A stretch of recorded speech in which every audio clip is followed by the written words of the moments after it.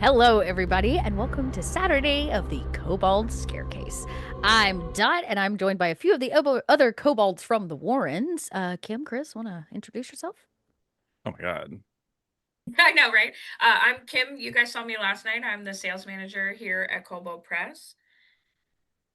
Chris, it's Yeah, all hi, you, I'm man. amazing. Hi, I'm Chris. I'm customer communications here at Kobold Press. I wear many hats, and it's super exciting to be up early so I can play video games with everybody today.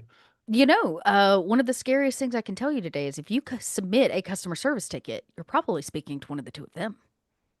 So true. So true. This is so true. So true.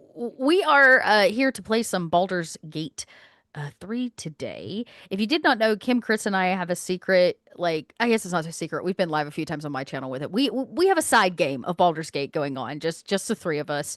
Um, for those of you that have tuned in before, we're bringing it over to Kobold Scarecase because our gameplay is scary.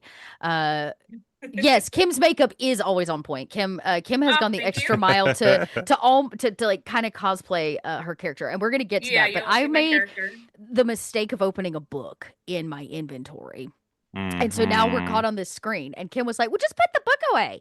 But I'm afraid if I put the book away, I'm not gonna get the option again to do this. So we're gonna have to start out with this book. But nothing is scarier than flump mating rituals. So I feel like we are kicking off the Scarecase right now. If you are just joining us for the first time this weekend, don't worry. We kicked off yesterday with a whole day full of video games, art battles, ridiculous spilling the tea gossip time to kind of celebrate the fall and this kind of spoopy season while also giving you a ton of awesome access to new announcements, releases, as well as some flash sales. And we have a couple flash sales running while we're playing Baldur's Gate 3. Kim, you want to give the rundown since you're the sales human? Yeah, I guess you're so a sales kobold. today, Kobold? I don't know. So today, starting right now, all of the Deep Magic spell cards that match up with our 2018 edition of Deep Magic, but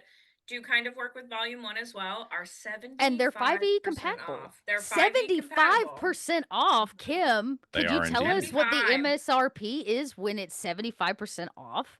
I can, I think. Well, I Can pulled this I, link to the Chris? Let's flash see. sale. Yeah. What are they? They're usually about 20 I was like, bucks. they're about so I have a the whole kit is yeah. $145 normally, right? Whoa. Yeah, Hmm so this is you can get the whole kit for a completely better price that I can tell you. There we go. Dot linked it 30 for you. I'm like 36.25 right 36.25. now. Got it. Got $36. So let me just it. break this down for you. You get like hundreds of cards in the Oh my God, full so box many set. So cards. so many cards. And what's really cool about the Deep Magic card set, at least that I love about my set, is there's no sharing of cards by class. So if a spell covers multiple classes, they get their own print of that card. So I only have to pull out the druid box to go here and the warlock box to go there, and everybody still gets their full set of cards. It's an incredible set of hundreds of new 5e spells for your table. And even though it's our 2018 version, it doesn't make it outdated in regards to being able to be played at a 5e table. So this is kind of like, let me just say, 140 you said for the box? It was $145 basically. $145 is now $36. I can't think of a better Christmas present for someone. Actually, I'm going to say holiday present because you could wrap it up for Hanukkah. Um, I'd be down for that. And guess what? It comes in a box. All you got to do is It put a does bow on it. it does come in a box. Comes in a Like box. boxes Just put a bow. inside Yeah. boxes. Box, It's even little better. boxes inside of boxes. Size Just big just box. just think Yeah. about it. Boxes. It's the Matrishka of Christmas presents. Um have at it. Check it out. We are Oh, ignore the moving also boxes. Got it. I Yeah, was go gonna ahead. say Go ahead. we're also and all the individual boxes of cards are also on sale. So Oh, those okay. range from like 250 to 625 based on how many cards are inside the packet, which is great. But the other thing that launched right now with us was every single rendition of Tome of Heroes And there's a is lot of on them, like sale. an absurd There's a amount. lot of An them. absurd amount. Absurd. All the VTTs, the pocket edition, the original hardcover, and here's the kicker, you guys. I have some limited editions. There's limited they editions are of also them? on sale. Yeah, it's one of my favorite Ooh. limited editions. The Tome It's of a Heroes super dope limited cover. edition is stylish. That's the one that's Yeah. silver and green, right? It's silver and green, Yeah, silver, black, and green. It's like, wow. Yeah. I think it's Poppin'. the second two foil cover we've ever done, with Vault of Magic being the first, I believe. So they are. Oh God, I was just gonna say, how much do they cost? You they're asked this time, not me. I know myself. They cost about $52.50 for the book itself, and $59.50 for the book and the PDF if you don't have it already. So, which we would Wow. hope you all have already had it. Tome of Heroes is just a bunch of options, player options for your 5e game. So it's And all there's some 5e, great options in that book. Yeah.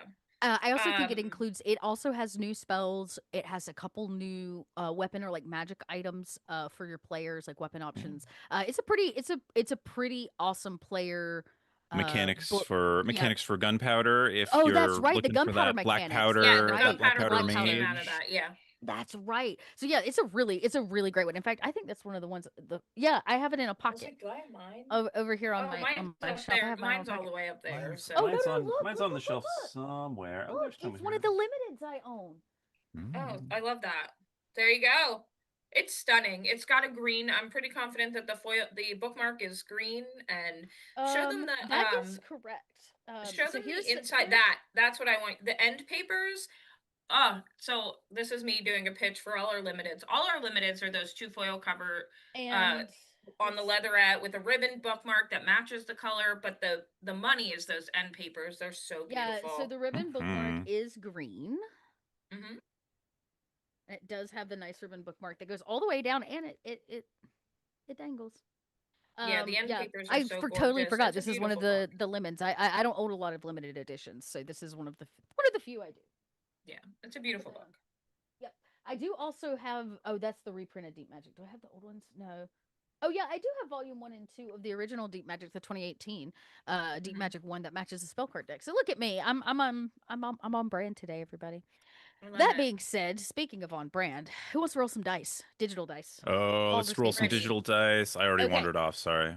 Hey, that's okay. I'm no still worries. sitting on Dot's screen trying to be as patient. Oh yeah, as we possible were reading here. this. We were reading this. Okay. I want to know what happens in the lurid flump book. Okay, now. so I think it's important to note I'm playing. We're gonna have Kim and Chris introduce our characters. I'm playing a druid, named Glowfram, and Glowfram is a hardy, forward dwarf lady, with a really strong mustache game, which you can't see right now. But maybe I'll take the mask off at some point. So the question is, do I go investigation or nature? I'm really leaning nature because I think wisdom's the right move. I need to know about flip mating rituals from. Maybe you know a lot of stuff about. Yeah, let's find out. Okay, so that's what I want to know. I'm gonna choose nature. Oh boy. I do have a nature proficiency, so I'm only getting a 3. Oh, they're both intelligence, but I get the 3 on this one. So okay, let's see what kind of bonuses I can add. Here, wait. You want me to bonus you? I think. Yeah, bardic inspiration me. Oh, that okay. We'll see if this is worth it. The question, the question here is, Kim, what song would you sing to inspire me to learn more about flump? This is what's so funny. It would probably be some wailing of some flump noises, right? Because they're like tiny jellyfish, right? That float in the air. They're not tiny. They're huge. They are floating jellies. Floating jellyfish in the air. So they and typically what I know of flumps, the only thing I know is that like wild magic barbarians make them pop up sometimes and then they explode. So it'd be like, oh, that's right. Yeah. So flumps are native to the Underdark, basically, and they're actually one of. I love flumps. I'm so glad you asked, Kim. Flumps, are actually guides through the Underdark, and they can be friendly and helpful in times of need. They do have strong mating rituals, and they do mate in large quantities. And they're adorable, and they do have some it's believed that they have some level of psychic like abilities. Like they obviously So can't speak, but they can speak direct to your mind and things like that. So they're dope. Okay, flumps are the okay, jam. great. Love it. Inspire I've me. learned something new. I've inspired you. Roll away. It says I haven't been inspired, but that's okay. Well, it's Oh showing yes, it me is. that It's you're already showing. You're inspired. right. You're right. You're right. Huh? You're so right. It's gonna roll. Okay. Oh, let's go. Oh Alrighty, start off no. strong, everyone. Here we go. This Those is noises were effective in I guess. upsetting the reader. I Oh, guess boy. so. Oh my god, that's Okay. so funny. What it appears to be. A rather rather stained- and unsavory look at the mating rituals Well, of the common flump. Not even a druid can stand looking. I can try the investigation roll. What it says on the Um, tin, you know? I don't. I'm not gonna get any bonus on it, but let's just see if it's. Hey, a There we 16. go. I made it. Okay, so got just you. from looking at these images, The scrutiny proves too much. The lurid text melts away. Oh, An illusion. Whoa. Simple instructions written in a spare hand. Secret to forging. I'm glad we tried again. I'm a dwarf that can forge adamantium. That's really cool. See, I love that. I mean, that's cool. Okay. Yeah, that's great. Totally worth staring at those unsavory pictures of flumps mating. Maybe this is the grog in me, but what would a druid? What use would a druid have with metalworking? Exactly. To be able to say I can do it.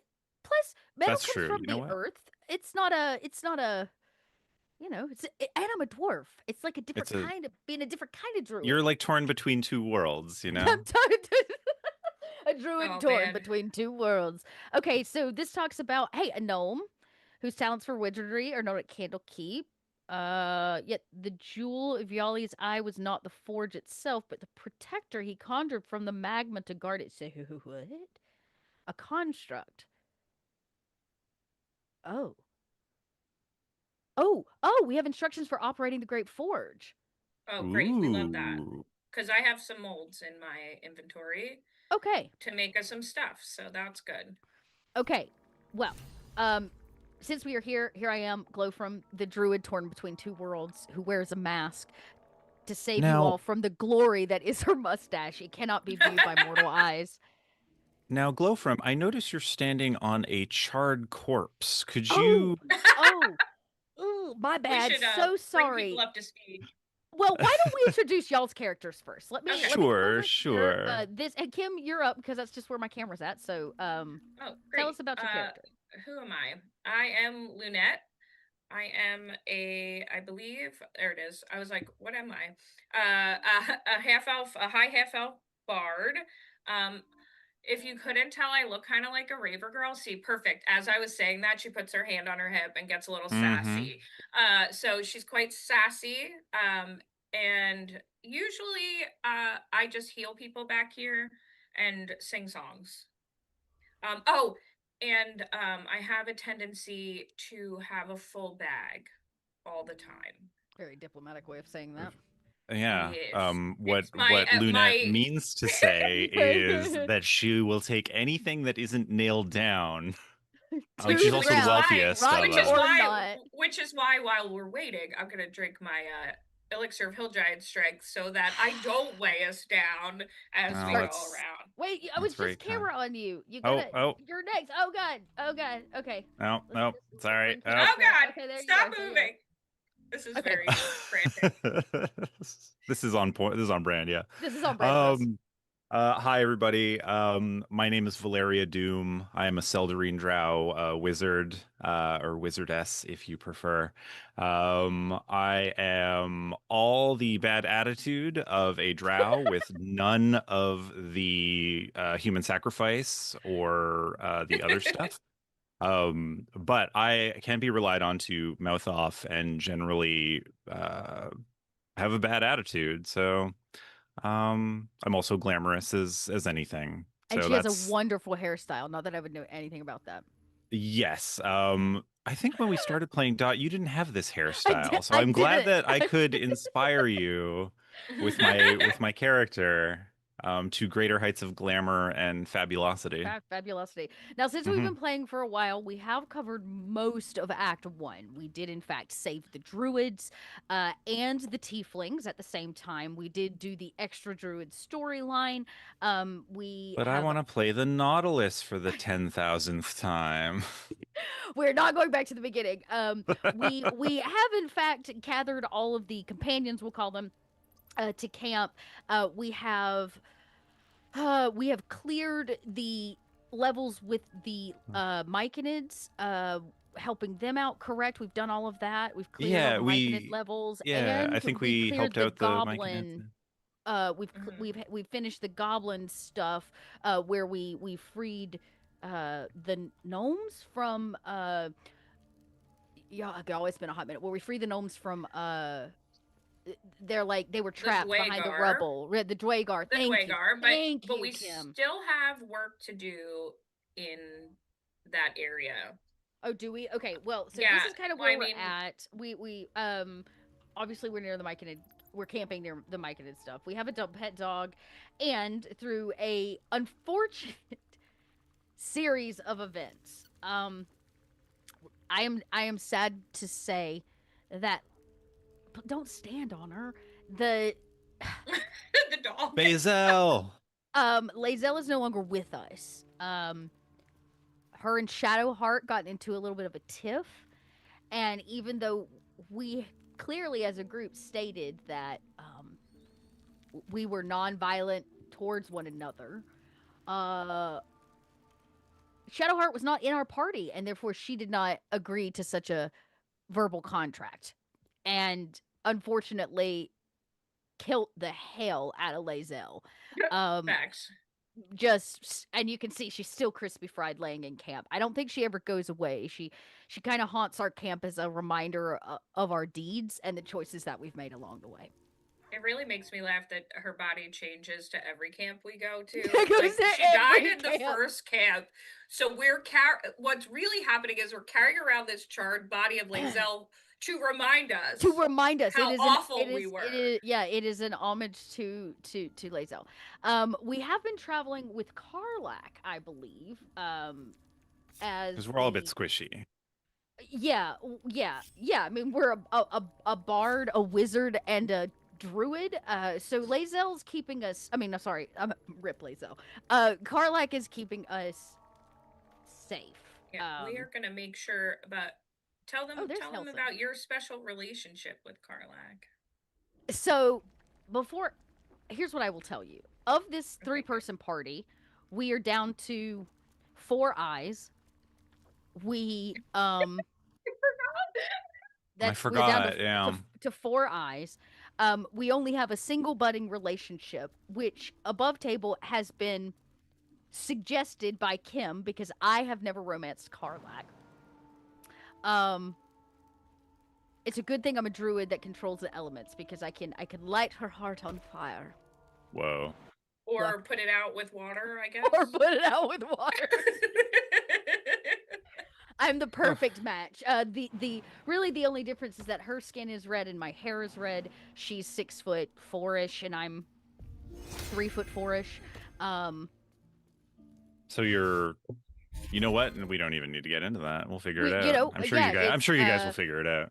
Yeah, and other than that, really, we're just your average D&D party. With 2 eyes, 4 eyes. With 2 eyes. With 4 eyes. So I'm missing an eye. Kim's missing an eye. That was a deal that we each made to take the sacrifice. Kim got pulled the way better straw of the deal, because mine has me connected to a hag, which we don't talk about. It's the party's big. But I let what's his face take my eye and put it invisible. Really, let's be honest. Valeria is the most normal and also grounded of us all. Yeah. That's why she wanders off frequently. Very true. Okay, well, we won't talk about the day I got stuck in as a cat in the hole. That's different. Okay, so where would we like to go? What are we doing? That's a great question. Let's take a look at our journal here. Okay, so we have not traveled through the mountain pass and the full Underdark to Moonrise Towers. this is main quest stuff. Now, we aren't to Baldur's Gate yet, so I'll close that. There's a couple things we can do in the Shadow Curse land, though I don't think we have our lantern yet. Oh, I don't think Hey, so. we could go to the Underdark and hit that adamantium forge. That would be dope. So I was. Sure, we just learned how to Yeah, adamantium. exactly. That's kind of what I was thinking. And then we Or have what a bunch of companion stuff like Daughter of Darkness.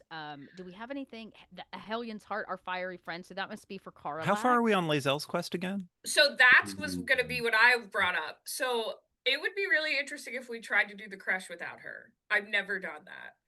It is a combat from start to finish. Yeah, I'm sure we just cut our way okay. through. It's a crawl. It's a crawl. Yeah, we basically cut our way through, or Okay. you don't have to go that route. Right, we can just finish right. the Underdark. We could and move yeah on. we would end up having that first battle with all the Githyanki, and then we would go around the other way. Basically, we take the other path. Okay, So well, the let's quest- check out the forge. I don't know. That sounds like a good way The to forge could be spend. fun, or we could start the Moonrise Tower stuff, which has a lot. Anybody got of, any like, recommends? story. Anybody out there got a Chat, feel any suggestion? strongly? I'm like anybody. Also, chat, heads up. We three fabulous adventurers are in search of a name for our adventuring party. So if anything It's true. springs to mind, well, we're out there causing chaos. Just pop it in the chat and we will take it under advisement. It's true. We're a band in search of a name, and Yeah. Slayer is already Grenade. taken. Oh boy.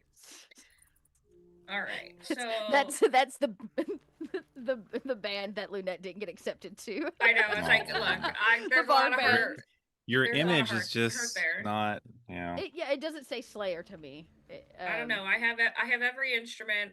I'm so good at everything. Look at those pants, though. I know. I'm Really I look great. insinuates those thighs. Okay. All right, let's get out of here. Let's I'm listen making to a our hearts. decision. We're gonna go Okay, well, to let's go to the map.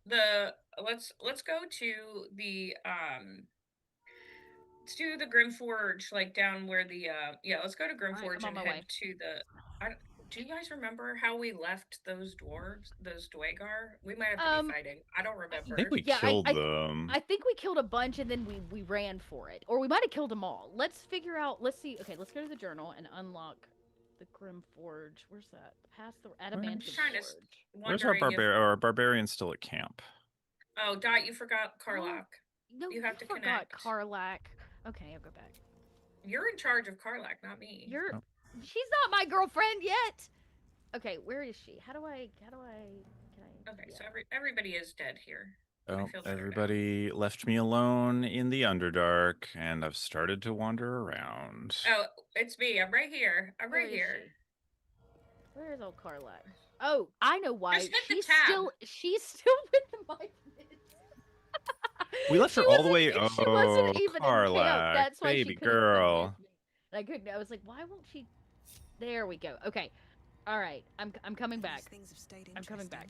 All right, now you need to just group her with you. Yeah, you got it. Yeah, I did. There you Okay, go. we're good. We're on it. Okay. Let's.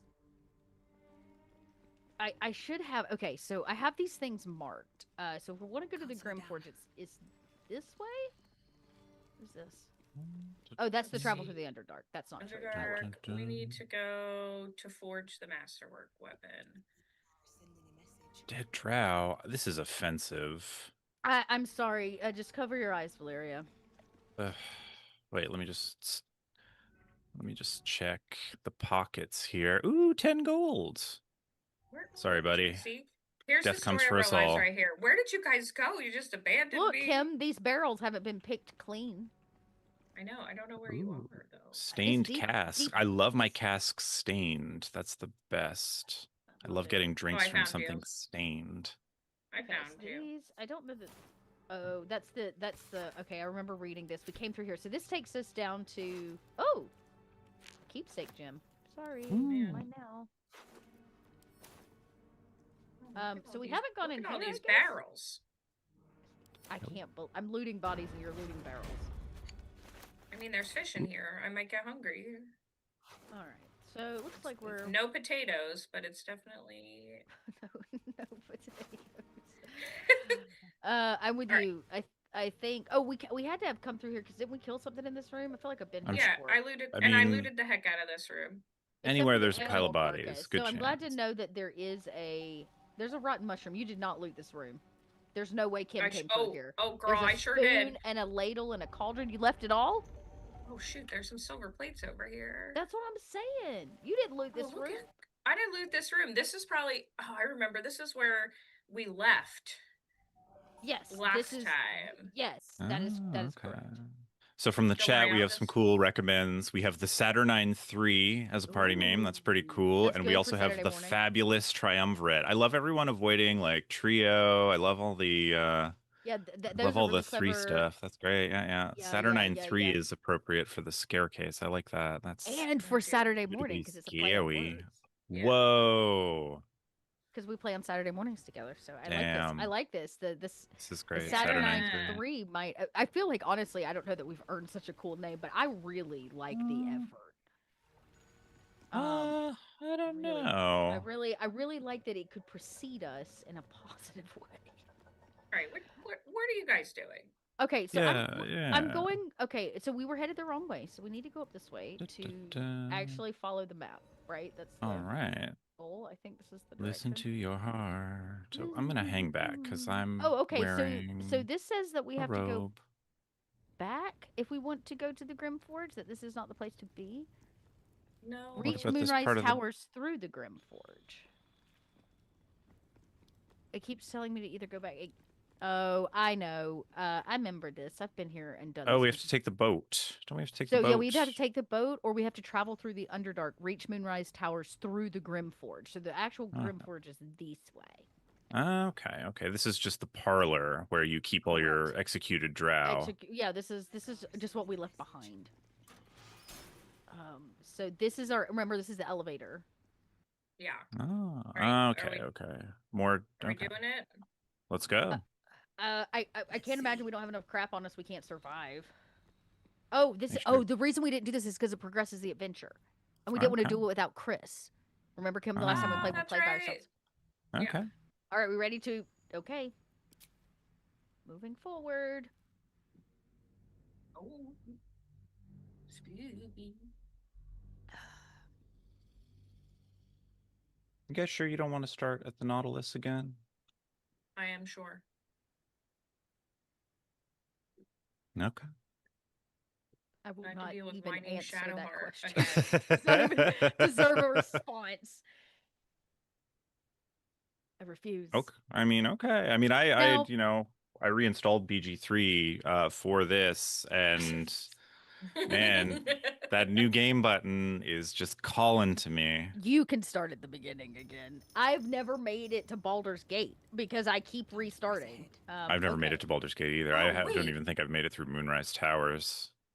The game kind of Okay, stops so dead. You should there's a go plaque. get Gale.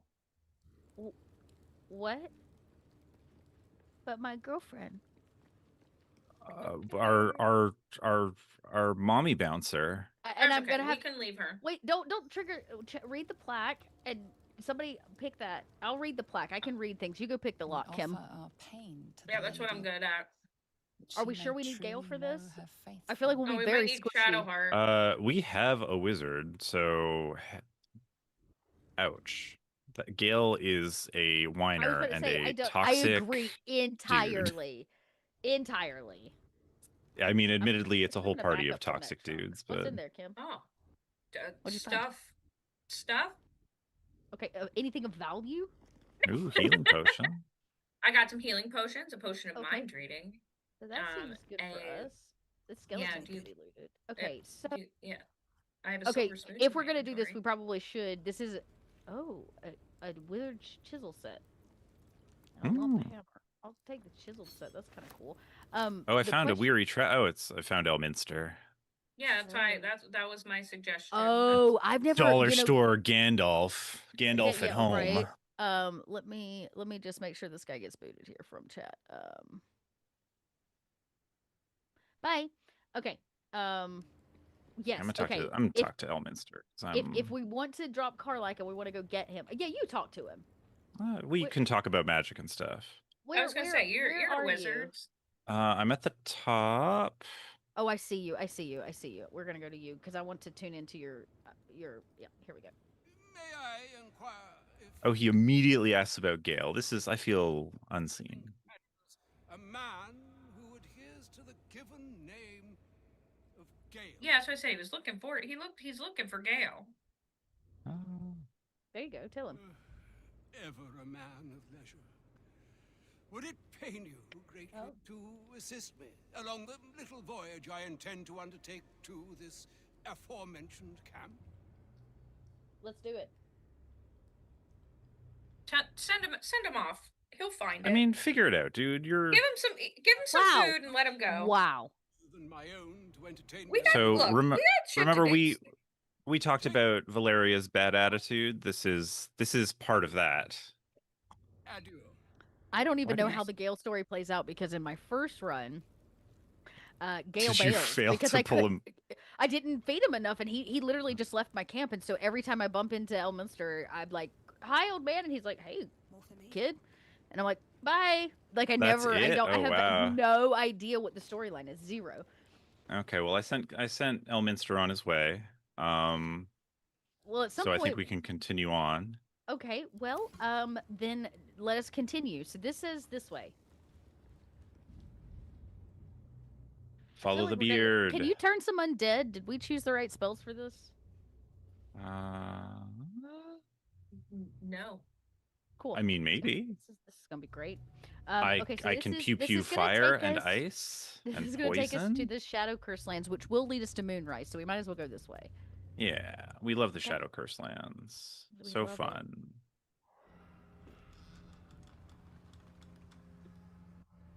Ooh. I bet property here is real cheap. I have a broken lantern they need to fix, so we don't get. Stand by me if you need to keep warm. Oh. My goodness, yes, ma'am. Okay, All Carla. right. Kim, where are you? Well, you went through the door without me, so Oh. I was wondering where you were through. at. I was waiting through the cutscene. I was checking the vase. Okay, there might have been Oh my something. god, in are you there. still looting stuff?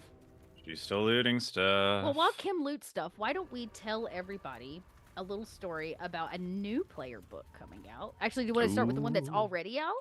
Maybe we should start with the one that's already out. Since we're kind of a squishy class, We are a or a squishy class. squishy party, maybe we can talk about some martial boosts. That's okay. So, that I think that's. Oh, this is the path to Moonrise. So the question is, are we going to the Yankee camp or are we going to Moonrise?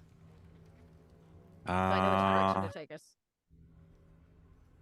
Let's go to Yeah, I Moonrise. guess. Yeah, I don't think we need to go do any Githyanki Great. stuff. That being said, it's true. Oh, Oh, What did you do? I gotta Wait, come do you- back because we have to seek Yeah. protection from the Shadow Curse lands. I feel oh, that's right. losing energy. This my torch is lit. You It, can't go in the dark, honey. do we have a torch or light? Do I need to provide light? Do you have light? Let's find out. Oh, I can level up. Can you level up? No. Kim, with all that, I can level up too. Oh. Kim, with all that looting, you haven't found a single torch? I mean, I have a torch. I have a torch. Right. I have a torch that is lit, and I am safe. I seem to be leaning into the fur cat situation, so I'm gonna go panther, not owlbear. How do we feel? Or should I go owlbear so I can be the mother to our baby owlbear? Do you guys not have torches? Here, have some torches. Thank you. I love that my Oh, question Carla- was ignored. Oh yeah. No, I think I was pondering, you know. Do I become owlbear to owlbear, or do I stick with my cat-like instincts and choose panther? I feel like panther's better for us. Panther's fun. Yeah, I'm Fun. really feeling panther. Okay. Oh no, I There you get go. both. Oh, I get both. Yeah. I don't have to choose one. Oh, okay, okay. Right, there you go. Okay. Now you both have torches. Okay, well, I get to level up, and I'm gonna take lightning bolts, cause, yeah. Ooh, Okay. and maybe sleet storm. Now, keep in mind, everybody watching, I detest optimization and am going to take whatever sounds cool. So if you see me take something that is stupid or will be useless in chapter 3, I don't want to hear about it. I want to have cool. I want to have cool all wizard about fun. powers. It's all about fun and cool wizard All about powers. fun in the sun with my homies. All right. Everybody's got their torches. I was trying to see. You I all was have- just trying to decide if there was any kind of. Kim, do you still have our healing under control? Oh yeah, and if you need potions, I have plenty. Because Okay. I just pick up everything. I have, just so everyone knows, I have 2 alchemy pouches. Just to hold all my stuff. I got so much stuff. I got a lot of stuff. I got so much stuff. I got so much stuff. Okay.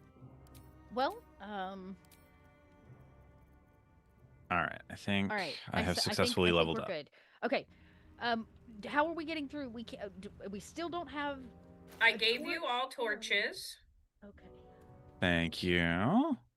So I can't remember, are torches not useful in this one? I think Do that we we have need to the have the stupid I have lantern? the lantern, but I don't have. It's not fixed. no. It's broken.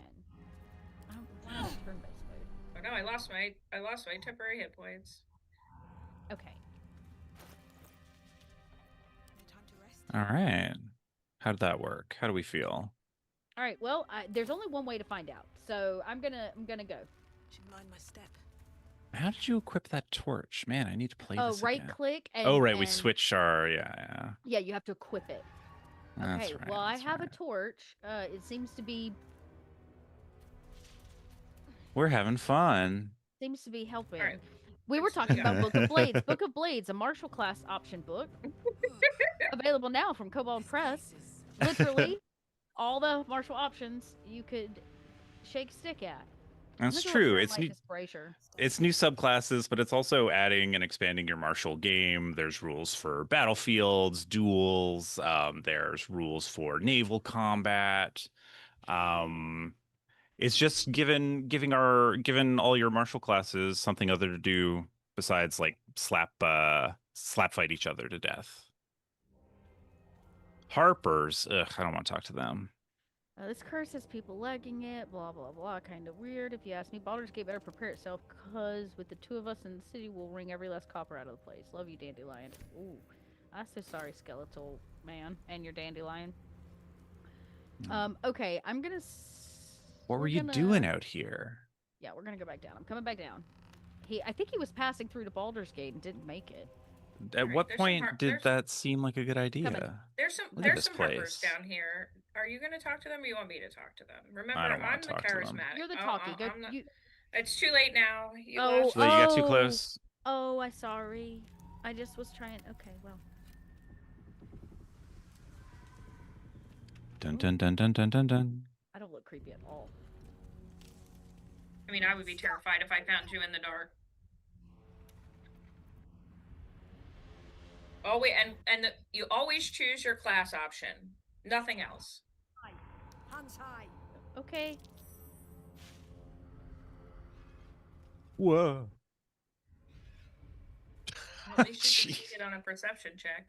You- Don't hurt me. I'm cute. Maybe say something instead of walking out with your There's the terrifying Witcher. mask. Oh my god, it's hilarious. Dime store Geralt.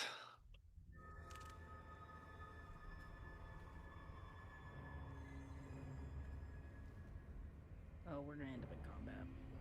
Clever girl. Oh no, the Witcher's gonna die. Oh, I was just Oh. gonna say, doesn't he look like the He Witcher? looks just Thank like you for being Geralt. inside my head. Jonas, you moron. It's a little Stay Easter out of the egg shadows. Can you see our torches? No, he cannot. for my name is Jonas. Getting killed by shadows. Follow Maybe my Chris voice. should be the bard. I feel like we're wrongly distributed here. Unless the song is about my cat, I can't be relied on to just pull a song out of nowhere. Oh no, Jonas is gone. Bye, Jonas. Erg. Jonas? Seems fine. Are you sure? There he is. There he is. He's fine. Jonas?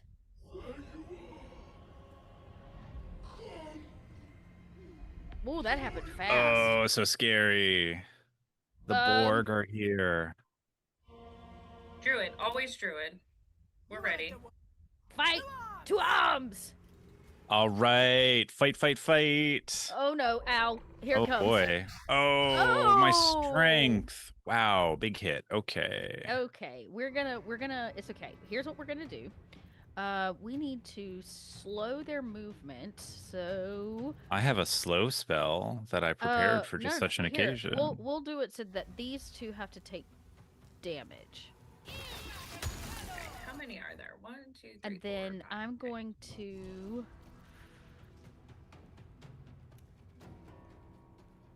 Oh boy, I'm gonna go ahead and cast Shillelagh on my weapon. All right, and then I'm gonna get the back up. Behind Get my the girlfriend. back up. Well, there's one back here, so please be Well, careful. that's cool. I just, less is more. You know what I mean? Less is Oh dear. Glowfrem, no. No. Oh, I succeeded. No, that dwarf constitution. All right, Kim, show us what you got. Well, let's see what we've got going on here. Let's do a little bit of this. See if I can get both of them. Can I move this back a little bit? Yes, hit that fairy fire. Let's love light it that. up in here. The other thing, what do we need here? This guy up here, he's gonna. Where'd he go? Yeah, that's the other thing disappeared. we need to do. I should have cast it up there like a numb nut here. I have an idea. It's all right. I'm gonna have to. I should have actually. I know what I should have done less, but that's okay. We all make our choices. Yeah, that's right. Are you? Do you need? No. Oh God. You know what? I actually am going to. Yeah, you want to hit your girl with a little healing? Well, I'm gonna hit Valeria with healing first. Oh, thanks, Valeria. Yes, probably. Valeria got really hurt. She's a little squishy. I do have a potion I can take next round. And Ooh, yeah, Blade there we War. go. Okay. Okay.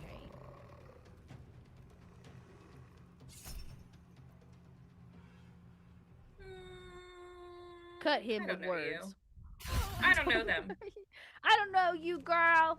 I gotta protect my people. Oof. This is gonna get hairy. This is gonna be. It's too early. We're gonna be fine. Oh, great. Valeria. Okay. Who is still visible? We got a couple of folks here. Fairy fire.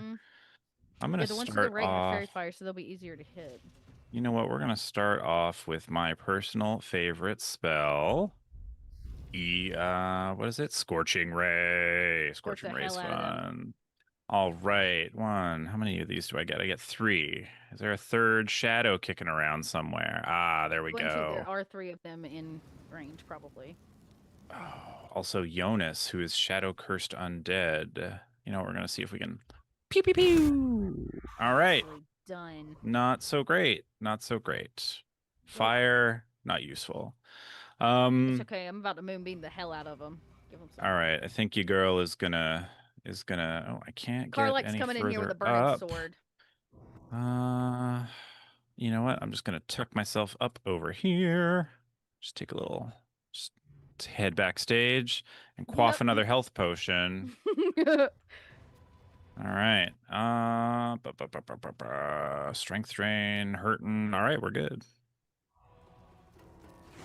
Oh, that sucks for you. Not Jonas. Jonas. Honestly, Shadow people, we don't even know these guys. Yeah, I have no. Okay, my turn. Karlach. All right, dude. I never even saw these Harpers before. We're going to give some temporary hit points to Karlach.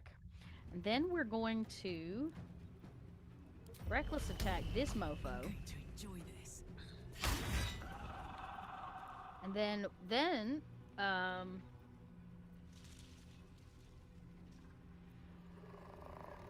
we're going to lacerate the heck out of him too. Yeah, great job.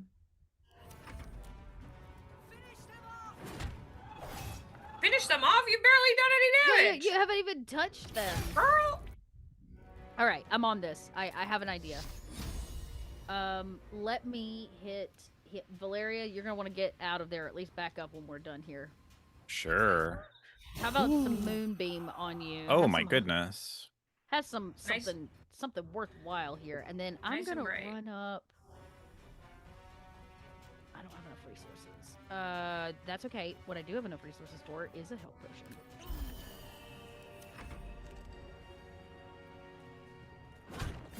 These guys, these Harpers, really, a little disappointed. Ah, there you are. This guy's back. All right, so let's take a look here.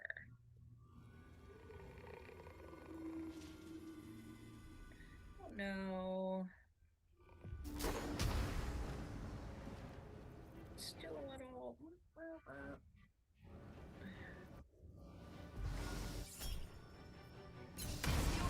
Mother to clothe you. Alright, well, that guy saved, so that's kind of stinky. But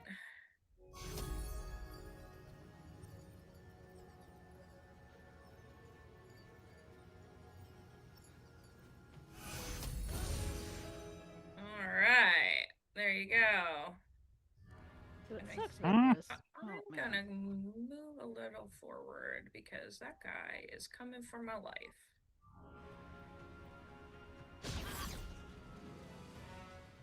And I forgot there was one back there. Oh Why no! so many? Don't flank the dwarf. He's trying to help his friend out.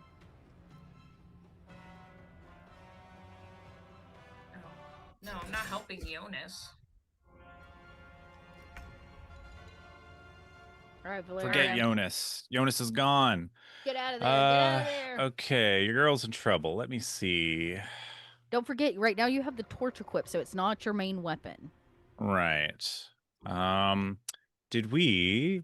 Is it safe up top? Did all the shadows that were kind of No, looking there's down on No, us there's one now? behind us. They flanked us There's on one either. behind us. entrance. I just can't see it. Oh dear. All right. Well, your girl needs to Misty Step somewhere. Yeah, go over there. That burlap sack looks kind of safe, like that glowing area. There's nothing. They've all Okay. moved forward. All of that's empty to our right. Yeah. Okay. Let's just do a little. If nothing else, they'll have to use most of their turn to cross to you. Hopefully. Yeah. Let's do a little bamf. There you go. There you go. Yeah. Okay. What do we like against our undead monsters? Anything good? Scroll of Shatter. Bestow Curse. I'm about to throw Karlak in the middle of it all because she's got those extra hit points. So. Right. Well, my Scorching Ray did F all, so maybe we feel. How's everybody doing? Is the time right for a fireball? No, that's a silly question. I feel like it's always the time for a fireball, but we are far too close for fireballs. Mm-hmm. Save it. We're gonna need it, but not here. Oh, hey, that did pretty good. Twice. Not bad. All right. Maybe we'll take him out next turn. And so I'm just gonna head behind this this tree here while you guys, like any good wizard.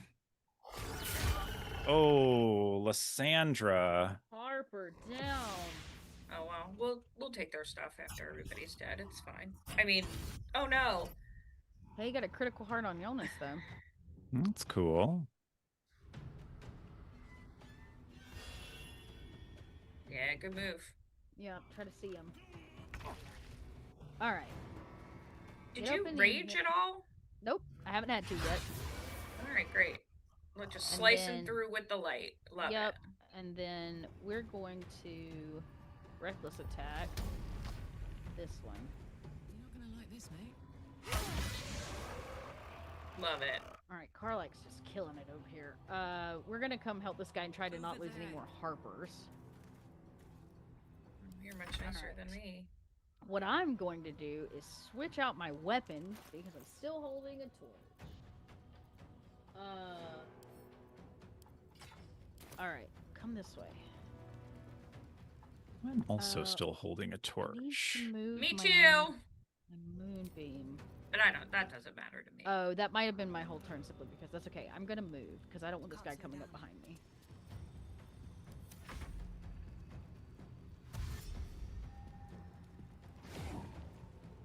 Where are you going? knew that guy was coming for me. Now you gotta come down. Where is it? Where'd it It's go? above us. It's behind us. Yeah. He's hidden. You can try to detect him, I think. If you got a light spell, you can reveal them with light. Oh, wish I I could had a do that. light I could. spell. I have some daylight I can toss on him. I'll do that next turn. If we can't see him yet.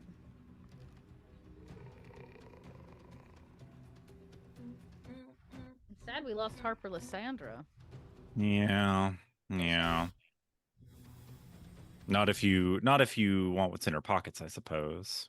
I had no interest in what was in her pockets, but you know, here we are. Question for the chat, for the GMs of the group or even the players. What do you like to find in your fallen foes' pockets? As a GM, I love to put a tiny engraving of like a lovely like orcish nuclear family, or Yes, something yep, like that, yep. just to remind folks that life is complicated and your Yeah, enemies you just have lives too. have I lives love too. that. Yeah, like I love a lockets good and stuff, or like a letter from a locket. loved one. Letter from mom. Be keepsake, safe out there. a drawing Oh from man, a kid. mom. Right back to mom at from Pokemon yesterday. Way to Always rip talk at to the mom. heartstrings, Chris. Oof. Hey, I love a good emotional game. Okay, what are we doing here? Looking rough. Harper, somebody could help out that Harper I over could there. maybe He help about to out Harper die. Caro because he's about Yeah. to take it. Ooh, Harper Yeah. Jonas. Oh wait, I have an idea. Can you? I don't know if you can cure him. I have no healing abilities, but I do have so many destructive abilities. Okay, well don't kill him because if it explodes, he might die in the shrapnel. Oh right, they explode. Well then I don't know what to do. Oh wait, You got maybe a I have health some. potion you can throw on him? I could throw a potion, or I'm not using a level 3 spell slot to hold person. That would be foolish. Okay, how do I throw a spell? You Or have how do I to usually go in and right click it and it'll say like throw because you have to equip it That's right. like you would a grenade. The lariat. Oh right. Okay, hang on. Poor Lysandra Harper. There she lies. Throw. Path is interrupted. Oh no. You're not direct enough to. No, there's a Kim might be horrific able to save. monster in the Might be game able to or in save the him way. next turn. Okay, Can well you if do I can't anything to this guy down here to the left? the shadow threatening Yeah, the Harper shadow. Megan. Mm-hmm. Yeah, of course. You know what? I Do live that, to and then give. Kim can try to save Naro. Which is a cool name. We only got 2 left. That we know of. That we know, yeah, I guess it's true. Okay. Did Mother beclothe you? Frozen Knight, thank you. Yes, remind your players not to be murder hobos. The world is alive, and you can't just murder people and go on to the next thing. Appreciate that. There are games for that, though. You know, if you want to like Morkborg, you can kind of murder anything and go on to the next. Oh, there he Go goes. on He to the next stepped out thing. of the light. Oh, what an idiot. Oh, there he goes. Yeah, And but now he rose. he's a shadow. Yep, he stepped out of the light. I thought you said he would explode. No, I said don't throw anything that explodes. Oh, I see. Sorry, I could have helped. I could have helped our friend Harper Caro. I thought the shadow zombies exploded when you. No, I said don't throw anything that explodes because the shrapnel might get him. Yeah. Okay, well, there's nothing I can do for Harper and Aro now. Only one of you remains. So, why don't I move my moonbeam?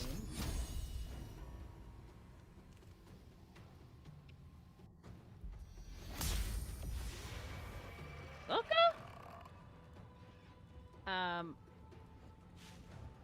Speaking of looting bodies, we'll come back around to that. Best be on my way. I have to stay in the light because I'm not carrying a torch at the moment. Okay. I really enjoy the cinematic value of Harper Caro's fate. Like he just like panics, he runs out of the light and immediately gets zombified by sinister darkness. No, don't! I love It's that. that moment where you're like, no, don't run. Stay in the light. Light. Ugh. Speaking of light, we gotta find that last one that keeps popping about. So I can. Oh, he's up here. Okay, he's up. I'm gonna have to come back. Full health. What a jerk. You jerk. I don't think for whatever reason he. I don't know. He's hiding up there on that hill, and I'm over it.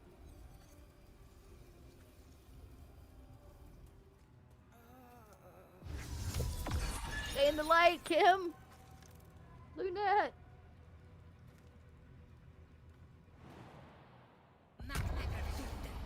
Get it, jump. No, we didn't want to jump. All right, it didn't. I got caught up in a branch. I still have. Oh God, I'm gonna die. Oh no. Yeah, you gotta get out of the shadows. Get in the light. There you go. All right, there we go. Whew, God, I might bring my torch out. All right. Ooh. Oh, the last Harper. Well, you couldn't save any of the Harpers, eh? Oh no, we are bad at our jobs. We are bad heroes. Oh man. Okay. Thoughts? Kill every giant? Well, we need to keep Harper we need to keep Harper Megan in the light so that she doesn't raise as a shadow undead, and we had to kill another one. Okay, well, I'm gonna come over and hang with you guys, because y'all can protect... Yeah, just keep her body in the light. Oh, wait a minute. This seems like a good time for... Now is your time for a fireball. Now's your time. Fireball. Oh, that felt good. Wow. Wow. Love that. Love that for us. All right, cool. What you got on you, Harper Megan? Take it all. Okay. Now, if she does raise, she won't. She won't have her stuff. She won't have her stuff. Yeah. What's on you? Which is great. We'll take it all. And you. Great. That's got. Oh, they got potato porridge. Yeah, it's okay. We'll give you the potato porridge. Don't fret. You're gonna get your turn. I just thought I'd get it off their body. Okay. There's one left. Yeah. Where is it? Yeah, up top. Up top.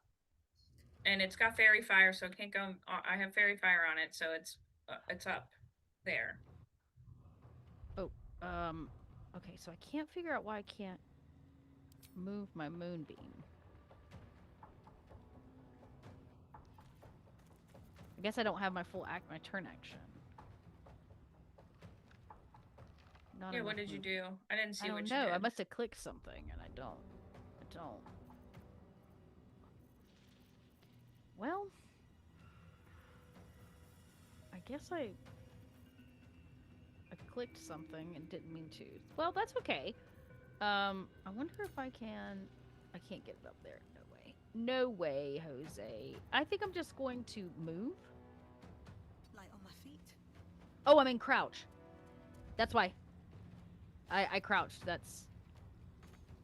How do I do that? How did that happen? Oh, well.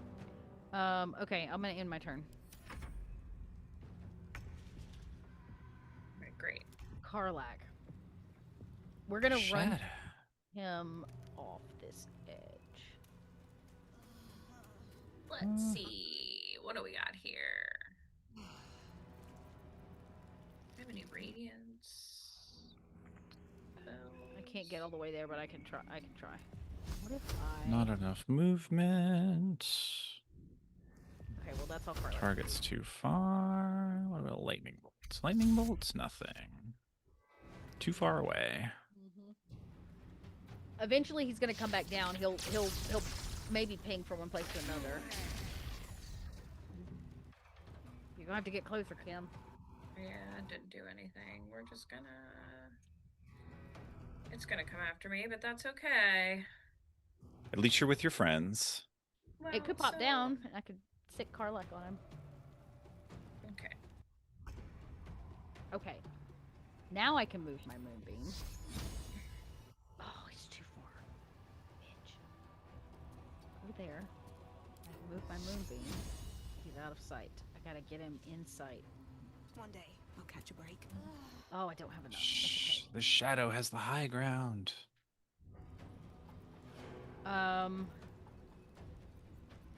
Let's just recast Moonbeam. Dun, dun, dun, dun, dun. Oh, I don't have enough Thoughts on the Moonbeam. high ground, everyone? Pro? Con? So funny. I'm like, what? Is it Ooh. better? Oh yeah, there you go. There we go. Do some damage. I'm too far. I can't see him to do the thing I wanted to do. So, What? Karlak, This we got- shadow. This shadow is weak sauce. Come on. What are you saving yourself for? You're an undead nightmare screwed creature. now. You're so screwed now. There we go. Hey, 75 Alright, everybody XP get and get 3 to the dead light. harpers. Everybody get to the light. There we go. You Before we all sense a start. young woman gazing at moonrise Entering towers in turn-based awe. mode. Oh, is someone not carrying a Oh, a torch? Hang on, Torch. hang on. It's Karlak. Get Just her. got it, Just I got bring it, her. I got Have it. her bring her sword out. Well, I was trying to. She did have her sword out. Oh. I was trying to bring her towards the light, and she didn't make it through the She shadow. had dreams of boarding a ship Okay, in let me Baldur's also Gate and re-equip my seeing the torch. world. But then the darkness. See, this is the kind of stuff that I'll sometimes do that I now when it happens to you is not that fun. You touch some shadow essence and you're like, "Oh, this person had a life and was eaten by a shadow monster." Karlak can level, y'all. Ooh. Let's Lunette see has what we can do for her. already stripped the bodies clean. I actually didn't do that. That was me. Was all done. I did it. Karlak is carrying most of the stuff because I was afraid it would weigh us down. Oh, I can also Aw. level up now. This shadow was thinking about their cat. Aw. Where's my cat? Actually, you guys don't. If the cat's here, it's disastrous. It means she's walking on the laptop. She's yelling in the microphone. Orgle's greatsword. Okay. Ooh. Let's see. Could we? This does the extra burn. We can't equip it right now, though. All right. Shouldn't have wished to live in more interesting times. On my way. Most of That's a this great stuff is- question. Is there anything about high ground advantage in Book of Blades, or is that built into the core system? I know that there Oh. were some things put into Player's Guide 2, which is a nice segue, I think. Player's Guide 2 had some options for, like, I think it has some options for specific kinds of combat like that. Like if you have high Mhm. ground, like tactical, that's the word I was looking for, tactical type stuff like that. Mhm.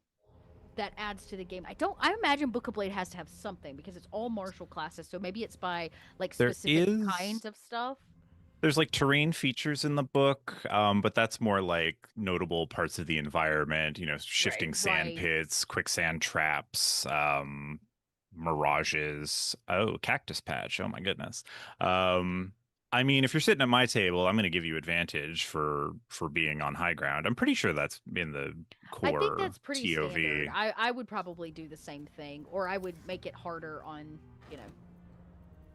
yeah, I would. All All of this right. is rotten. Hey, Kim, you want some rotten Ooh, food? you want some rotten food? Lots of rotten No, food I up think I'm here. okay.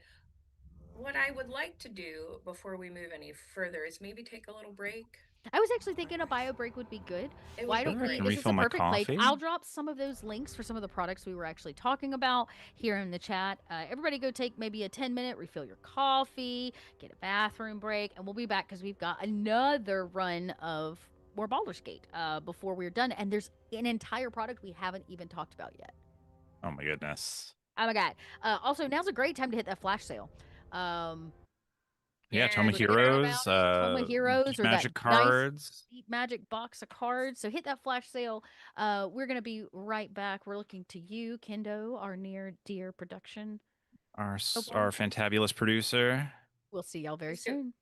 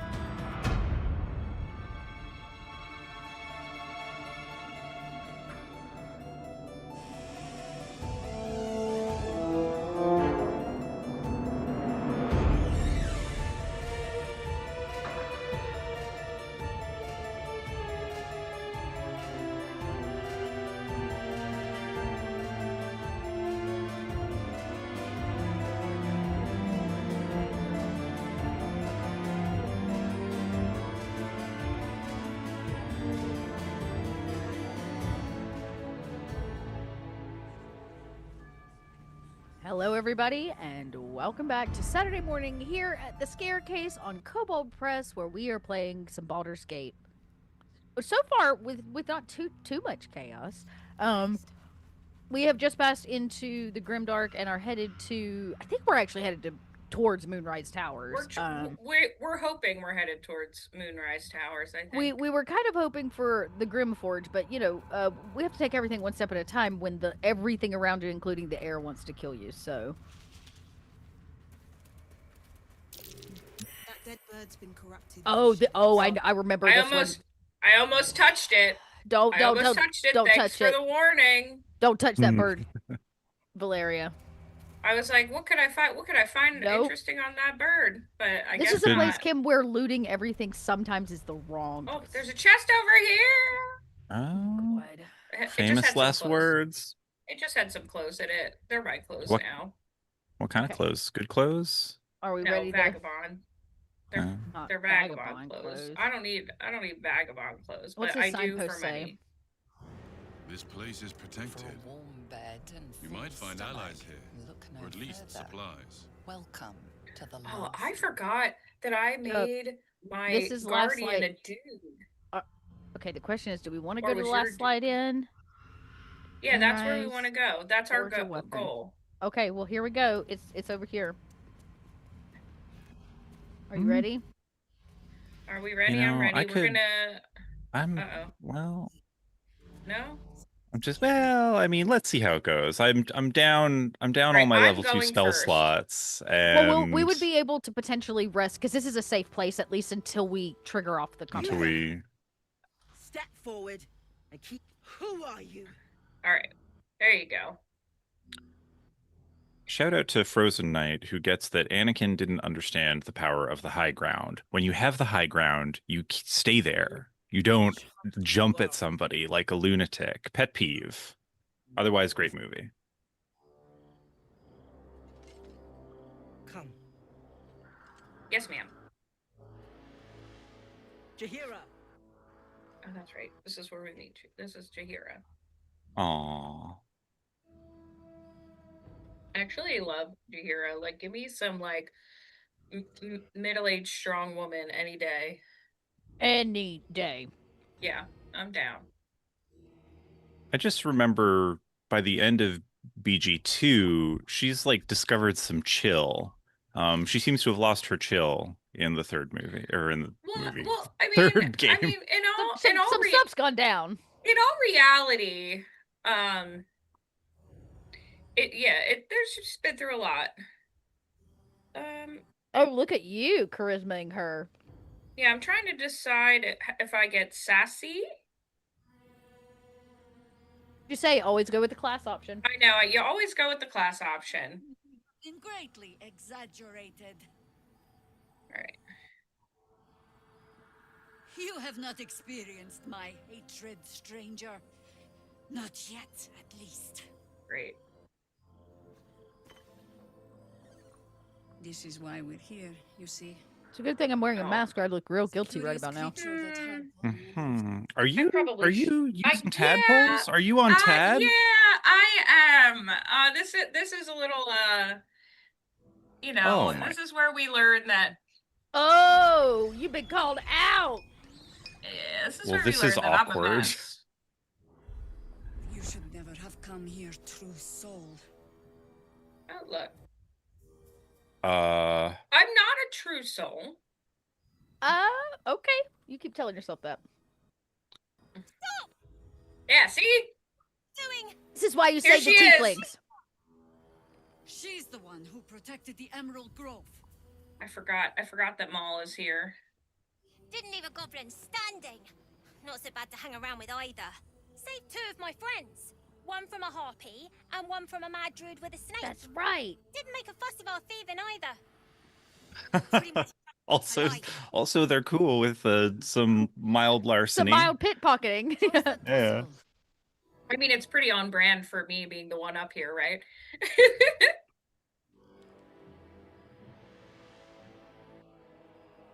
God, the colors of my outfit are so amazing. They are. Your outfit's fabulous. Show her the artifact. Do it. Be honest with the Harpers. I am. I'm gonna be honest with the Harpers. I'm going to be honest with the Harpers. You guys are terrible in combat. 3 of your people are dead. Yeah, sorry. Look, We're currently carrying their.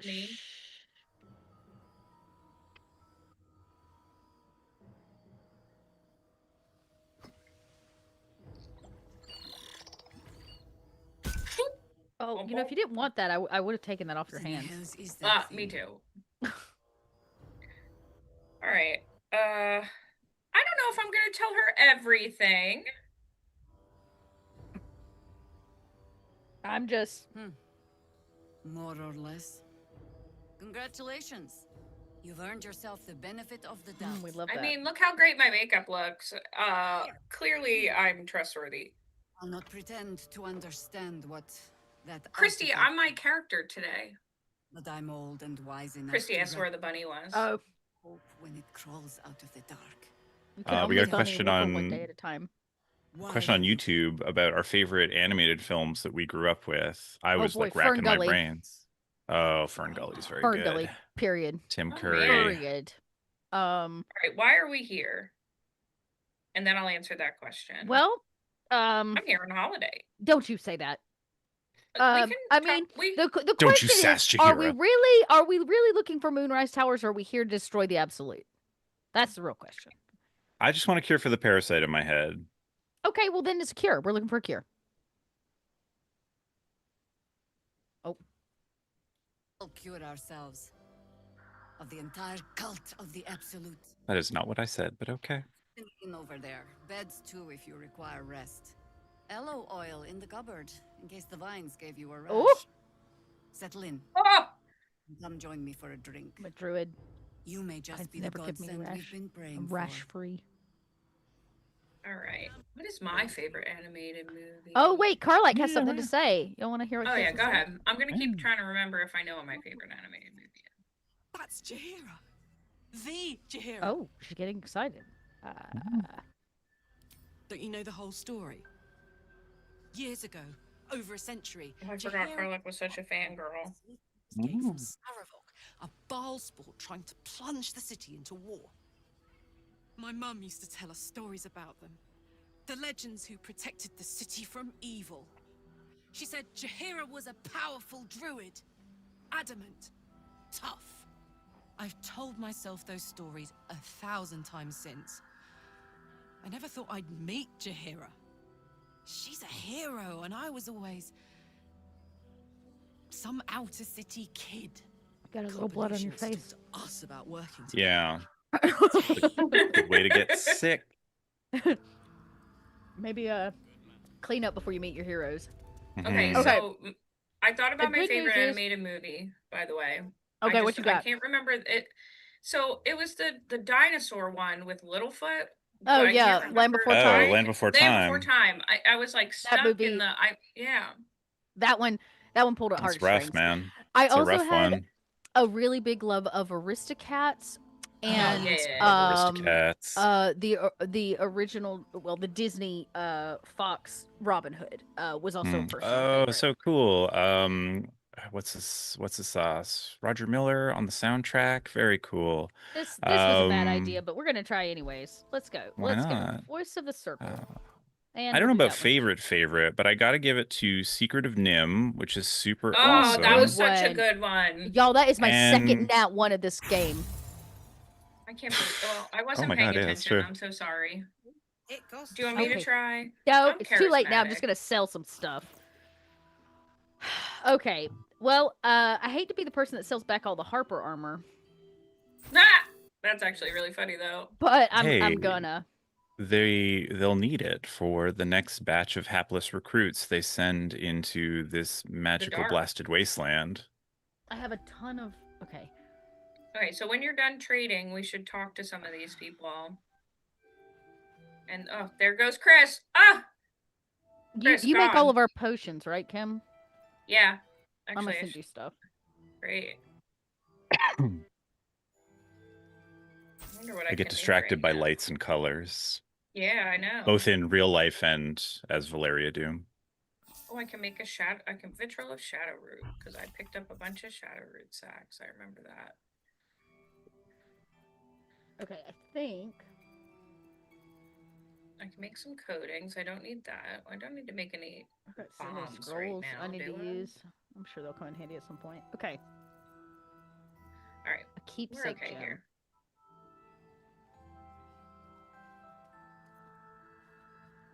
Once Dot's finished trading, we'll talk to some people. Okay. Take care now. I just wanted to unload everything we pulled off the Harpers. Back. I just wanted to give it back to them. That's all I was trying to do. Why don't you go For talk money. to some of these guys over here? Not as long as we can Why keep don't a you fight talk to with them? All right, I'll talk to the dwarf. I can. That's close enough. Artifact or no, I don't like the likes of you crashing Well, I don't our like party. the likes of you Give it neither. a rest, Alfred. Yeah, listen to the We need all gnome. the god's damned help we can get. What part?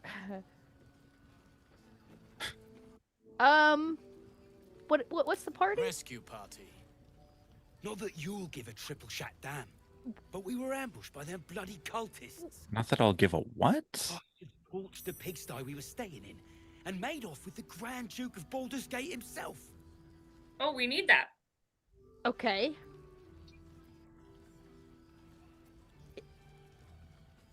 Sure did. For all the good that does us. We saved She's him. inside. One of the ground floor chambers. Oh, okay, so this is the combat. God's damned counselor to get room. Oh, that's right. Yeah. So the question is this... So... that if we want to do it, we can do it. We still have some stuff to do in here, so we can. Isn't there... Okay, so for the record, the first time I played Baldur's Gate, it also screwed up the Karlach storyline, because when you come in here as a druid, you can talk to all these cows, and one of these cows is not a cow. And it upsets... It upsets the blacksmith, and then he attacks you, and then I had to kill him, and I never got to fix Karlach's heart. Wow. So, okay, yeah, that true story. escalated. Here if you need anything else.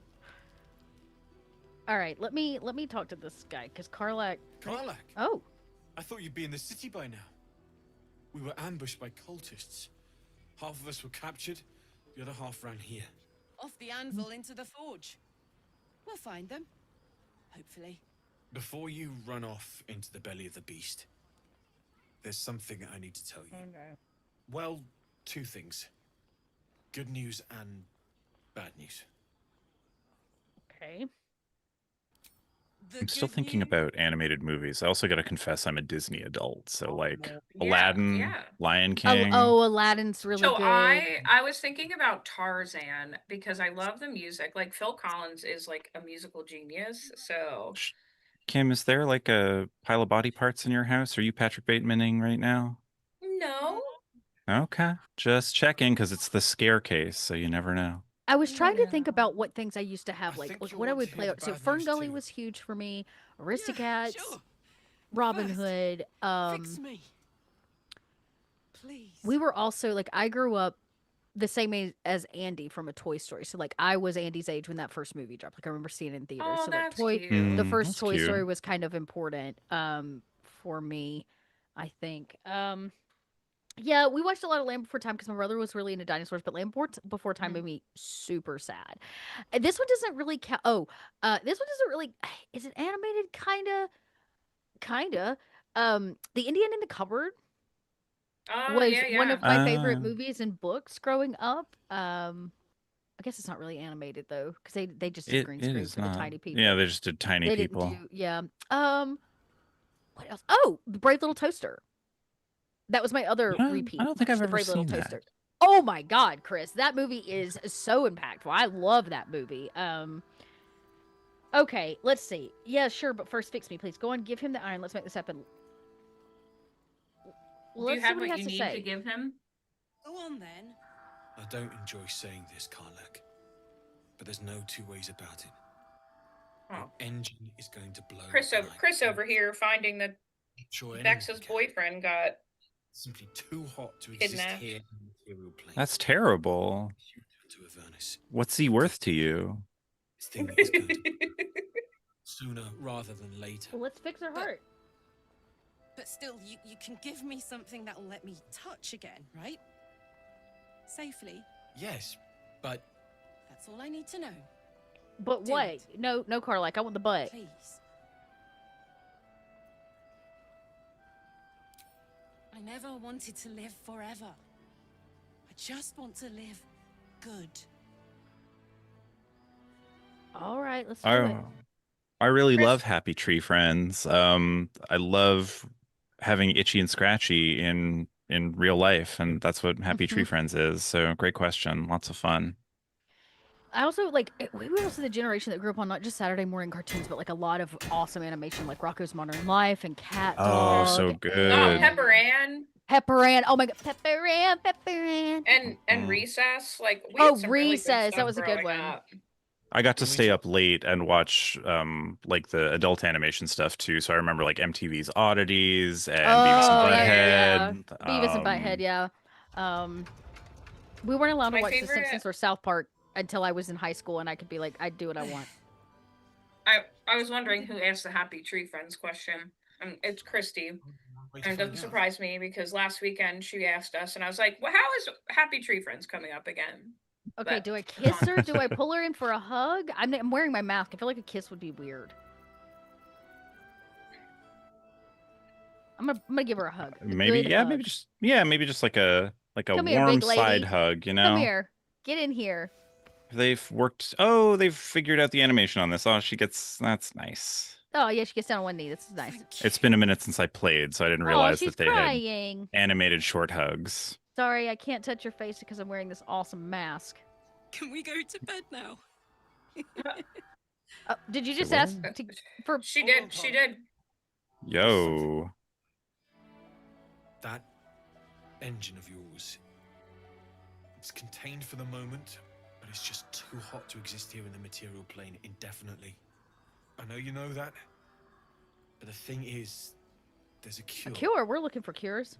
I wasn't making any headway with the mechanics, none at all. The environment here is just too cold to sustain metals like the ones inside you. You have to return to Avernus. For good. Or this thing is going to My girlfriend burn has you to up leave? from the inside out. Mm-hmm. Sooner than you think. I have a girlfriend. She lives in Avernus. You wouldn't have met her. She You goes to a know different her. goes to a different school. Yeah, my poor dwarf's like, I swear it. I'm dating a big lady. I get that, but don't rule it out. The world just might be better with you in it. Even in Avernus. I won't stop trying to figure out a cure, but Okay, are you in love with her or am At I this in love point, with her? I think we all have to face Por the qué no los dos?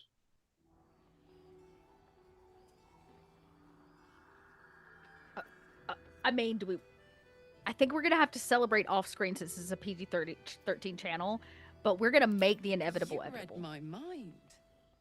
I mean, we are gonna have to go. Because I'm the rest dwarf from your soon. dreams, baby. It's been my pleasure. Good luck, both of you.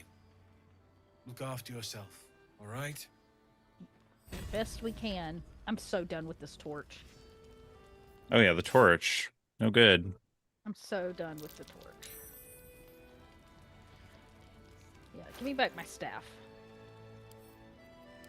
I just want my staff back. Okay, I feel better. All right, now the question is, do I talk to the cows or not? Okay, let me come back. Let me come back. Is this Baby, the come point back. where? Oh, let me talk to Karlak. Oh my God. Okay, really. This is the best sh- The best Aw. Aw. I'm happy you're happy. But I also don't really have this. I don't have feelings like that. Oh, we're gonna take the whole touch thing Love for a to take test this whole drive. touch thing for a test drive. Woo.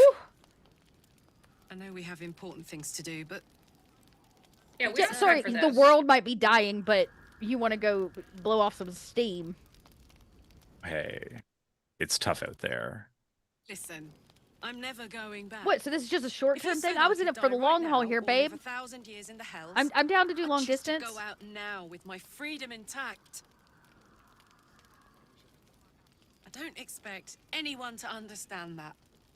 But I've been dealt a hand. All right, don't most get people upset. Don't have to contemplate playing. Okay.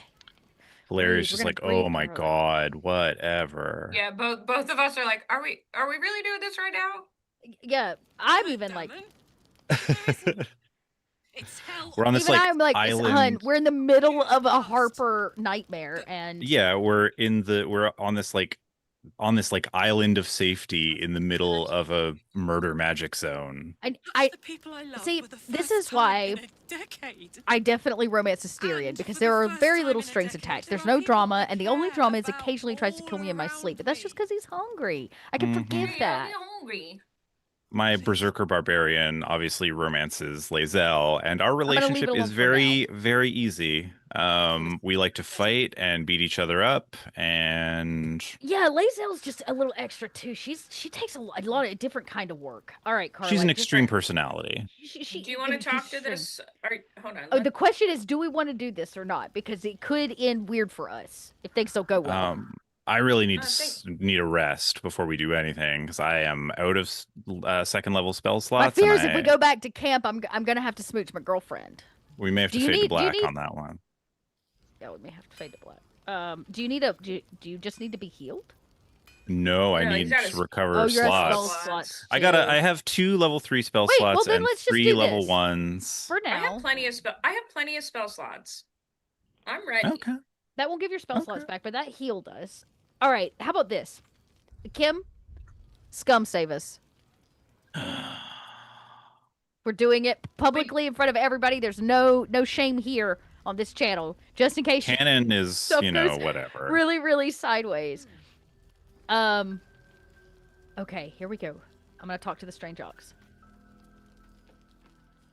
Oh, I didn't turn on speak with animals. Sorry, I just always assume. I have a... Oh, wait, you're a druid. Never mind. There's something in his eyes. Oh, hold on. I'll give you yeah, because I've really been rolling super poorly. Yeah, it's been rough. All the nat ones today. Okay, we did it. We did it. A 23 to a 16. Tell me what I see in this ox's eyes. Tell me. There's an invitation. It's great brown eyes. An invitation? Should I pet it? Sure. See what happens. Yeah, go for it.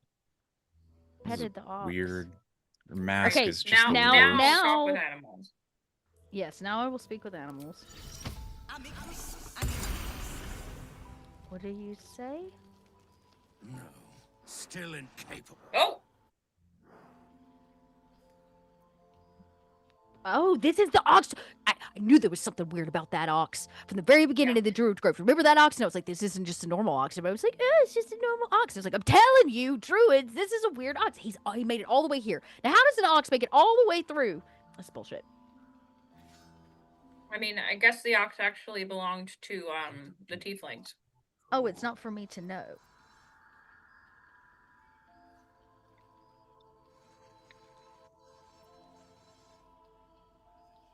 Should I nature it or should I perception it? Because perception's wisdom. Okay. Okay. Hold on. I'll give you some. I have paid the price. Okay. You have disadvantage, so I'm trying to help you. Oh, that's right. Go ahead. I'm ready. Okay. This could be really bad for us. This is could be great though. Oh, we got 19 it. and 18. Ox, you can't hide from me. I have the Druid way. Give it. Give me a 30. A 30. Come on, dude. You're eating now because of our...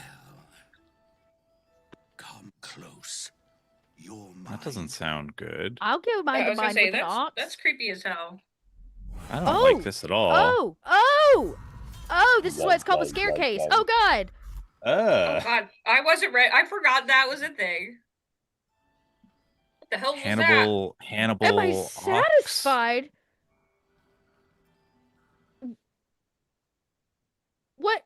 What the hell? Yeah. Number 3. Why? What? Okay. All right. Fine. Little secret. I don't like you, Ox. Oh, I'll trade you a secret. Not a busybody. You ought to use me as an example, or you might get yourself in trouble. Oh, is that a threat? Okay, I'm not here to pick a fight with the ox. I was trying to be friends with it. Well, he's not a nice ox. This is a very bad ox. Okay. This is very clearly not a good ox. But what if he just needs to be understood? No. Are we leaving or fighting him? Fight him. Here's the thing: if we fight this ox, we also have to kill the blacksmith. That's how it played out in mine. Oh, well, That's not too how late it played now. out in That's what y'all mine. wanted. That's what you. A good brushing and a clean stall. The simple life. Is that so much to ask? Your poor girlfriend is going to be like, you killed the only man who can fix my weird... Oh, we're not going to kill him. He's still here. What is... Look at that blobby, grossy thing. Okay? This was worth every moment. Are you sure? Ah. I mean, look at that thing. if I saw my ox turn into this, I would certainly be Right. like, huh, maybe I didn't know my ox as well as I thought I did. Yeah, I didn't know my ox at all. I didn't know my ox at all. So I don't... Okay. I mean, Okay, hey, everybody. we are where we are. Okay, so let's... He's saved from my thunder. But he's got acid around him now.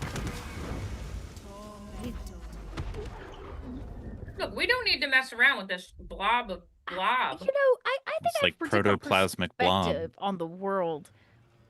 I really wanted to know its secrets. I didn't want to slay it. This is its secret. Look at it. That's not its secret. Did you see its visions? Oh no. Where are you going? Don't die, ox! Hey, heroic ox. All right, let's just we just need to get in here and slay this thing.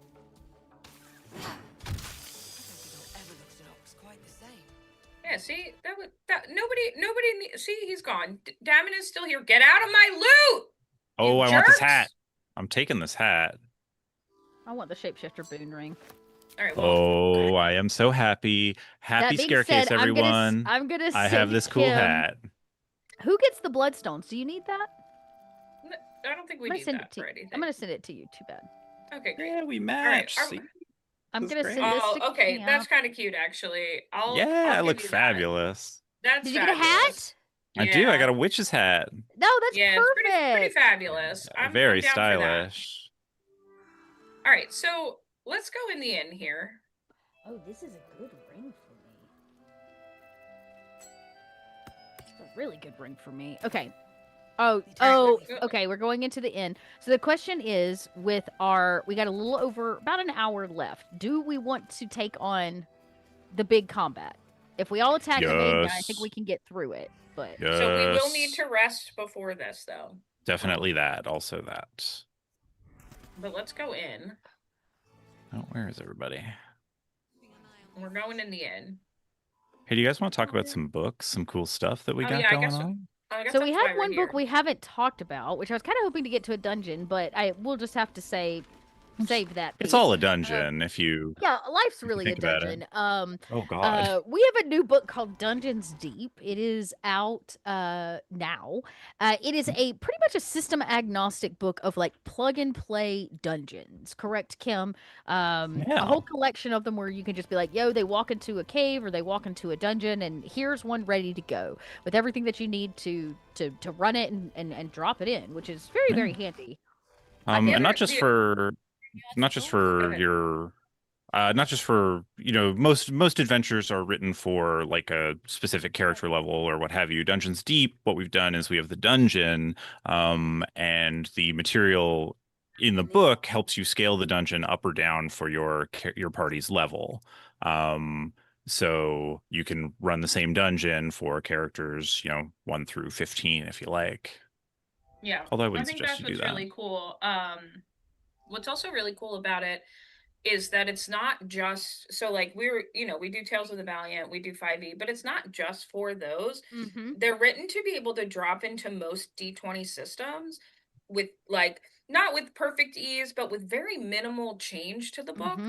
Or to the adventure. So that means things like Pathfinder, right? And that makes it really versatile as a book itself. I think when our editorial director Thomas came up with it, his thought was that it should go everywhere and be available for everything, because we always struggle to find a dungeon that fits what we're looking for. So that's what I love about that. It's cool. It's a cool book and something, not TOV or 5e specific. It's a little bit more for everybody. So, yeah. So we've really got 3 new books out right now.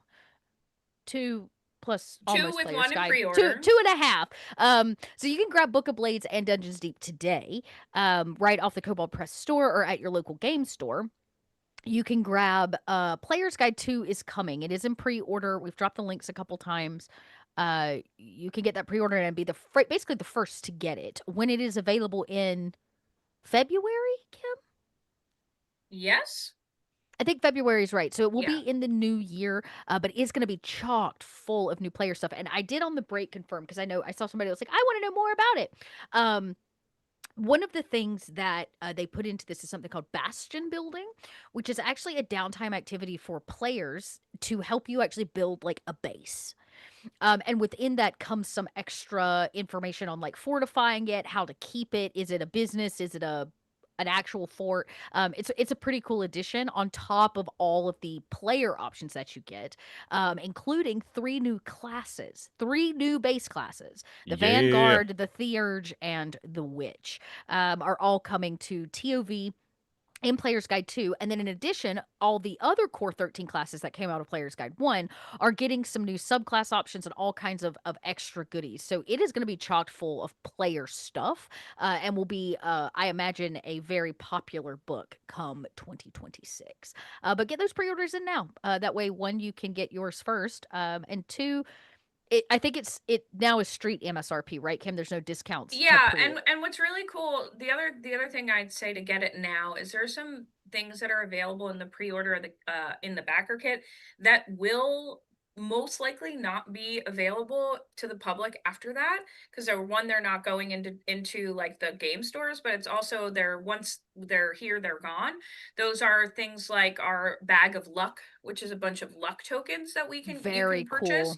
They're So really Luck tokens cool. are We've very cool, gotten yeah. to see is The we're going to be player's giving some guide sneaks next week. or the So, player's and then journal. the character journals. Yep. So Yeah. there's character journals that are coming out as well. But what you need to do is you have to order it now, because there's a very slim chance, just like our limited editions, that they'll be available after the Kickstarter and the backer kit, like the Pledge Manager backer kit closes. So get your pre-orders in now through the backer kit And get yours, before yeah. it closes. And what I'll tell you is, give you another insight, is since you have me and Chris here, is we are in charge of all of those things, is that I can tell you for sure that the backer kit survey stage will close the second week of November. And that's it. You can't get it after that. And to confirm, if So- the Kickstarter says January, then that's actually correct. We were kind of guessing. I just couldn't Well, remember off the top of my backers head. will get it in January. The stores, The public gets it in The public February. gets it in February. That's right. Yeah. So, yep. Yes. So backers get it first, and then basically all pre-orders will go out the door once the warehouse has everything, and then a public release of it. So Yeah, technically, always yes, remember backers that. get it in January. Mm-hmm. Yeah, and always remember that we try and get backers everything they can as fast as we can, barring the state of shipping around the world, which is very difficult right now. But if you backed this Kickstarter, it's definitely coming to you in January. All right, I have to. So this is one of the tieflings from the Grove that was there when they got attacked, right? I don't see Zevlor. Is he missing too? Aye, and more than half the others with him. Oh. We were ambushed out in the cursed lands. Cultists of this Yeah. Zevlor froze, begged us to surrender. He froze? But they were toying with us, making examples. And we'd had enough of taking it. I don't like Those that. of us who cut free just kept running till we found this place. The others... maybe the cult got them. Maybe the curse. Oh boy, okay. Dark. Okay. Zevlor had hope. It didn't save him. A little sense will serve us better, I think you need to take it down a notch. Thanks. It was sweet of you to try. Okay, well, your gratitude is welcome. Appreciate you. Oh, I accidentally clicked on Jahira, so you should come to my conversation. Oh. Where are you? Good health. Smell the wine. Always smell the wine. All right. Yeah, of course I'm gonna smell the wine. What do you think I am? But that I may not smell a it. party girl. Oh man, Ooh. I am a party girl. All right, so Leave a faint hint of cloth grass. Oh, Word see, I that knew is she was said trying to drug elicit you. the truth. Jahira smiles at you knowingly. It doesn't smell The taste, if that's what you're wondering. I frown at you frowningly. Don't drug Yeah, my non-consensual. companions. All right. Well, I'll give you a little. Drink it anyways, but she needed to know that was not cool. Not cool at all. Well, over Whoa. a century old, and yet it hasn't lost a hint of flavor. Still not quite so sure about you, though.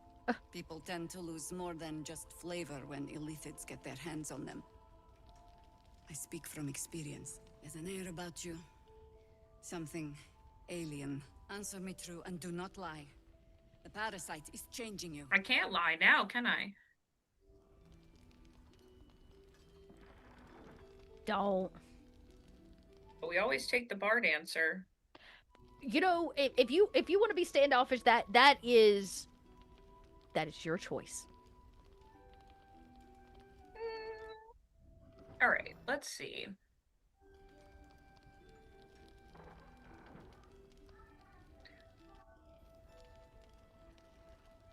Let's do this one. Answer the question. She seems frustrated with you. I'm frustrated with her. What's it gonna be? Come on, Lunette. I can't decide. Uh-oh. I'm not really resisting this. I'll tell her the truth. Is it changing you for the better? Yeah. Look around you. I can't believe you're doing tadpole. In the grave. Oh, I think we both are. I think To survive. no wonder choice you're but to the best trust of us all. But I think Valeria's the only one not dipping their ink in tadpole juice. Valeria's only not tadpoling because she gets off on thinking she's better than everyone else. Myself, if you break it. I have every reason to be cautious. I've traced people like you. People with parasites in their brains. All the way here from Baldur's Gate. The cult of the Absolute is spreading through the city. Quietly, quickly, and with unsettling deliberation. We tracked them to this ancient village, only to be faced with a man we killed and buried over a century ago. What? I'm sorry. Who you kill and come back? Gotta be that. Believe me. Gotta be the cheeky bard. I locked his corpse in the Thorn Mausoleum myself. Thorm's He was a Mausoleum. Sharan once. Took to building an army of dark justiciars beneath this very village. Alongside the local druids, we made it our business to see him deposed, dead and buried. But he's returned. Not only does General Ketherick Thorm live again, it seems he is no longer mortal. He has become, in fact, invincible. No one's invincible. We met him on the road here, commanding an army of the Absolute, intent on destroying Baldur's Gate. I put an arrow through his eye myself, only to watch him pluck it out like a splinter. Oh boy. He healed right in front of me and chased us into the shadows. Things looked hopeless, but experience has taught me that no matter how bleak things look, there's always hope. Okay. You are that hope. Oh, see, told you. Okay. I didn't see the conversation go Protected this by way. your artifact, you can infiltrate his forces at Moonrise Towers, posing as a true soul. Oh. Find out what it is that makes him invincible, so we can strip him of his advantage.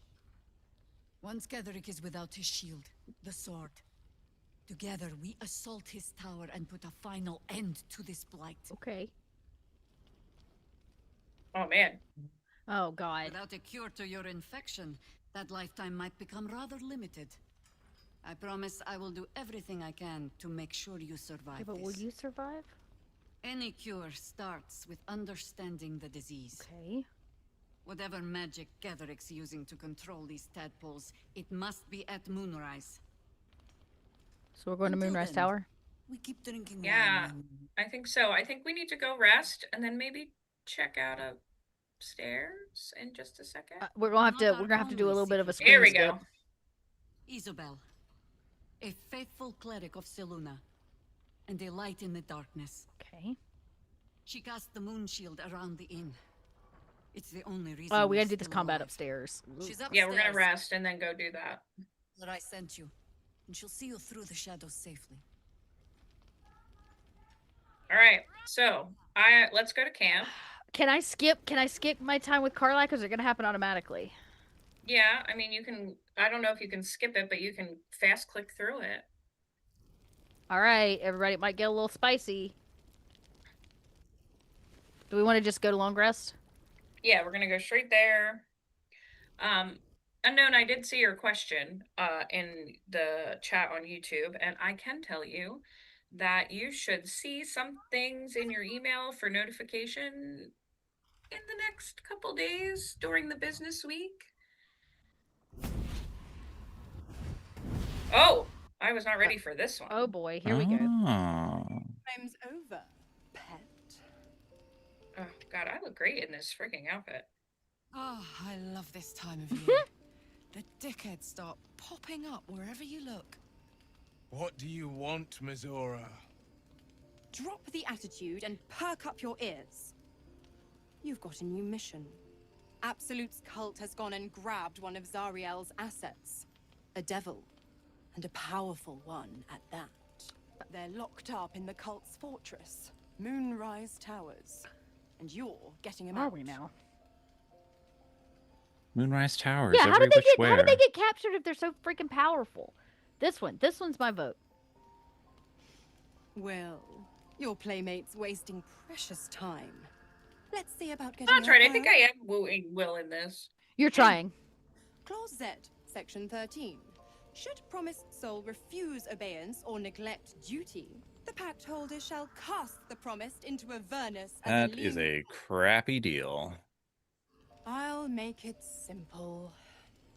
Will fails or refuses, and he turns to a thick blob of stink flesh and sinks to Avernus. What stink Now, flesh? be a good boy and play fetch, pup, or you'll spend an eternity sizzling in the hells. All right. Do not threaten me with a good time.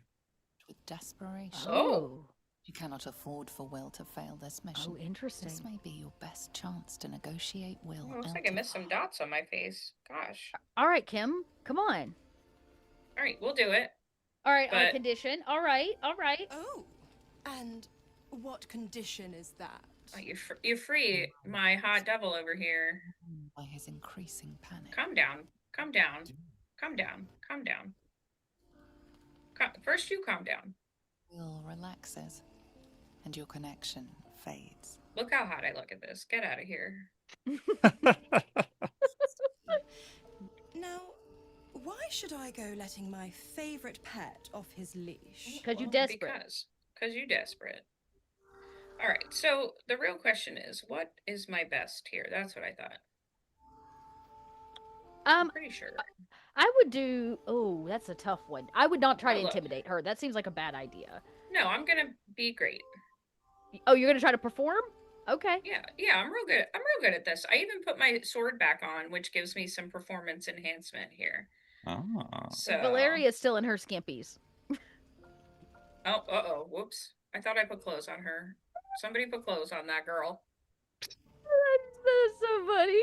We might have a rule at camp that people have to be in their skimpies. And we tried to reclothe everyone, but I think we missed a couple. You guys missed my clothes. Unbelievable. I mean, you're wearing a small amount. You look great. No one can see you. Except for in the corner. I'm just kind of hanging out. Fine. I'll play your game. But I amend the pact once the mission's done, not before. Clause F, Section 9. Soulbinder shall bestow reward or favor only upon soul bearer's fulfillment of related. All right, great. Not a problem. I got you. Now, to Moonrise, pet. And do mind the shadows. They've been especially hungry. Okay. Well, I guess I'm too short to be seen in the cutscenes. screenshot. Yeah. In the cutscene, yeah, I think I'm too short. Oh my okay. goodness. Okay. Here, I know got we some got this homework. exclamation point. I There know we we got. Oh, look at me! Look at me and my. Oh, and I'm not wearing my mask. I'm so perfect. Look. All right, you have to talk to Carlock before we go to bed. No, I'm not. I don't have to. It won't let us go to bed. Oh boy. Well, look at me. I'm in my best nighttime garb. It's okay. Your I'm gonna go pantaloons talk are to My just pantaloons and my matching sports bra. Okay, I'm gonna. Just thought of something. It's gonna get steamy, everybody. I apologize in God advance. damn it! Why did it have to be Mizora? Oh. Why did it have to be Zariel? We're supposed to risk our necks to get one of her assets. What if it's a runaway like me? Or something far worse? I mean, Look, Will's happiness is my happiness. I'd sooner see myself a Lemia than him. But it's a good bad lord. idea to make games with the devil. So much drama. I'm gonna talk to Withers. Withers is the only companion that she is. Look, Valeria here's really the thing enjoys about talking companions to. in this game. I need it to be less drama. There's so much drama. Everybody's got a lot of feelings. All right, we're going to bed. Yeah, I'm going to bed. Too many feelings. Chris, get out of dialogue here. Oh yeah, he's talking Time to for Withers. bed. He's talking to the yeah. Actually, let's. And thus thou art alone. Whatever. You're alone too, gross skeleton man. Someone in camp still wishes to speak to you. Go to bed. I don't want to talk to any of these people. Who what no. Is it Will? No. You have to go talk to Will? Oh yeah, probably. Because we Where is just did Will the in- thing. I bet you Where have to is talk to Will in this stupid camp? There's no exclamation points left on the map. I think someone might just be on screen. Or just off screen. No. Ba-ba-ba-ba. Okay, everybody accept it. Okay, done. There we go. Okay, All auto right. select.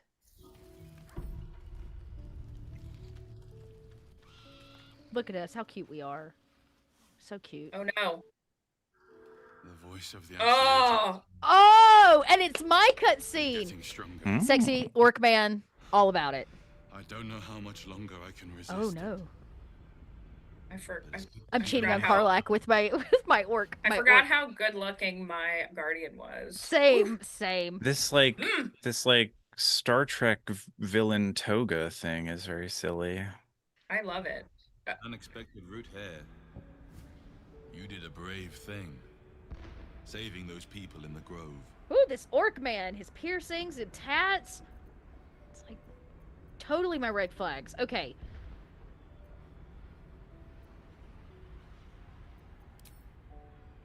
Don't be so hard on yourself. It's not your fault the world is wicked.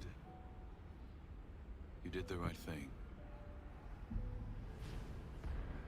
It just doesn't stop.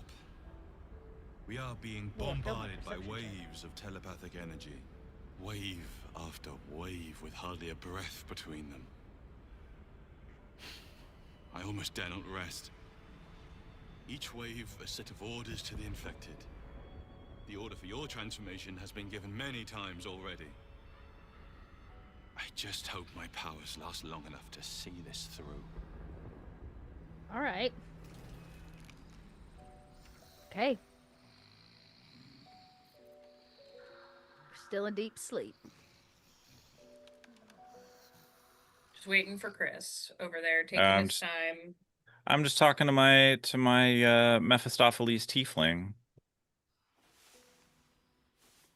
Yeah, I forgot he was a handsome orc man. Don't be jealous of how good I look in my pantaloons. Oh, stupid Elminster. Man. See, you sent him to camp, and here he is. He found his way. I always say. But if there are larks to be found in these lands, well, they must fancy themselves akin to nightingales. Come up, you Elminster. Right. It's different when it's Gandalf. You know, like this guy has the same annoying energy that Gandalf the Grey has. Always. Yeah. Shows up, Like- inserts himself, takes people on adventures when they just want to be left the hell alone with their cheese and their morning book. Like, I'll speak as plainly as I can, forswearing the accustomed frills that decorate my oh my speech. god. I'm here on behalf of Mistra. More relationship drama. This is why Valeria walks alone, but also with Okay. with her friends. You were sent here as an actual divine messenger. Oh, Mistra's delicate feet are ill-suited for the hardships of the road. You know where you went wrong, Gale. No, we needn't dwell on that here. How much do you think Elminster knows about the Mistra Gale hookup stuff? I mean, he seems a little jelly. Yeah, I don't know. Just saying. Forgiveness. She would consider Like she sends this dude to be like, "Hey, I'm not mad at you anymore." her as aware of the Well, misadventures before. she's still mad, but She knows she'll get over it. Yeah, No. she's gonna get over it for sure. We're not giving no. I may not like him very much, but he's still staying with us. Okay. Okay. You just look like this like horrific doll monster. I mean, we're facing these. They Yeah. choose the instruments of their will with great precision. Sometimes the single drops we think we are do not realize what waves we are. Okay, I guess that was it. I thought you were gonna speak plainly. Same. I guess we're in a loading screen now. Kim, did it boot us off? Are you still with us? Oh, we lost Kim. We lost Kim. Oh Oh no. no. Chris, we may have to start that new game you wanted. We're gonna take a quick. How about this? We'll We're take gonna a cut quick for break 2 until we get seconds Kim to back, yeah. to figure out our technical hiccup here. We'll be right back.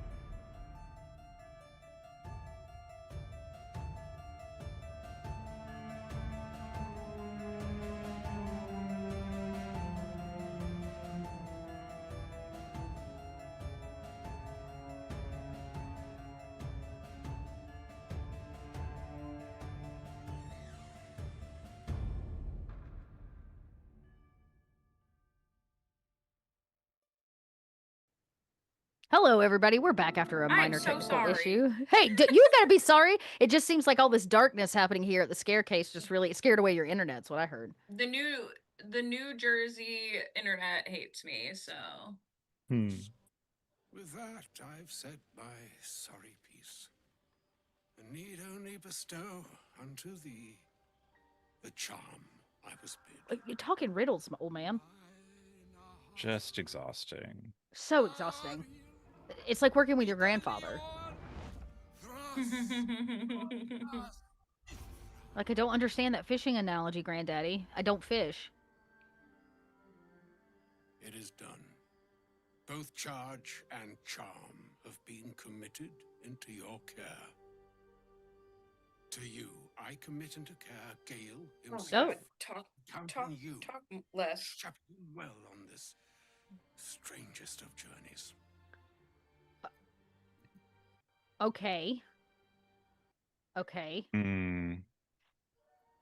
I don't. Nor would I expect Oh, well. you to. It's too Oh, late whoa. tough. I thought we were voting. Are you in control? Shit. Are you in control? Okay, cool, Apparently. great. Sorry. He was looking at you, so I was like, Yeah, oh. that means you may have logged in as Valeria, but we should be able to hop We can people. We can boot switch around. people. Sorry, Yeah, I said what Valeria would say, which is That's okay. You know what? Not Maybe my- not my Glowfrom needed a problem, little dude. harder edge. All right, let's see who loaded in this who. I can swap you guys around. Yeah, Kim, we may have to leave it to you. Yes, I am Yeah. playing Valeria. Would you switch? Oh, I see. Okay. All right, hang Enjoy on. it. I'll Enjoy it swap for a everyone moment. around. We're gonna put Valeria over here and her over here, and you guys Ooh. should now be in charge of your characters. All right. Yep. Make sure I can connect. Okay, Carlett's All right. connected. Okay, we're all well rested. We're back in the tavern. Are we going Mhm. upstairs to meet her and do this battle as our last? Let's do hurrah? it. Okay, I think we're gonna go upstairs.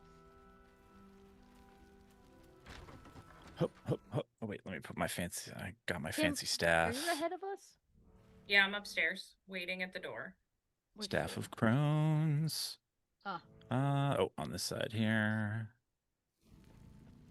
You know what? I'm just All right. gonna Everybody feeling Ready? saucy? feeling something. Just Van Dam the door open. We're gonna go straight to her. I need to take Carlick's torch out. Carlick needs her sword again. Before we get into combat. Okay. No. I got my Staff of Crones, which smells terrible, if you were wondering. Probably much like my eye. All right.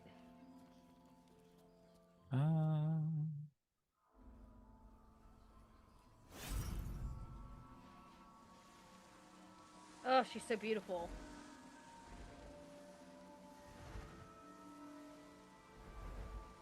Oh, moon stuff. Cool.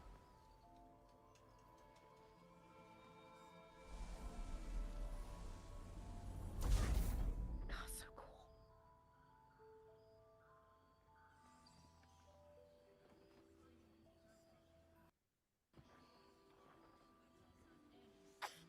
It's a bit showy.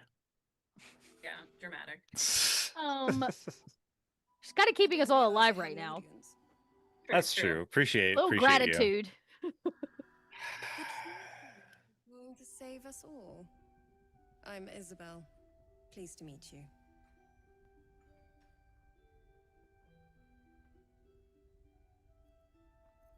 Oh wait, am I in control? No, I am. Oh, okay. Myself and Our Lady are doing what we can to hold the line. I hear you and your tadpole will be our offense. Free from the Absolute's influence, yet able to walk among cultists. It's almost too We're good to pretty cool. Yeah, we're pretty dope. But I'd be a poor cleric indeed not to avail of a blessing when I see one. Let me guess. Jahir has sent you to beg a protection spell off her favorite cleric. Yeah, moon cleric. That's pretty dope. No, it's pretty cool.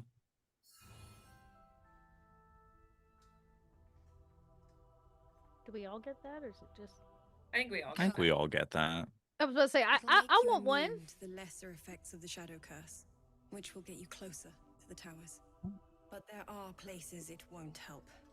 Places where the curse is darker, stronger. Okay. The cultists are able to traverse even the deepest shadows, though. I don't know how. The Harpers are trying to figure it out.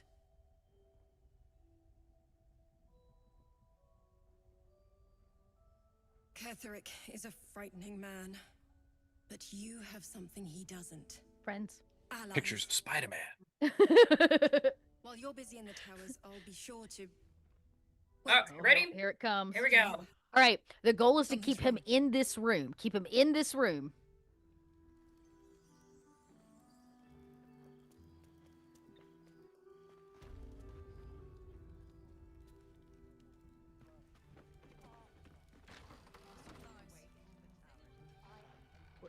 Oh, I'm out of the... Get back to the cutscene. You're missing the cutscene. I'm not. I did miss it, but I'm not missing it. Whoosh. Hello, Isabel. Marcus, is that you? What's happened to you? He's a flaming fist. Or was. Came with the others when we created this haven. And I thank you for your hospitality. You don't look like a very nice person. And I don't like your lipstick color. Doesn't really match the skin tone. Not a great choice. Probe his thoughts. Probe his thoughts. I don't have a lot of Probe his brain with a sword. You don't need a 6. Oh. Oh. Oh. The man's mind burns with empty ecstasy, utterly enslaved by the absolute. You can sense nothing else. Weird. I feel like if you roll high enough at some point, you can subdue him to some degree. Let her know he's going to try to kidnap her. We're... Pathetic. The absolute sees all. All right, here we go. Your treasury will be your next, sir. Oh, cameraman. Believe them, Marcus. Ketherick will never give you whatever it is you've been promised. He already has. You mean your janky wings? You Girl, just those wanted bargain, wings? Those are bargain bin. Those are from last Halloween, dog. Yeah, those. Yeah, that's the sale rack of Ratchet. Spirit Halloween. Maul! Timu wings at its finest. Yeah. No, Maul! No, Maul! Oh dear. Okay, it's gonna get a little. It's gonna get a little tricky in here. Oh gosh. Moon Maiden, guide my hand. She better do more than that. All right. Okay. He got first blood. Oh, did he? Oh, he missed though. Oh, that hurt. Hate that. Sorry. He's gonna try to knock her unconscious and take her body. That's what he does. He is not getting through that door if I have anything to say about it. Stop hitting her. That's not nice. All right, Karlach. How is this guy not a humanoid? What? I object. DM, I object. I can't use hold person on Flaming Fist Marcus. It's funny. That's what I tried to do first too. Oh man, I'm engaged with this gentleman. I like that not at all. Yeah, we're all a little close for my liking. Do not let him. He gets out that door with her. We're so screwed. Which door? The balcony door? Yeah, he'll fly away with her. That's right. Yeah. Nice, smart, Kim. Hook us up with them spirit guardians. Oh, he's out of spirit guardians. Hold on. There's a guy out there on the There we porch. go. That's okay. There we go. Okay, I just want to make sure. Yeah. I kind of want to see if I can pummel him.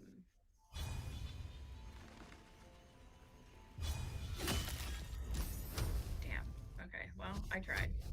This is why we long rest. 50%. Okay. Well, some of these are gonna hit. Oh. Not enough. That's pretty good though. Okay. All right. Oh, here come the other guys. Oh boy. Oh boy. Take an opportunity attack. How about an electric pinch? Sucks Sorry, for you. shocking grasp. Oh, very nice. Yep. That's what you get for walking in Karlach's path. Mm-hmm. Okay. I am in a heaping pile of trouble. If I do this, I could hit both of them, but I can't hit the big guy, which I feel like is who I need to be. Alright. Yeah. Saved. I tried to kick him over. I tried. I'm just a little dwarf, though. Got stout feet.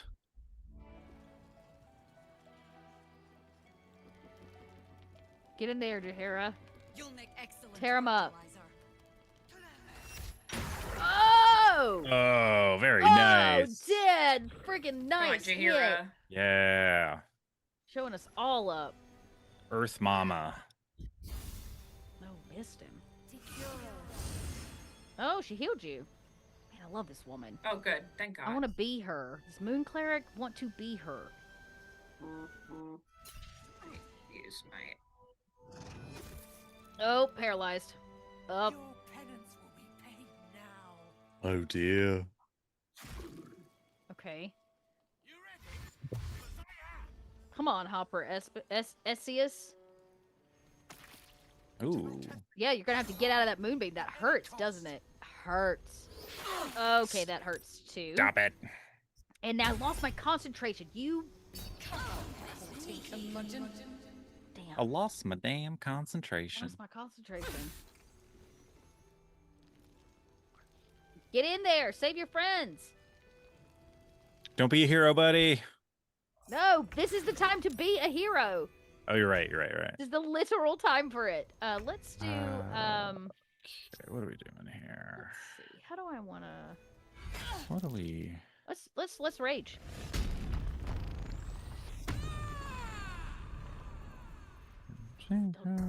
Oh, is that my whole turn? Oh, dark tendrils. Take some of that. You want some of this too? Yeah, you do. You want all of it. You want all of it. Just Wow. have at him, Karlach. I guess now is as good a time as any to blow another level 3 spell slot on Pew Pew. It's true. We can always rest up because we're gonna have to save after this. So. Oh. Yeah, you got did quite a bit of damage though. We did okay. We did okay. All right, let's see what I can do here. I'm not looking too great. She did heal you a little. She saved you. Yeah, and then I got hit by a thing. Oh, wait, can I throw a... Do I have an action left for tossing stuff? No, maybe not. You do look really dope in that hat, Chris. Isn't it cool? It really made your outfit. Yeah, no, really it tied everything together. My hair is still fabulous underneath, but... Zero doubts of that. No such thing as hat head for Valeria. I'm a hat person, so I like that Valeria has a hat all her own. That's I can't wait to dye scary. this. Oh! Keep going. What was that? I lost my spirit guardians, but that's Okay, okay. well... Well, I'm about to kick this winged horror's butt. Yeah, rock out. Da-da-da, shame in da-da, healing yourself. da-da-da.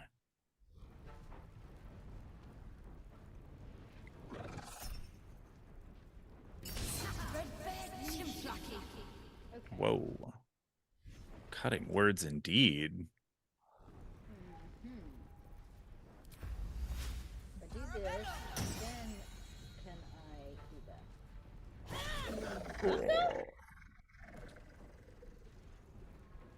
Alright, I'm back up. Kill him. But nature has fangs. Oh, missed with that offhanded attack. Yeah, that's right. Over there. Wha-cha! Guiding bolt. Oh, he's got 1 point left. Get him. Ooh, get him.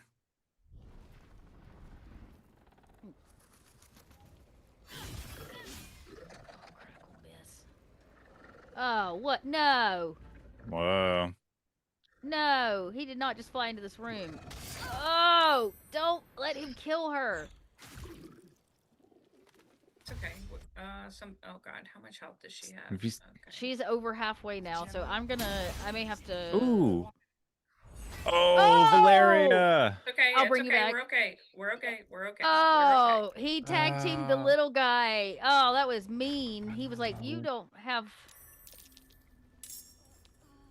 Oh, the wizard is down. Okay, it's okay. It's we're okay. Well, we're How gonna much do health? this. He's got 1 health left. What? Try again. Karlak missed. What? There we go. All There right. we go. Now, I'm gonna run up and in here, and you take a pommel to the face. Ow. All right. So now that that's going on, we are going to. You got Chris. Yep. Ooh, I feel good. That was. Now what's going that was on some business. out here? So we gotta come finish up what's going on out here. So I'm gonna head for the door. As long as she's alive and they don't take her, we're good. It gets real bad when they do. Oh, right. Yeah. All the shadow figures show up because her Everybody shield becomes goes away. a yeah, and then everybody becomes a shadow And zombie. then you have to kill all the Harpers. It's the worst scenario. It's the Not worst, that I would know and- from my first playthrough. Yeah, it's the worst and also the easiest thing to make happen. Correct. I like the yeah. Like the moment they take her, because they'll take her dead or alive. And I'm telling you, the moment they leave with her, this whole place turns into like Nightmare. ground zero. Yeah.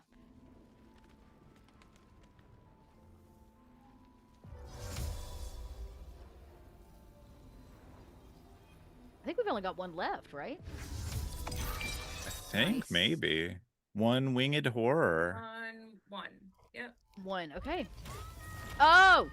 Oh, panther. The hot lady turned into a panther. Get it. Wow. Get out of You know my why she did that? Because dreams. you get the full HP of the panther. Yep. Mm. Yep. That's why she did. That's one of the greatest things about being a druid. Get him. Tear him up. Yeah. Yes. Yeah. Love to see it. Collect it. It might be useful. No, my parasite. Who got the parasite? Me. Oh, okay. Oh. Great club. Ooh, I'm fine. I'm taking that. And that was no random attack. You were the target, Isabel. They know how important you are. But they don't know about you. Kedrick will strike again. They do now. Strike Right. first. They were not Discover ready. the source of his invulnerability. Make him mortal so we can make him bleed. Yes, ma'am. Good luck. Yes, You're ma'am. in more danger than I knew. Wow. If something happens to me, everyone in this inn is dead. Like that. I know I've seen it in a different timeline. Mm-hmm. Why does a man like him do anything? Power, spite, some kind of twisted personal morality. I can understand why he'd want me dead. Without me keeping the curse at bay, everyone in this inn, everyone intent on killing him, is dead too. As for why he'd want to take me alive, I don't know. And I don't want to find out. Now that we have you, I hope I won't have to. Oh, bye. Okay. No mercy. For Ketherick will have none on you. End this. Yes, ma'am. Okay. Right. What's in this cabinet? Nothing of value. All right. Okay. Thanks for so, reviving me. Revivifying, even. Did he have a sword that we can give to Karlak of any value? He had a +1 great club, I think. Yeah, his was a +1 great club. I think her sword is still better. Okay. I picked up a ring that gives me blur and invisibility. Hey, that's a real Yeah. plus for you. Plus for a wizard, you know? Yeah. We're cheeky like that.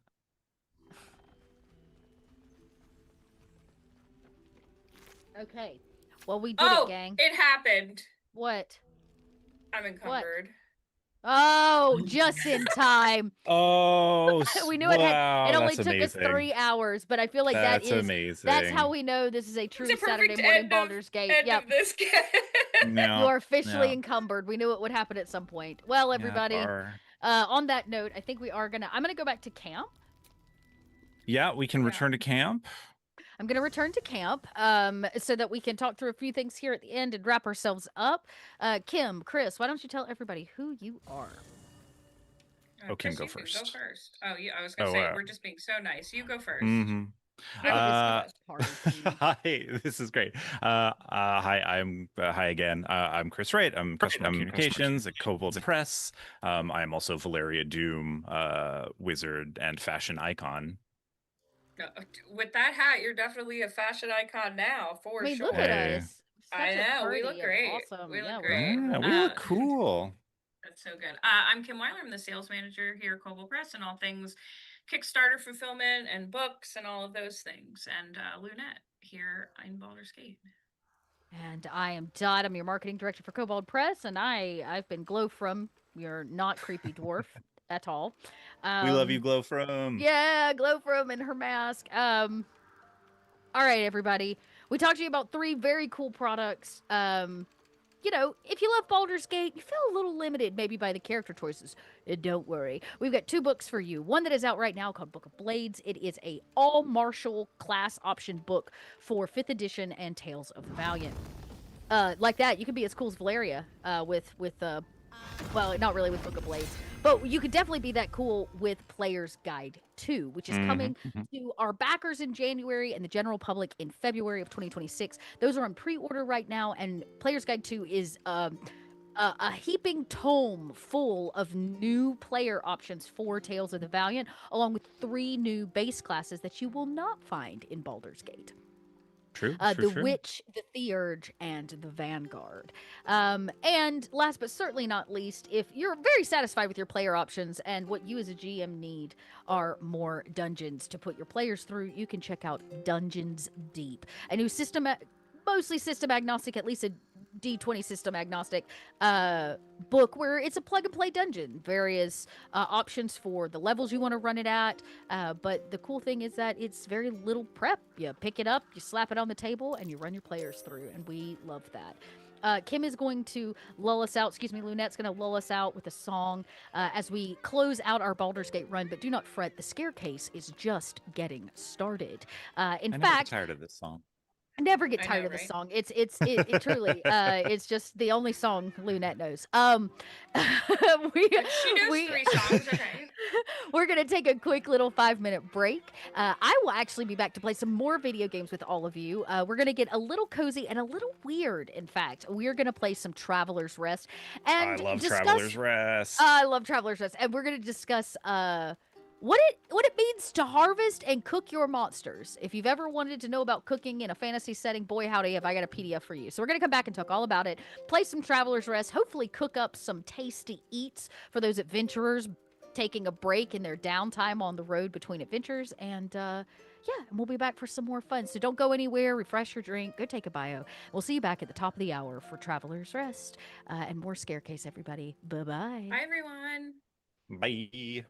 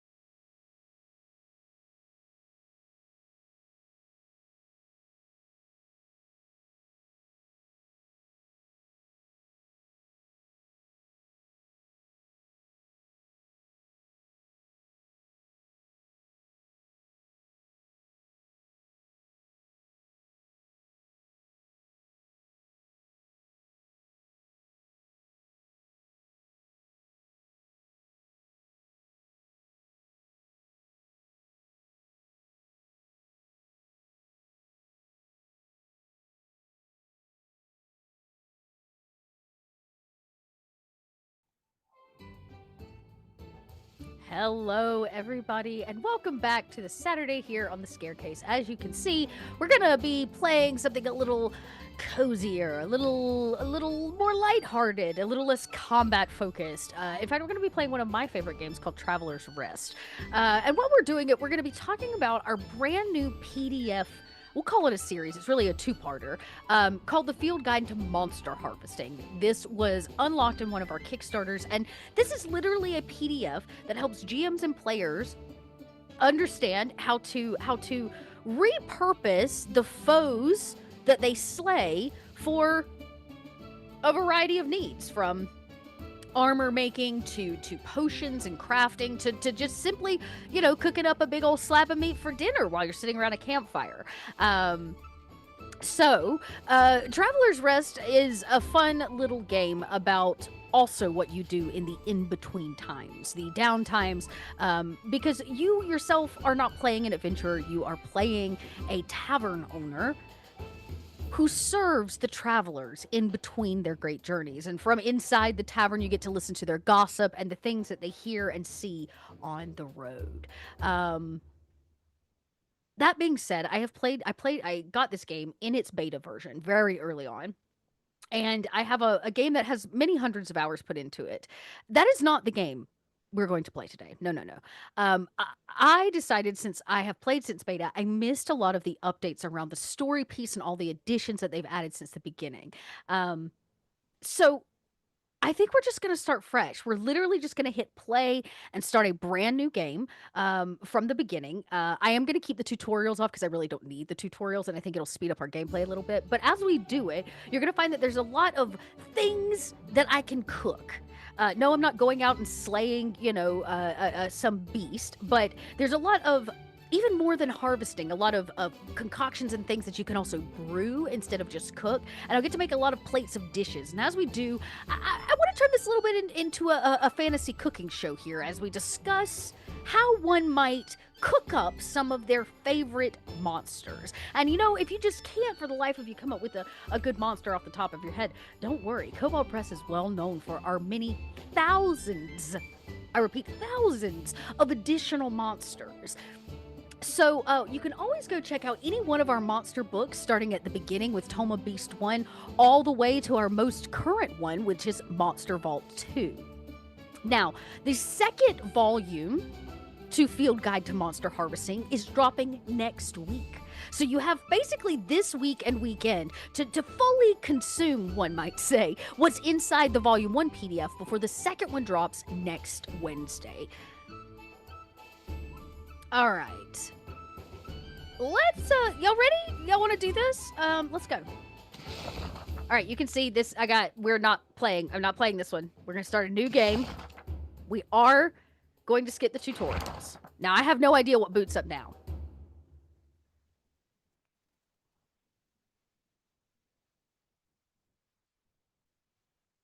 Cozy.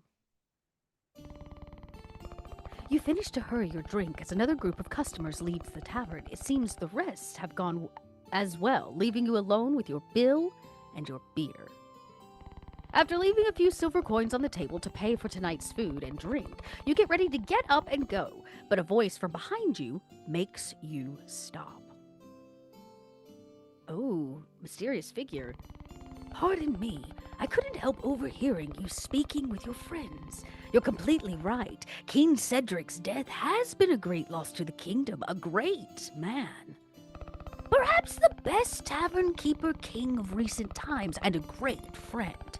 We were close, Cedric often sought my impartial advice, and I, of course, was all too happy to give it to him. The man pulls his chair close and sits with you. Seems a little uninvited. Waiter, a couple of nice full pints, please. Where was I? Oh, yes, Cedric.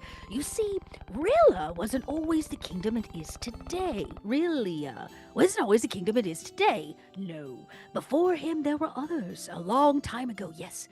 A very long time ago. Oh my goodness, story.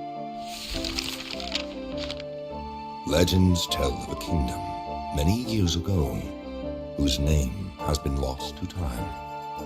a place of prosperity and the good-hearted, blessed with peace. That sounds nice. From her throne, the queen watched the passing of the seasons as bountiful harvests graced her beloved subjects. But nothing lasts forever, and the young queen soon fell gravely ill. The kingdom's prosperity faded with its queen, and not here long. Not the here throne long. sat empty. For 7 days and 7 nights, the people of the kingdom held awake for her, with one question on everyone's lips. Who shall inherit the throne? With the kingdom in disarray, nobles assembled their hosts, and war ravaged those bounteous lands. Long years of despair reigned, but amidst the darkness, a spark of hope ignited far away from that devastated city. Rygar was a tough, weathered man, owner of a humble tavern called Traveler's Rest. In desperation, hundreds flocked to Rygar, pleading for food and shelter. He responded by taking them in under his protection. Like a good tavern owner. Rygar and the others built and worked the land, and the humble tavern became the wealthiest in the kingdom. His followers founded the Fellowship of Tavern Keepers and departed to spread his teachings. Thanks to Rygar, the kingdom recovered its former glory. Rygar was named the Tavern Keeper King. Yeah, Rygar. And the city was called Rylia, in honor of the man who had brought hope back again. On his deathbed, he told his disciples with a smile, only one who has served 1,000 times can be worthy of being served. Wow, that's actually really beautiful. With him gone, the Fellowship of Tavern Keepers decided who should be the next king peacefully, just as their leader would have wanted. Neither blood nor riches would ever rule over Rylia. Since then, the Tavern Keeper's king's legacy has lived on, keeping the kingdom strong and prosperous for centuries. Now, the castle's horns are blaring, and that can only mean one thing. Oh boy. The Fellowship of Tavern Keepers has been summoned. We've been summoned! The beacons have been lit! Are preparing for what is to come. Who can will answer this call. the rest of the members of the Are you with me, Fellowship chat? for honor and glory? For honor and glory. Oh dear. I got a bit carried away there. I think I've lost count of how many beers we've had. What? You think you can just go up against the Fellowship? You're out of your mind. Those people are the elite. Their skills far surpass those of us common folk. So your mind is set. You've got guts. To be honest, I've already given up. But I believe in you. Ever since we first met, I could sense you have something special about you. Do you hear that, chat? There's something special about you. This is destiny! Turns out I was just talking to the owner of a fabulous tavern, very close to the city. If you really want it, it's yours. No dream is too big. The price, well, keep in mind we're not talking about just any old establishment. I feel like I'm being played in a Ponzi scheme here. Anybody feel a con man? This tavern is a total dump in comparison. How about 1,000 gold coins? That's all your savings. No matter then, I knew deep down you were all talk. I'm sure I'll find someone else who will. All right. I've got the deed right here. I just need you to sign your signature. Oh boy. Okay. Splendid! That was the best purchase you'll ever make. Although I should warn you about a couple of things first. See, the warning should come before the signature. You see, on your journey, you'll encounter various... Are you feeling all right? You don't look too good. Did he drug me too? Maybe you should rest. I think it's already very... Hey, wake up! Wait, was it a dream? Okay. All right. I gotta make the character. Okay. We're okay. We're gonna go female. I'm thinking we need a better hairdo. I don't mind the purple. You know, if we're gonna run a tavern, we really should think style first. Oh, I'm kind of digging this. Like, yeah, I'm kind of digging this. Okay, this shirt though, this green shirt. Ooh, nice little corset action. Oh, I can change the color. Oh, right. Okay, yes. Trousers. I think we're gonna go with pants. I can't very well run a tavern in a skirt. So let's go. I'm digging this like burgundy thing. I am questioning my hair choice. Should I go with like something a bit more? Oh, we could go icy pink. Let's go icy. Oh, and my little oh, I could put a color. We should match it. Oh, I can't. Okay. Well, let's do something that pops like oh, like the yellow. All right, shoes. We're going to need a hardy pair of boots. We only get two choices, with or without fur. Do they have apple bottom jeans? No, too much. Too much. Let's go. We're going to go with fur. Though I'm really leaning more Oh no, I actually did kind of like the black ones. But the fur though, can we do like let's get like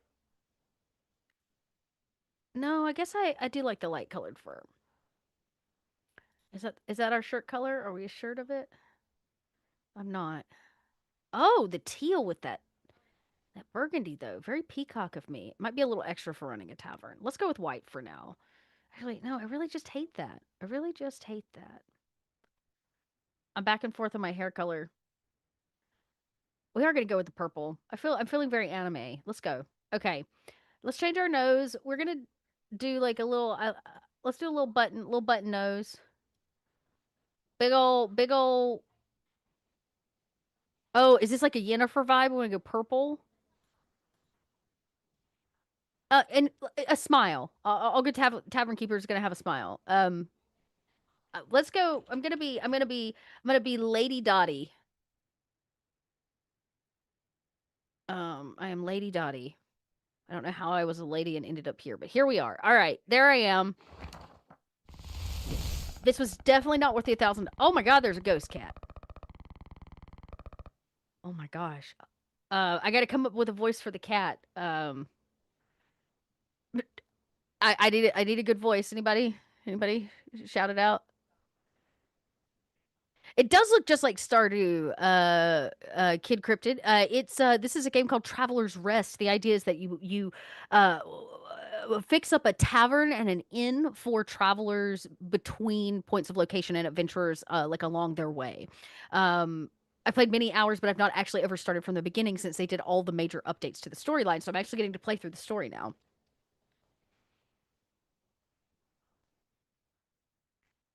Yeah, this is such a great game. I love this game. Mao needs to be our cat friend. Let's say he has a little bit of a list. Home at last. I'm exhausted. What? You haven't done anything? Your apprentices have no shame. If it weren't for me, you wouldn't even know how to clean the table. You've made some progress, but we're still a long way from Fellowship's level. If you want to face them, you'll have to get their attention, gaining more reputation, and repairing the taverns first before they begin to take us seriously. Oh, you want to British? Oh, don't look at me like that. You're the one dead set on defeating them, remember?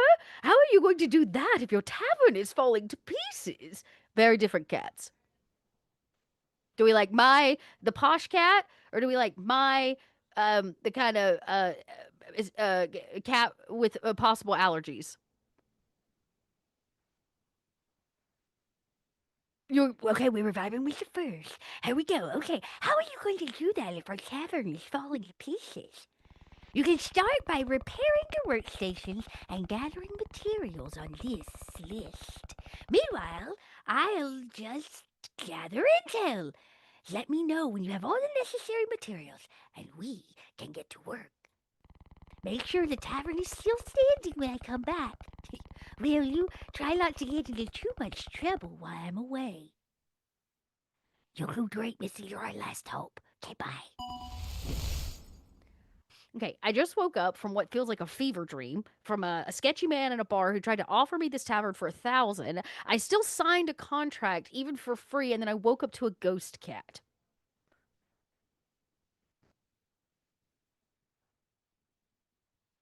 Yep, no, okay. Is it just me? Nobody? All right.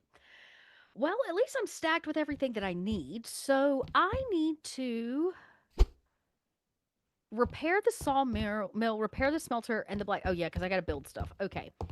Well, look at this heaping pile of messed up... Oh, my God. Okay, well, I just can't stand by this. We're just gonna have to get... I can't just stand... I know we got things to do outside, but y'all, come on. I can't just walk out the door with your piles of garbage on the ground. Have some pride in yourself, woman. Okay. I think that's most of the cleaning I can do for now. Do I even have a door? There it is. Alright, let's see how we do. Up, and I've got mail. I'm surprised they would even deliver to this location, looking at the current state of it. My tavern! Look at it! Okay, well, let's see. Ooh, 1 day ago. Good morning. We're writing this letter to confirm the payment on your behalf of the full amount of 250 gold to the Chamber of Commerce coffers. Am I in debt again? Thus clearing all debts incurred after the purchase of the property, leaving it now free of all debts. Oh, it's already been paid in the full amount. Despite the disagreements in your case, we thank you for the regularization of the payment and also confirm the official transfer is to its new owner, Lady Dottie Reach. Oh, so this was actually written to the previous person. Please find enclosed the updated title deeds signed by our Secretary General. Have a good day. Well, it's mine now. Ain't no stopping us. Okay, so I need to repair the sawmill and the smelter. Okay, so the first thing we know how this works, everybody. We need to just start at it. If it's a resource, I'm taking it. Just let's go. All right. I'm gonna come back for the trees. And y'all thought Kim was bad at encumbrance. This is gonna be a whole journey. I think there's a way to run. I just have to remember. I think it's shift.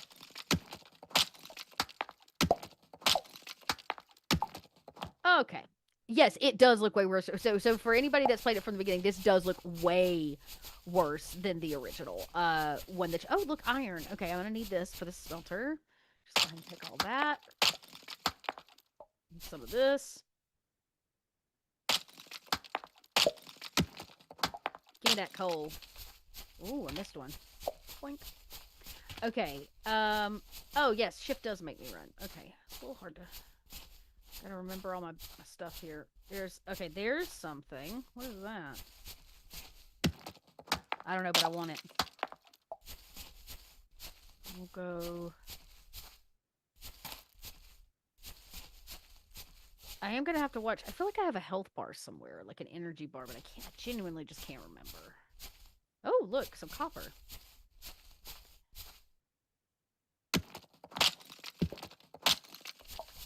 Just out here, clearing the land. I don't believe in leave no trace. It's okay, the rocks will grow back tomorrow. It's a fantasy world. Okay. Sir, come back soon. I'm gonna have this whole tavern open. It's gonna be great. I want your gold. Okay. So, oh, it does have new stuff. Like, this was not here. You had to build all of this from the beginning. Like, you had to set your own plots. Oh, this is exciting. This is so exciting. Okay. I don't have enough. Okay, so I gotta start with the sawmill. What is this one? This is the rock quarry. Sawmill must be down here. Hey, everybody come back. I don't have any flyers yet, but when I do, you can have one. All right, so we gotta chop some trees. Let's just break back for a second here. Oops. It's just a hard life we live out here. Trying to... Oh, and I got a grub. Maybe we'll cook it up into something. All right, let's have our first conversation here, because the first living thing I've gotten that I could potentially cook up was a grub. You know, I've always had this thing about insectoid-like monsters. The question here, hang on a second. I'm gonna turn this down just a smidge. Let's just take the hold the volume down a little bit. She a bit extra. The question is, do they taste like the insects we know? Because people do eat insects of a whole variety, in a variety of ways. Or is this more like or is it more like a crustacean type situation where it's like an exterior shell and there's like meat on the inside?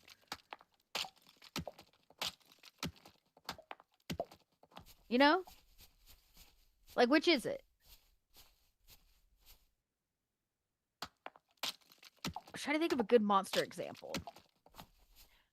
I mean, even if we just look... Now, the Tarrasque is an insect-like, but it does have a hard outer shell. Do you think the meat's soft and tasty on the inside?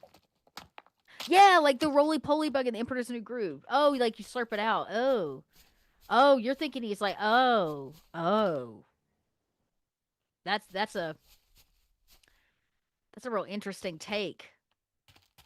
Sorry, I got sidetracked thinking about that. Yeah, it gets soft on the inside when you cook it, so you slurp it out of the shell. All right, so you're thinking like something with like a lot of legs. Okay, a large centipede with soft, tender meat and claws. Yes, I do want to repair it. Okay, now I can make some planks. Let's go. It'll work on that in the background for a hot second while I probably need to chop some more trees. Let's be real. The work is never done. I want to just chop some of these and get them out of the way. They're blocking my view. In my landscaping situation, we're going to get this under control too. Like, can I cut all this grass back? Oh, get out of here.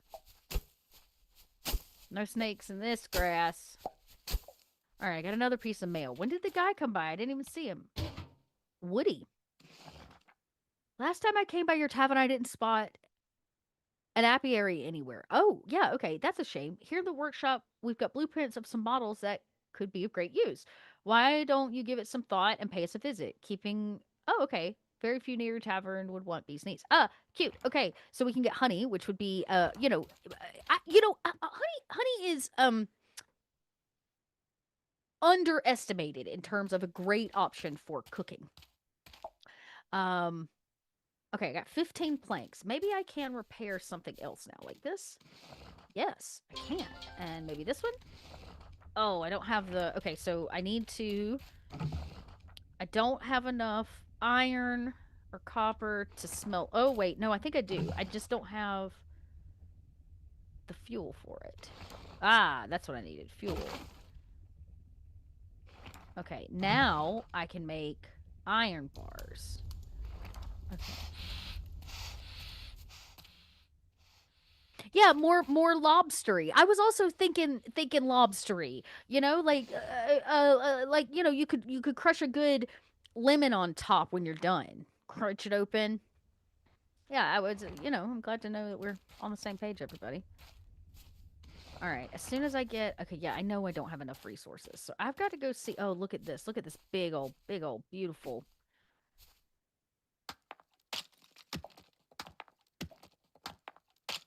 How do you think an owl bear would taste? That's a good, there are some creatures, like, even in not fantasy world that die just, like, I have a thing about eating, like, really, like, I'm just not, like, I don't do rabbit, and I'm not actually a very big fowl person. I don't, speaking of fowl, there's a woodpecker.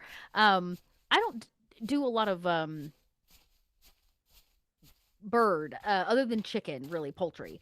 Give me those, I'll take those happily. I don't think I have enough oh, I do. Give me 2 more. Heck yeah, I can fix this. All right.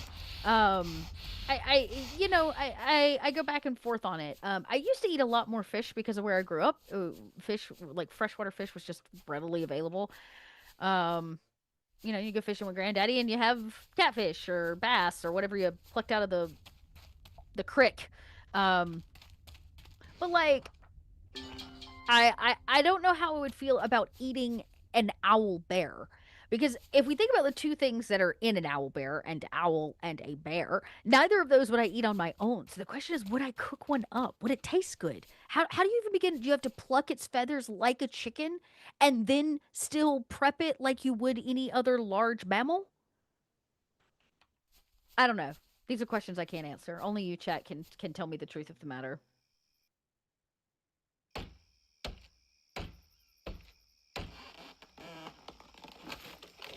Only you can prevent forest fires and the consumption of owlbears.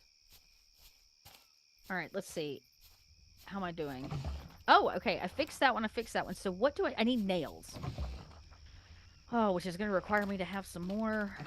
Ugh, I'm out. I'm out of iron bars. And I'm out of iron altogether. I think if I go north, it takes me to like a quarry. It's getting late though. At some point, your girl's got to rest. Because it's been a long day. I broke back over here. You see all the stuff I fixed? I don't need no man. Lady Dottie is here. That's more stone, but I could use it. This map's a little different too than I remember it. Ugh, I'm gonna be so lost. Look at all this. What? Should I go in? Uh-oh. Oh. Okay. Is that a rock I can... No? Okay. Okay, well, we've got an underground fishing location. Oh, I did find some.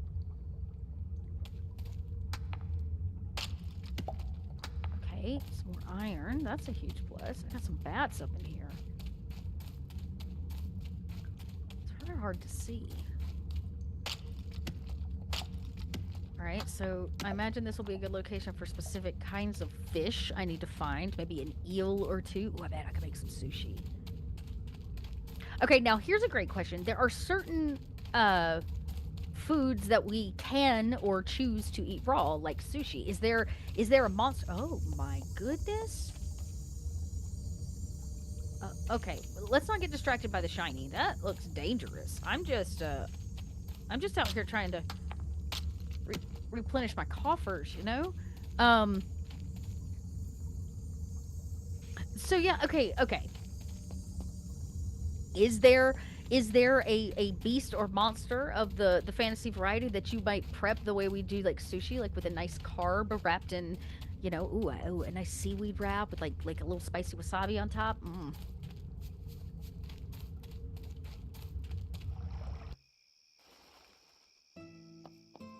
Yeah, I think... Oh, I don't know what that is, but I'm collecting it. Oh, okay, it was kindling. Well, it's getting dark, and I don't really know my way home very well. Can I pick these mushrooms? Oh, I can! Thinking of mushroom stew. Oh! First sign of... Okay, looks like a guard will pass. I'm gonna dig up this X marks the spot. Cool, got some roots. Love that. I'm gonna collect some sticks. How about some berries? Oh, I can collect all this. Just give it all to me. I'm gonna throw it all in a pot and see what happens. You know, that is how great. I guess I can get this rock while I'm here. You know, that's somehow great culinary masters happen. You just... I mean, okay, this is a valid argument. I always joke about eating mushroom folk and rapscallions. The fact of the matter is, can you eat a myconid? I mean, it's just a mushroom, right? The real cronja here is not can you eat them, it's should you. Should you? Right? Should you eat myconids? I want a t-shirt that says myconids are not food. Oh my gosh, other people. Oh, little mining camp. Clive may be right, but what he's asking of us is too much. All right, Clive. We're gonna have to start a union up in here.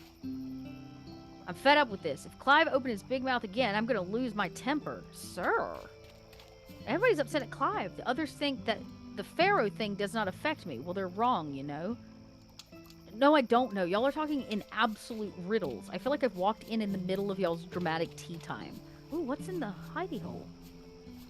Well, I don't know what that is. Okay. More rock. I don't need that. What I need is more ore. Let's see if I found some, or at least enough to finish off. I really wanted to get all these done today. Day one, you got to get your equipment running. There's no tavern without proper equipment.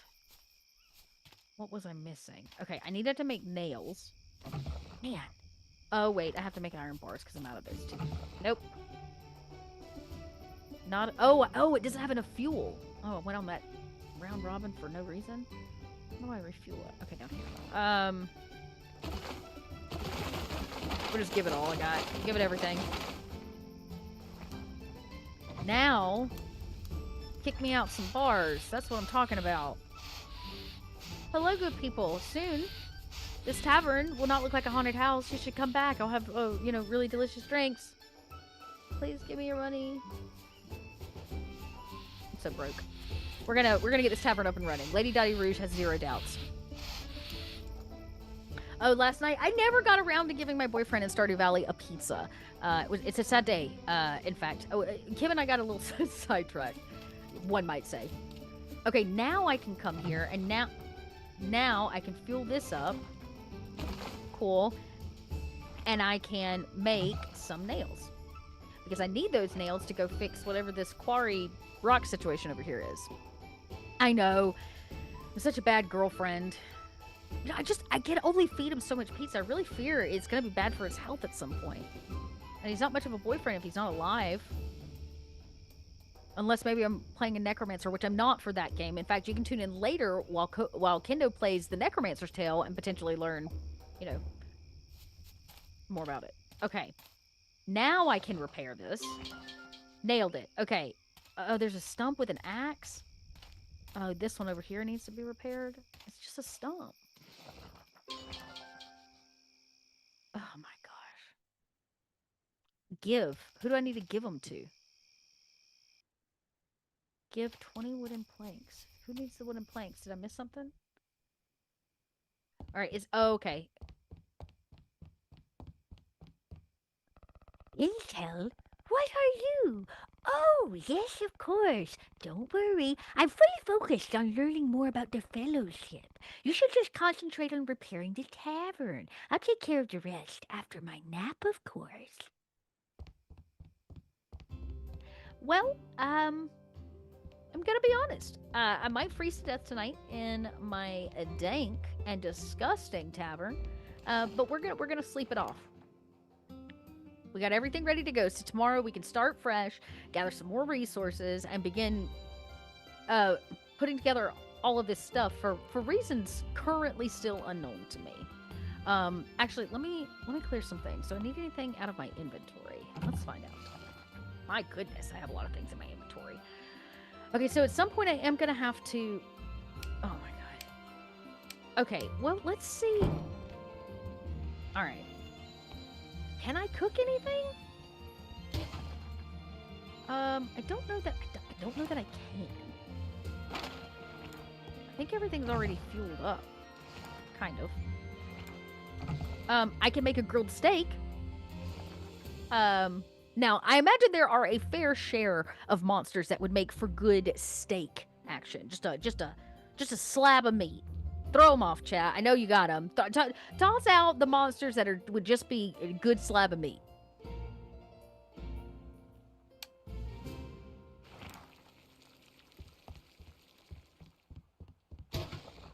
Okay. Oh, okay. So I've got some malt. I'm going to go ahead and I'm going to make some malt so that maybe I can get the first brew going.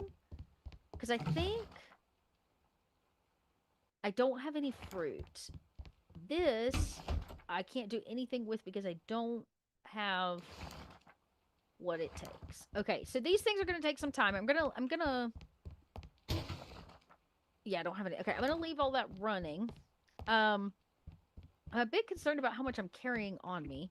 And I can't make a new chest yet, so we're just gonna we're gonna put some things away. I'm like not ready to like grow stuff yet. It's getting like really candle holders. Okay, so what I do need to do is set up the tables. I know this place looks a mess. And truly it is. I apologize for the neighbor's yard work. Just leaf blowing day, I guess. But I believe I can throw some things out here in the world. Let's grab all of this. These are coasters. Okay, I'm gonna need those for the tables. Here's a rug.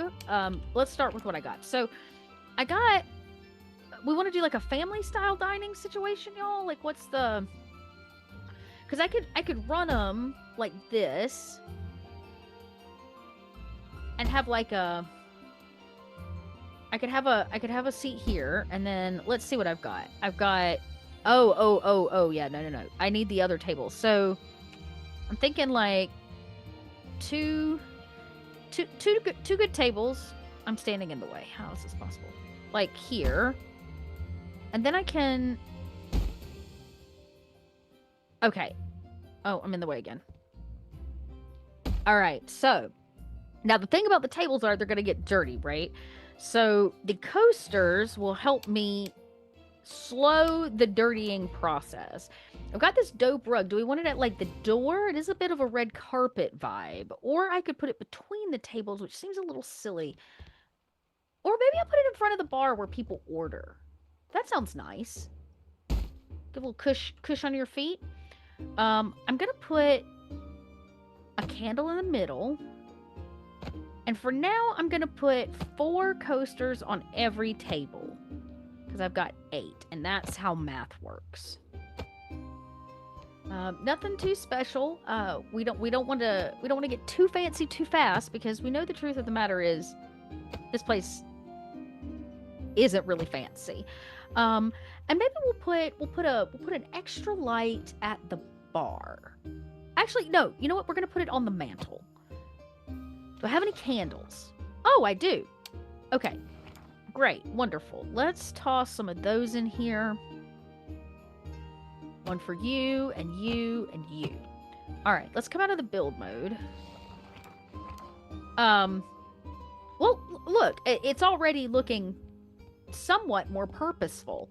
What I need to figure out is... Okay, so now I've got 20 grilled steak, and I've got the malt I need. I think I should be able to... Okay, so I gotta go... Oh, I left my barley and stuff in here. Until I can put a chest inside of the kitchen area, I can't access it from the chest. So let's take this. Oh, I don't have the barley I need. I have a queen bee. Oh, that's for... Right, duh. Well, this is going to put us on hold until I can get the barley I need. Because I don't think I can do this. I'm going to have to grow some. Unacceptable. Let's see. Do I have anything that I need? Oh, I do have some barley on me. I lied. Okay, we're going to make a basic wheat malt. Not enough ingredients. What do you mean?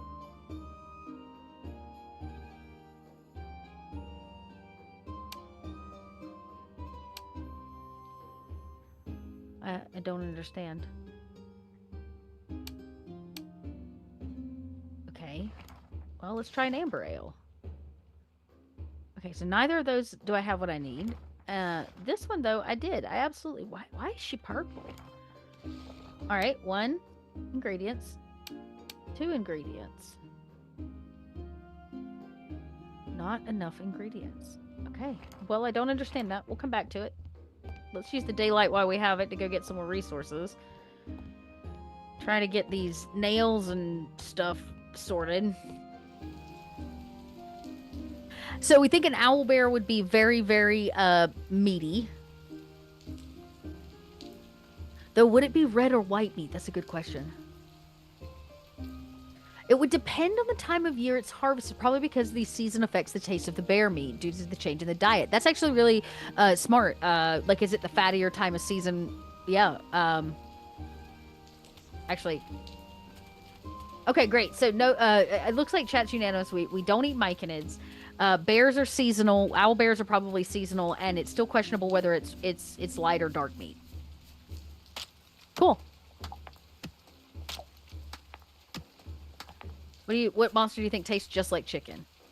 Like, just basic. Just... Alright. We're gonna come over here, we're gonna get her. We're gonna tap into these. It's on my property, right? Nothing we can do about it. Now, this guy, Gus, was that his name? What was his name? The one that sent me the letter? I don't know where he's at to go get what we need for an apiary, but I would love to have an apiary. February. All right, let's mine this one. And then we're going to swing over here, mine this one. Ah, yes, the cockatrice. Good answer. Very, very infamous. Oftentimes gets mistaken for colorful turkey. Should not be. Yeah, it's a pretty foul. You should be taken in under extreme care. But I would imagine it does taste just like chicken. Where's that one from? Is that Boss Vault 2? The cockatrice? I can't remember where that. What book is that out of? Y'all have more knowledge than me. I'm just here to play video games.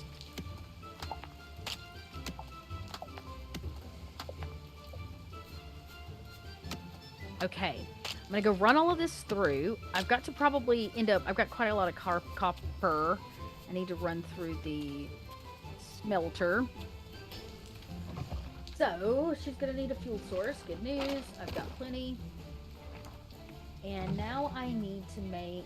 What do I need to make? Wooden planks, iron nails, and stone blocks.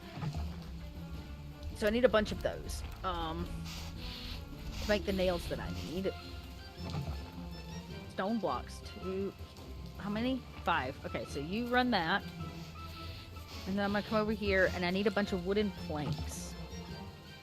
Hey, I can make a small shelf for my wall. I think it said 15. Nope, it said 20. Okay. So I got everything but the iron nails running, so we'll have all of that soon. I'm going to we're gonna go south. We're gonna explore a minute while my machines run. Let's see what's going on down here. Oh, new area. Okay. It's cute. Hey, there's something in the ground over here. Oh, a worm. I bet I can use that for fishing. Because every cozy game has fishing. You know, I would probably... Oh, and a boot. I would probably become the biggest fan of a cozy game that was like, nah, no fishing. We refuse. You can't fish. Oh, hey, you know what? Speaking of another kind of food, let's talk about our aquatic creatures.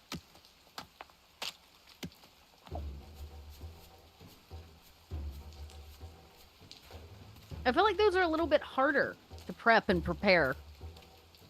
Dinosaur might be interesting to try. Dinosaur's a good thought. You think it'd be a tough meat? You like eating like gator? Like alligator? I mean, I guess technically alligators are kind of dinosaurs, so that seems pretty relevant. Also, if y'all haven't had gator, it's delicious. Why is the kid crying? Hello? Arthur? I see you're not much of a talker. Mommy says I shouldn't talk to strangers. She's right, but I'm Lady Dottie Rouge, the innkeeper. I'm not a stranger. Are all these animals yours? Yes, Mommy and Daddy bought the farm a while ago. They've had a lot of work lately. Since I'm a big boy now, I help them as much as I can. Sometimes, Mommy lets me feed the chickens. I like them. They're very gentle and quiet. Not like the pigs. They're always squealing and grunting. They scare me a bit. Violet says that before me, she had another brother. But a pig ate him whole. What? I'm so sorry. A pig ate your other brother whole? Oh, we're keeping talking. I gotta know more about this. So, about your sister. Violet's always picking on me. She's strong and brave, and she wants me to be the same. I don't want to fight monsters or have adventures. I want to stay on the farm and take care of the animals with Mom and Dad. Good for you. And about Bob? Wait, who's Bob? Violet's become friends with Bob. This is getting weird fast. Violet's become friends with Bob, the giant stone golem. She's trying to introduce me to him, but I don't even want to get near him. How could she not be afraid of him? If he wanted to, Bob could crush us with one hand. I think it's better to stay away from him. Cool. No, we're gonna get out of. We're gonna get out of here. We're just gonna. Bye, weird kid. Sister, somebody needs to rein that in. She's hanging out with a golem. Oh, hey! An adult. Howdy, neighbor. You must be the new owner of the tavern next door. Great job, by the way. That place was pretty much in ruins before you arrived. For heaven's sake, where are my manners? I'm Buzz. My family and I welcome you to our farm. Your family? Yes! My wife Holly and I recently purchased this land. We just moved in with our 2 children, Arthur and Violet. A true blessing from the gods. We've had to repair more than we'd like, but it's been worth it. Since Holly opened the store, we've started getting in orders from all over the kingdom. If you need anything, don't you hesitate to ask her. Yeah, tell me more. Tell me about yourself. Me? It might not seem like it, but in my younger years, I was quite the intrepid adventurer. My brother and I roamed the kingdom fighting monsters with our battle axes and manes flowing in the wind. After one epic battle, I was seriously injured. I took an arrow to the knee, and that's when I met Holly. Soon after, I decided it was time to hang up my weapons and settle in the city to be closer to that wonderful young woman. So there you have it. Years later, here we are, married with 2 wonderful children. I couldn't be happier. I can't decide if he's telling the truth or not. Although, between you and me, there's still nights when I look... I told you, I knew we had regret. There are still nights when I look at my old axe and reminisce. The clamor of battle, the adrenaline of a good fight. Oh, how I'd love to have one last adventure. Oh, what can you build for me? Wow, I see you finally got around to constructing your first building. Huzzah, don't worry, Buzz will explain how this works. You only have a barn and a chicken coop available. Okay, no, I'm not ready for any of this.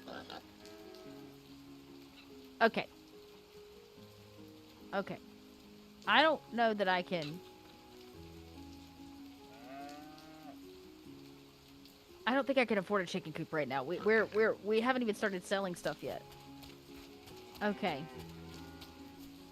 Let's see, we've got the mud crawler for MV2 would taste like a large-scale jumbo prawn, a shrimp, or a lobster. Yeah, hey, see, that's a really good one. The mud crawler is a great example of like a... Yeah. All right, well, let's go see his wife. Supposedly she's got a shop. Wow, quite a shop. Hello? Well, aren't you nice? Welcome to Harvest Hill Farms. We've got the best products. Oh, wait.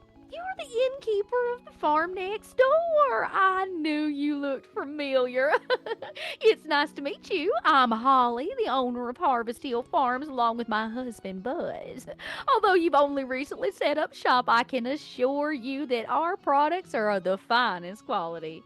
Whether it's animals or products to care for them, we have everything you need. Cool. I'm gonna check. Oh, she does have stuff. Okay, this is huge. All right, what do we got here? So all of this is for the animals. I don't have any of that yet. But this cheese starter, I could start some cheese. Except I have no money, so I'm not buying anything except for goodwill. Bye, Holly. All right, I want to go find their daughter. She's got to be around here somewhere hanging out with a golem. Now, that interests me. I found somebody's underpants. Sir, do you know where your children are?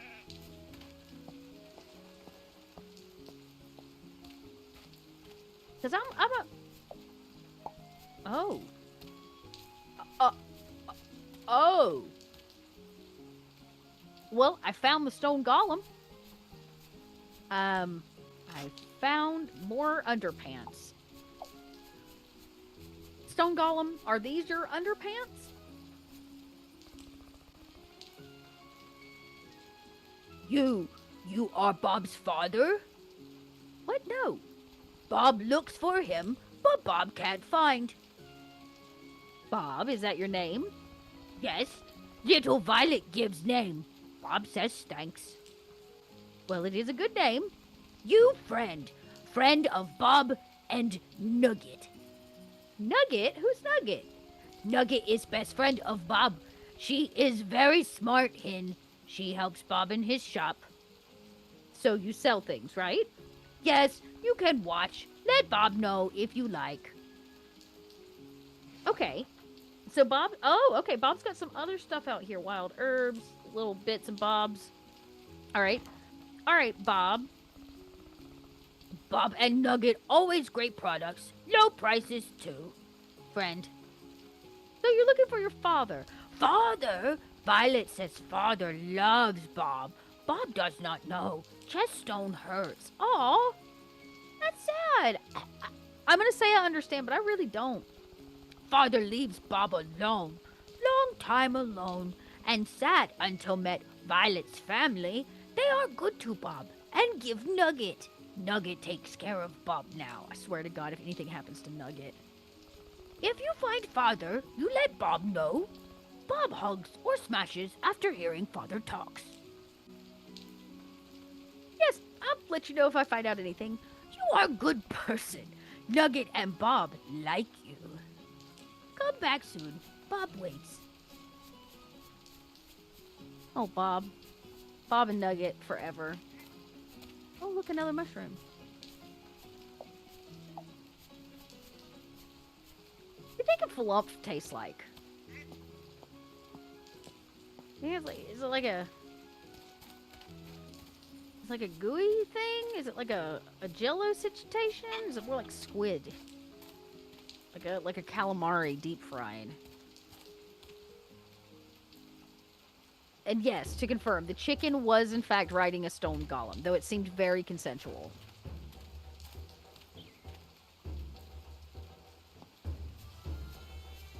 Alright.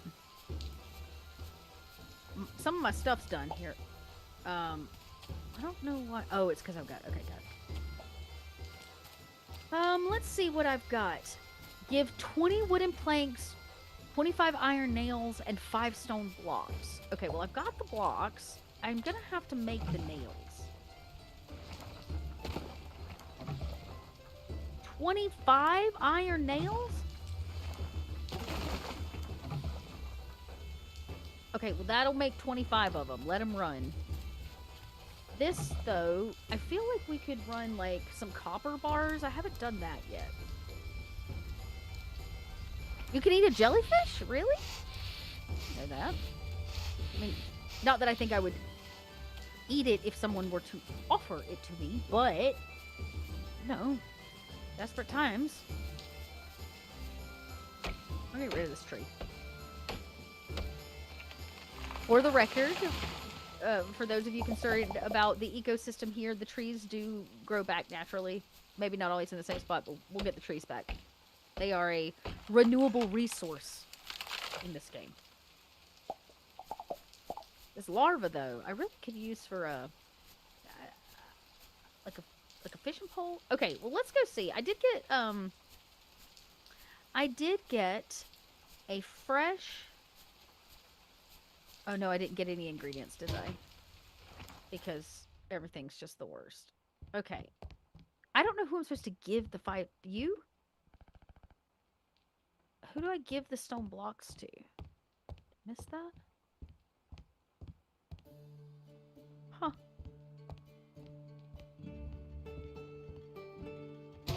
Alright, well, I still don't have enough for that. What do I have for this? Anything?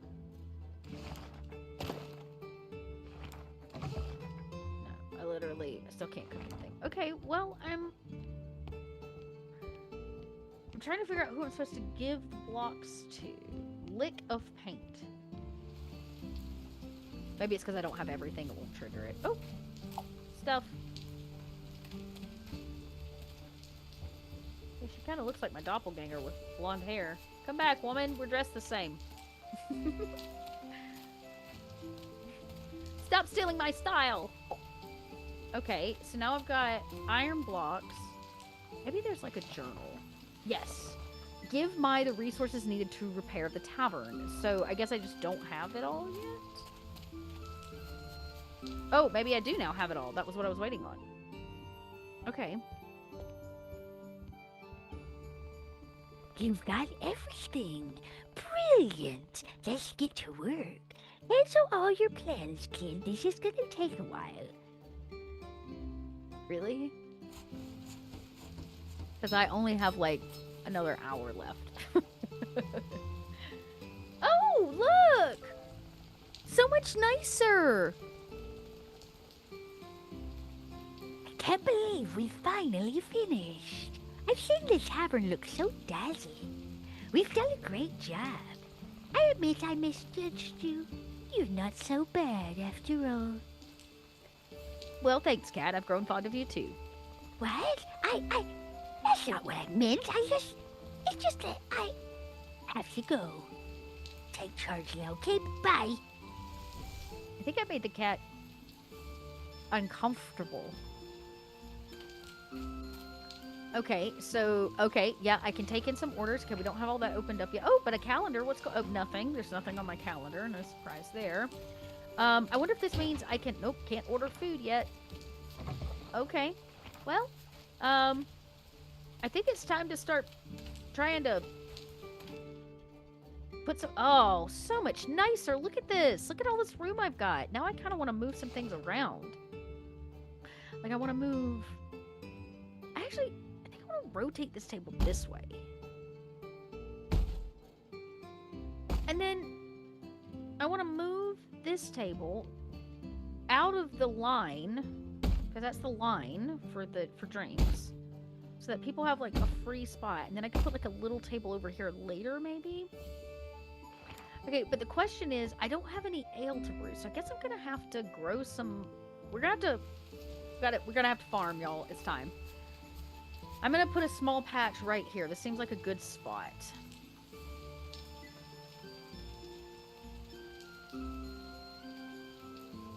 Is that what I have to... Oh, I have to remove the grass. Oops. Oh, it puts it back. Okay, very cool. It doesn't have to be a large garden, because let's be real, I don't really have, like, a whole lot going for me here. I think I have a few seeds of some stuff I can try to...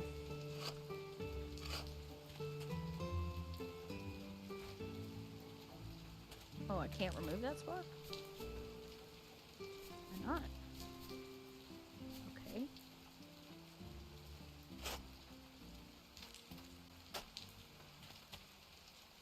Alright, well, I guess that's all she wrote. Oh, did I get it? Okay. Alright, so I've cleared some space. It's at least raining, so I won't have to do the process of watering. Let's see what kind of seeds I've got. What I can grow really quick.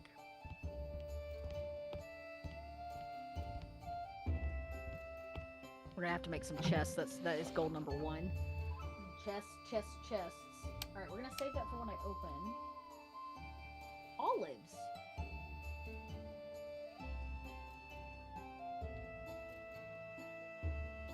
I have people's underpants. How did we get here? Okay, so I can grow more hops. Tea seeds. Oh, let's do tea, because then I can brew up tea. I like that. And then I'm going to grow some wheat, because I'm going to need it. And then I can come back around, because I already have some hops. I just don't know why it didn't let me brew my business. Strange. Okay. I love that. Yes, can I give them to the tavern itself? Yes, I'm just going to make a direct offering to the building. Direct offering. Okay, so in my inventory, I need to equip this. And should I do some olives? I could do some olives. Wait. I need to check. When do these grow? Takes 4 days to grow in autumn. Harvest in spring, summer, and winter. Chance of extra harvest in the summer. Okay, so I don't know what time of year we're at. Oh, let's check the board for the calendar here.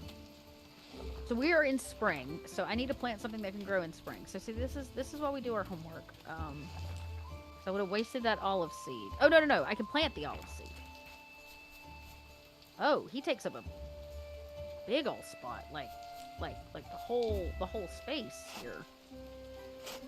Okay. I guess I won't till the ground there for whatever reason. I'm gonna keep digging. Because I gotta make a spot big enough to hold everything. Oops. bet this grass is what's keeping this from being able to expand. Nailed it. Okay.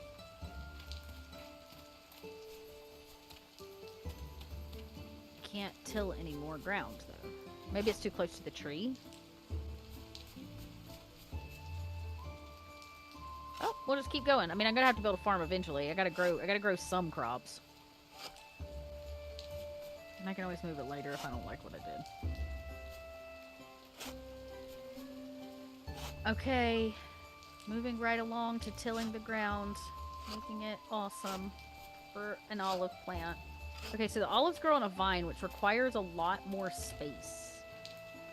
So that is why I can't plant it. Why not? Okay, well, let's see if I can plant something else. This can be planted in the spring. I sure can. So we're going to plant some of this because that is what I can put down right now. That was the one that I could do in the spring, right? Yeah. Oh, and I can do this one in the spring. I can do right. Okay. It's a spring or an autumn option for me. We love this. Okay, so I have some plants growing. Nothing of terribly great value. We'll figure the olive out later. The question is, can I... Alright, well, not yet. Alright, I need to probably open my store, but I need something to serve people. I've got to have drink and food. So what I'm going to do is take the meat that I have created, and I'm going to go load it. I'm going to make chicken, so I have a variety while I sleep tonight, so it'll be done in the morning. So I'm going to cook chicken this time. Let that go. I'm going to try this again. I don't know how I screwed this up, but I guess I did. Malt. Bitter hops. Maybe it just doesn't want me doing it yet. What's in this one? Can I do anything in this? I don't have any... Oh, I do have fruit. Okay. Well, I made some fruit juice. We can serve that in the morning. Wild berries. What's up? Okay, so let's go to sleep.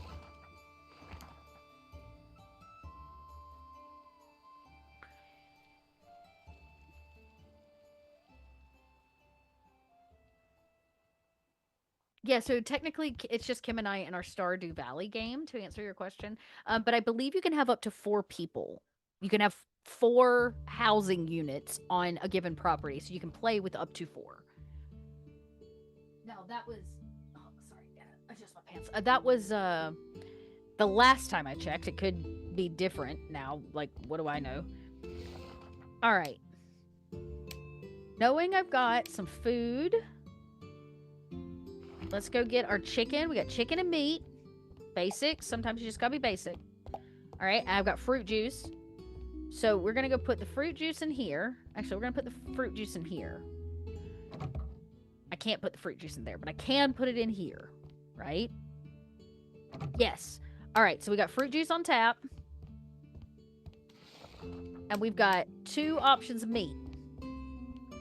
I feel like we should do a day of opening the tavern, though I question if I've got enough fruit juice. Maybe I'm gonna go ahead and make another batch while I open. Right? Oh, I'm out of fruit. I has no more fruit. Okay, well, we're gonna have to make money somehow, so we will open until we sell out. We are open. Come, let me serve you.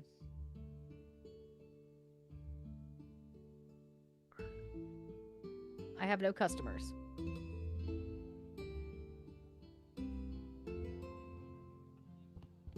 Oh, I have customers. Hi, what can I offer you? Yeah, sure. Yeah, you can have that. You want one of those? Yeah, you can have that too. Yeah, let's make some. Okay. This is working out great, everybody. Yeah, so I think Stardew Valley has a local co-op option, which allows you to have... Oh, okay. Well, everybody just cool your jets. One for you. One for you. I'm sorry I don't have any alcohol yet. My license is not... Oh my god, so many people. I'm gonna run out of food. Oh, my floor's dirty. Unacceptable. I gotta keep it clean. Let's clean this. And you know what? While we're over here, I guess I can't clean the... Wonder if I should have been a farmer like my dad.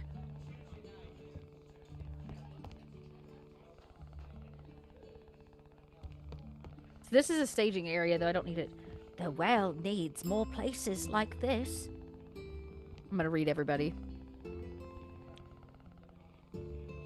Oh, oh, yes, okay, okay. I'm so sorry. I've left you hanging. You wanted it served at the table. How was I supposed to know that?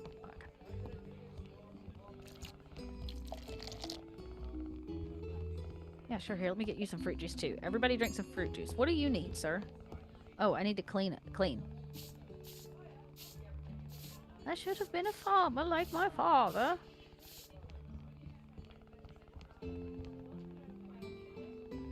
Okay, well, everybody... Oh, I got another order. Don't spill it. Okay. We're making some dough. We're making that money.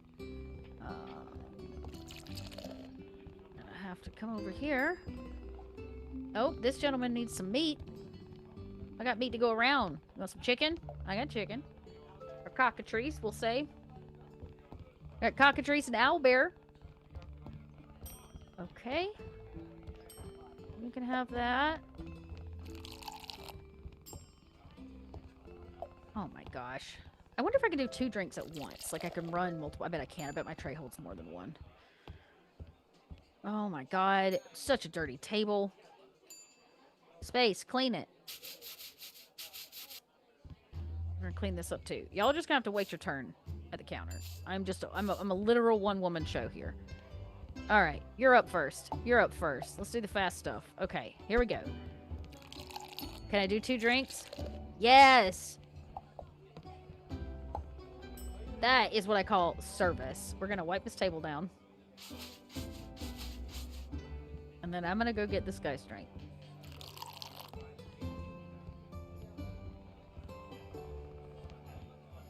Okay. We're gonna run out of food here soon. I don't know, I had about 40 servings, so... I just had a run-in with some bandits. Nasty business, that.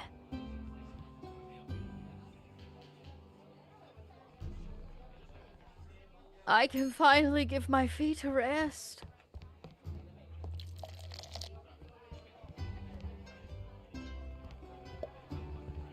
We'll have to remember to stock up on rations. Oh, I got a good... Oh, look at me. I even got a good review. Chicken for you. Drink for you.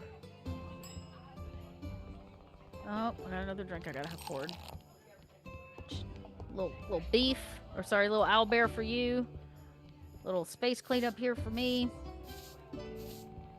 These are some dirty, dirty people. What, you grow up in a barn?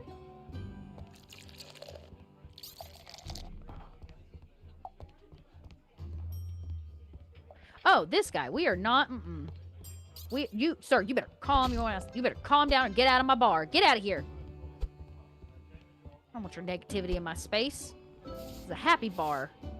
And anything else is and will not be accepted. Oh, gosh, y'all are just dirty, dirty people.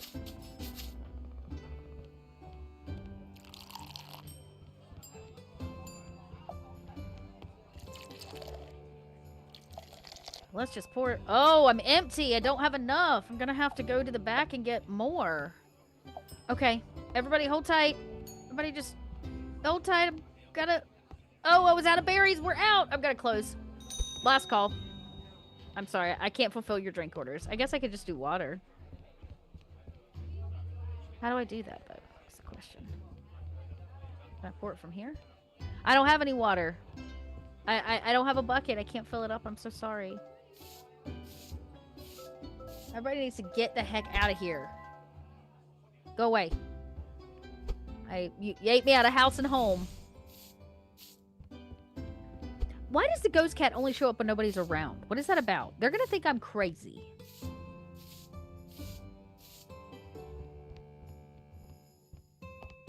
Talk. I still haven't unearthed much about the Fellowship's current members. I hate to admit it, but my pool of contacts has really dried up. Literally, it still takes me by surprise how short-lived humans are. Okay, well, we are fully out of like everything. So I gotta go find some forage supplies. Like I need to go find some berries. I need to go. We gotta do something. Because I am out of. Oh, you know what? I probably need to water my plants today. Water my garden. So I think I've got water. Okay, we're gonna water. We're gonna water. Oh, and we're gonna water. I'm gonna water this one too. All right, I need everybody to just grow big and strong, okay? What I don't know is why my brewing isn't working. I don't have the ingredients, but I feel like that maybe is like a little bit.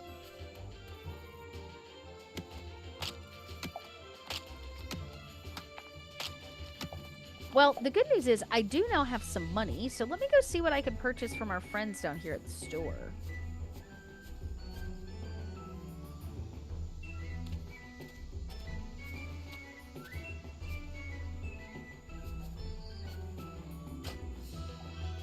More underpants.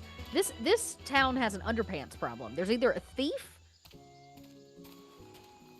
or people really just lose their underpants frequently.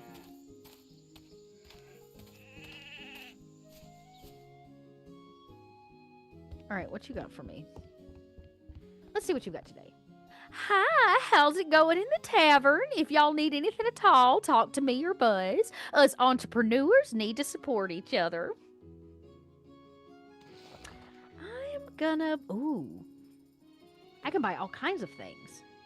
Okay, well, let's get some eggs. We're gonna get 2 eggs. We're gonna get some sugar. We're gonna get some cheese starter. Let's go ahead and get 4 of those. And we're gonna get some milk. I can't afford much milk. In fact, I can't afford... Okay, that is what I can afford. Should I buy honey instead? Maybe I'll...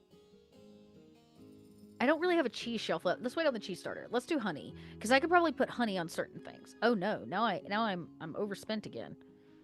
Oh, the life is so hard. Okay, I'm gonna buy that. I'm gonna see. Is this a kid? Well, hello, I'm Violet. I didn't think I'd ever see you here before. Who are you?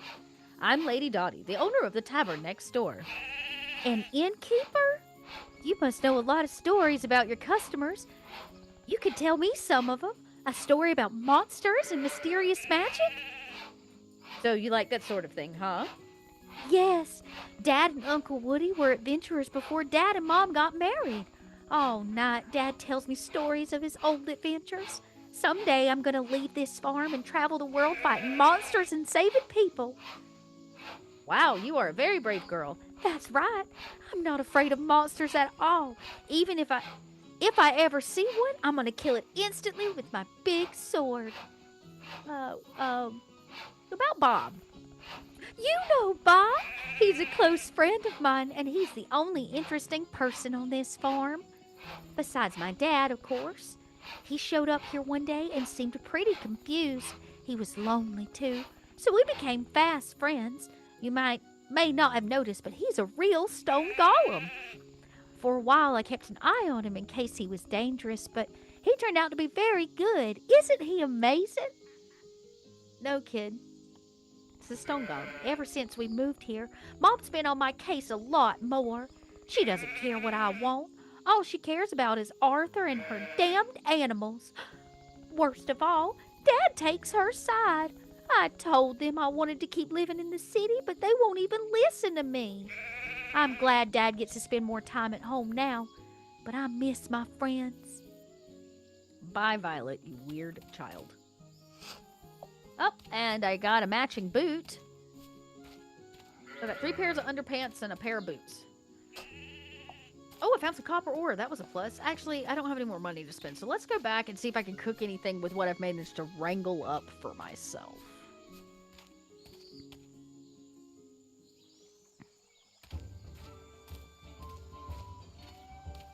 Now I guess a stone golem really is just stone. Like there would be no meat, there would be no harvesting to be able to like, well, I mean, I guess you could make something other than like cooking stuff with it. Maybe like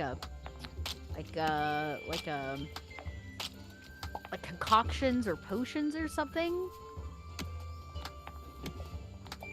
Though I would never try to harvest or cook Bob. Let me run some more stuff through here. I'm gonna have to basically always be making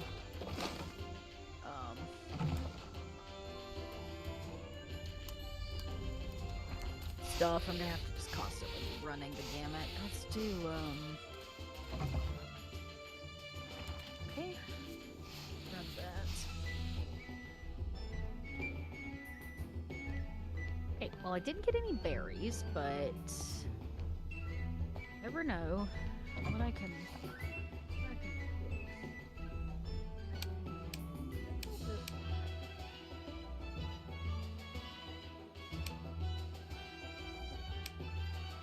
oh, I'm putting these things away. There's not one.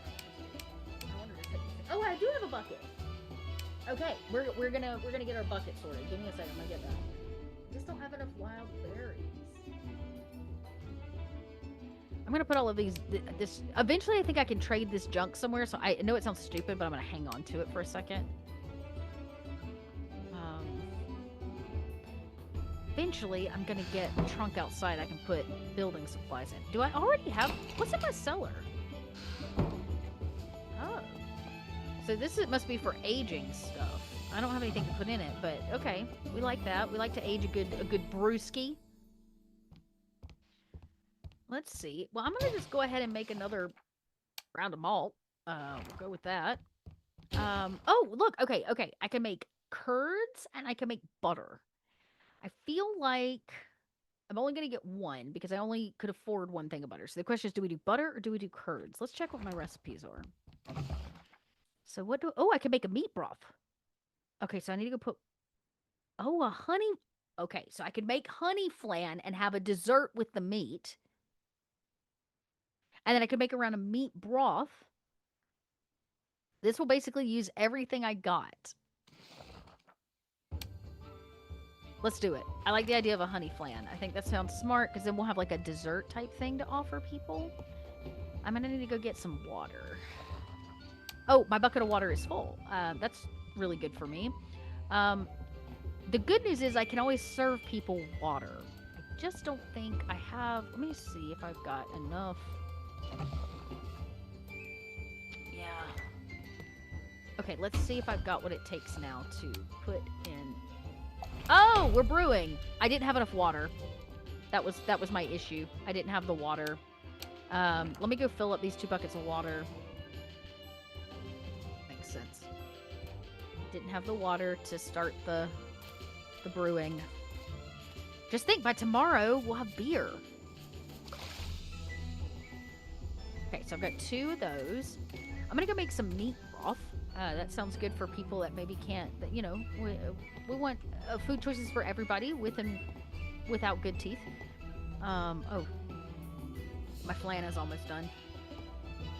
Don't think I have anything. Let's see if there's, yeah, no, I see I can't make any of this until I have more dairy, and I simply just don't have the dairy for it now. But what I can do is serve everybody water. I know that sucks, but we'll put water in for now.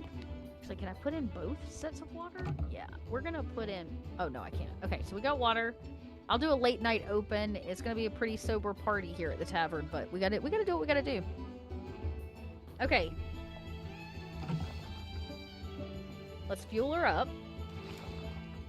And then let's cook some meat broth. We're gonna do a round of meat broth. I like this. All right, well, that's cooking. I'm going to go ahead and open up. don't know how much meat I've got left, but I do have the flan I can put on. So I got 10 of each, so I've got 20 meals plus flan. Okay, menu, right? Yes, sir. One for you.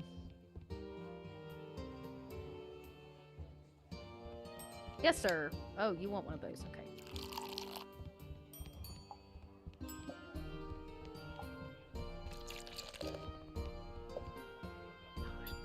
Dirty floor already? People are disgusting. Oops. Okay. Everybody's really digging this honey flan I made. Really like it. And I got 2 drinks up for order, so one for you, one for this gentleman, and a cleanup for me. So I definitely need to make some more tables because I filled up pretty quickly. I can finally give my feet a rest. You know, it's probably good that these adventurers hydrate and these hard travelers. They really shouldn't be drinking too much beer. Speaking of beer, let's see how we're doing back here. Okay, well I got broth.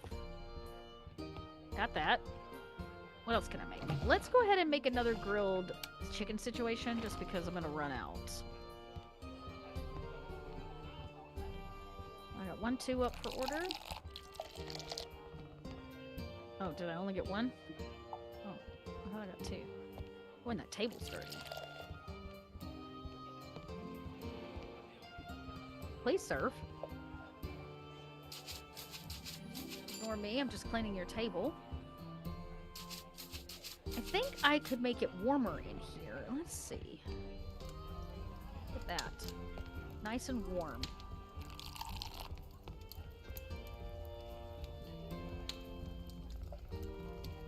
Tomorrow will take us away far from home. It's going to be the farthest away from home I've ever been.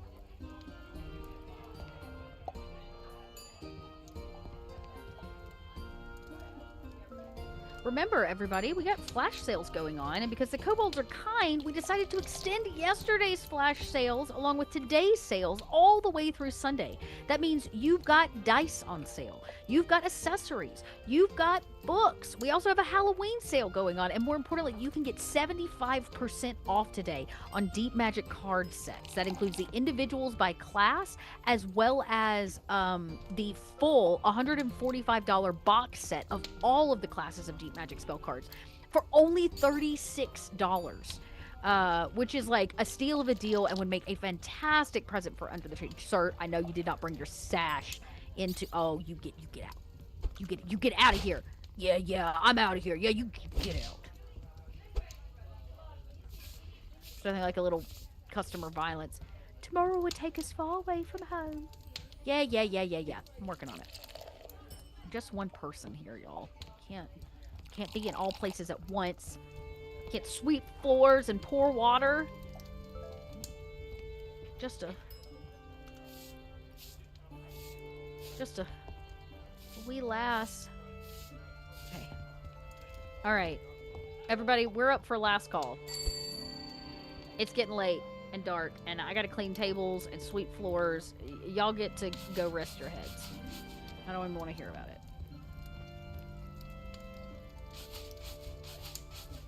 Alright, well, we almost made 100 silver today. Oh, I got a skill point! That's exciting. Let's see how I can use that to my advantage. First, I need to clean all of this up, because if I don't... Okay. That was a very successful day at the tavern. Let's check on our... I feel like I get skill points. Somehow, Okay, here we go.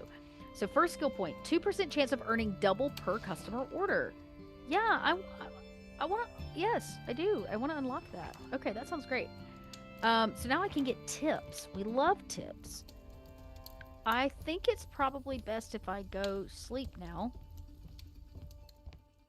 And we'll get it all... Oh! Okay, so the question is, the first brew, should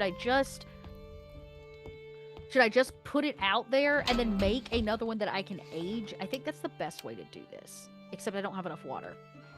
That's a tomorrow problem. Let's go ahead and grab these. And then I'm going to go ahead and... There's nothing else I can cook, so... I'll have to go get more ingredients in the morning.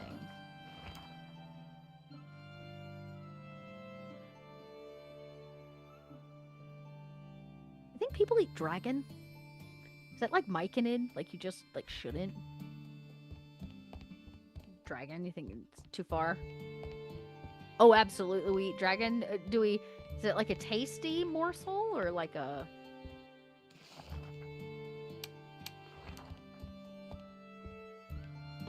Cat, stop looking so damn happy while I'm out here working hard. Every cat I've ever met. Okay, let's go check on our plants. Oh, coming along. They look like they're still pretty watered, but we'll give them a little extra just in case. It looks like it's just a literal drip of water.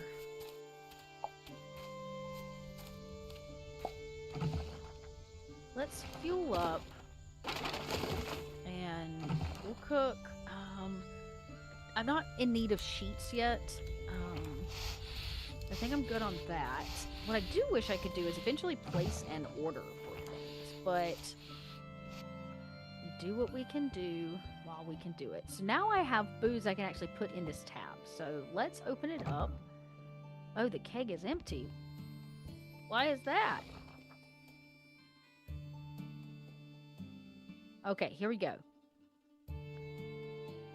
I've got an unaged beer. I wonder if I can serve it unaged. Maybe I can't. I thought I could.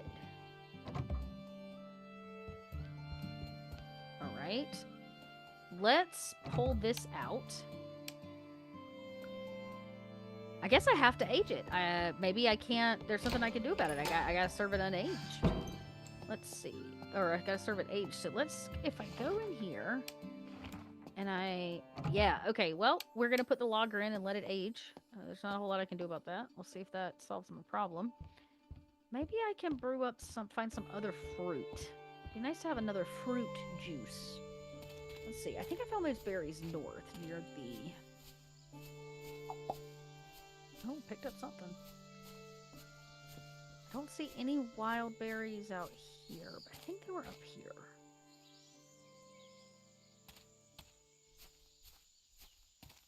They're like in one of these. Should we go in the... Oh, we went in that cave. We didn't go in the spooky thing. I'm gonna collect all these mushrooms though. I feel like those are gonna come in handy eventually for like a mushroom stew or something. Oh, I found some iron scraps. We love that. Okay, cannot go into town. I'm guessing that's what he's trying to tell me. Okay, no berries. Berries. No berries.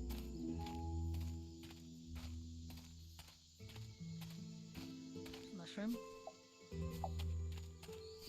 No berries for me. Wonder what's up. Okay, well, I'm gonna need that fuel. Keep cooking.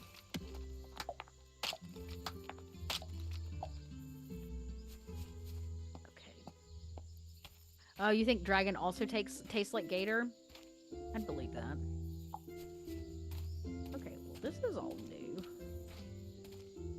Well, it looks like we found a coal mine. Question is...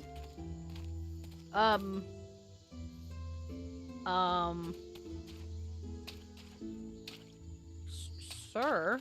Do you need some help? Look at this spooky little circle. Something's gonna happen there, I know it. Okay. Let's just go ahead. I'm up here. We're gonna pick these mines clean. Hoping to find some berries. No luck.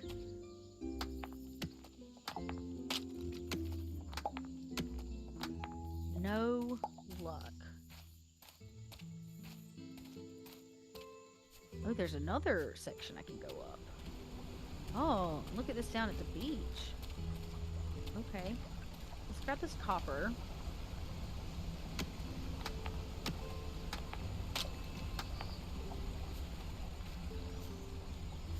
Yeah, he looks like he's doing fine, caught in the ice. We'll just leave him there till I figure out what else I can do for him. Because the truth is, I can barely, like, handle my own stuff. Much less deal with the frozen guy in the ice. Okay. I wonder if that's the golem's dad. I wonder how he got like that. It's like the middle of spring. I wonder why it hasn't melted. Okay. There are some rocks that we can't seem to get through. That looks like a new section. Not at... Oh, we look like we got a fallen bridge. Maybe we'll fix at some point. Okay. Well, I'm getting the vibe here that there's a lot in this town that needs fixing up. Get the feeling I might have been played by the man in my dream.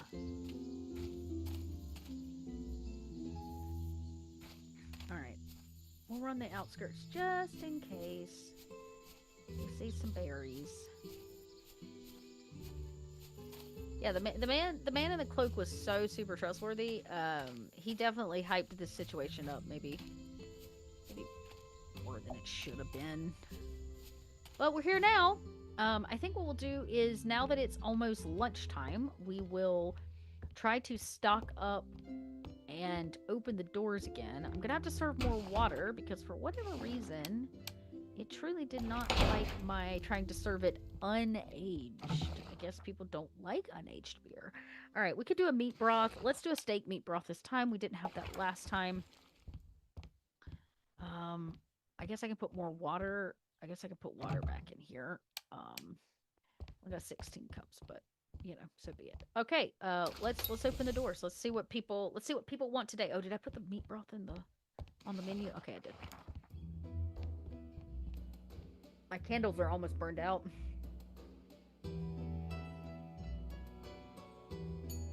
Alright, meat broth for you. Water for you. Ye looking at me? Hey, don't get sassy. You just got here. Get out of my... Get out. Get out. Yeah, I'm out of here. Good. We don't want your sass. Everybody sit down and eat your food while I finish serving drinks and clean the floor because the floor don't made a mess very quickly.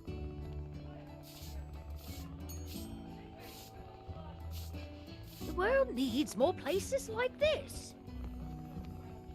What, with good food and kind hospitality? Darn right it does.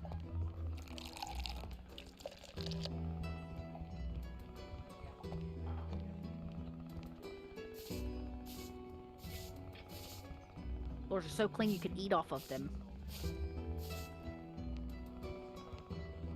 Wonder if I should have been a farmer like my dad. Alright.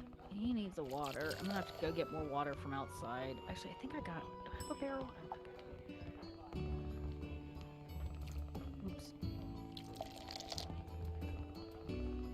Alright, everybody just...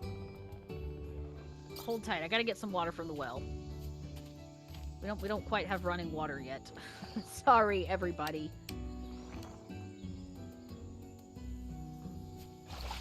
Okay. Alright. You. I leave for 30 seconds, and you gotta go get sassy and start spreading gossip in my bar? Get out.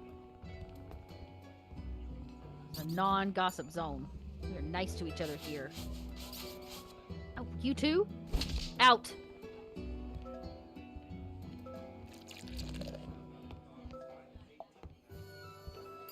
Looks like we're getting the shift changed to dinner. You. Most importantly, you are not getting your money back. Get out of here. I fucking swatted you. Oops, sorry. That was my one F-bomb for the day. I freaking swatted you while I was carrying drinks. You know what that's called? Professionalism.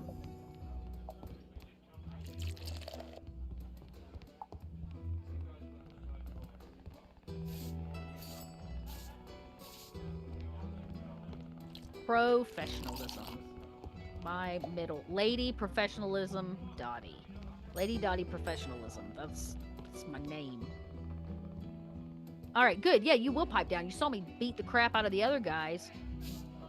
You want to finish your dinner in peace? Be kind.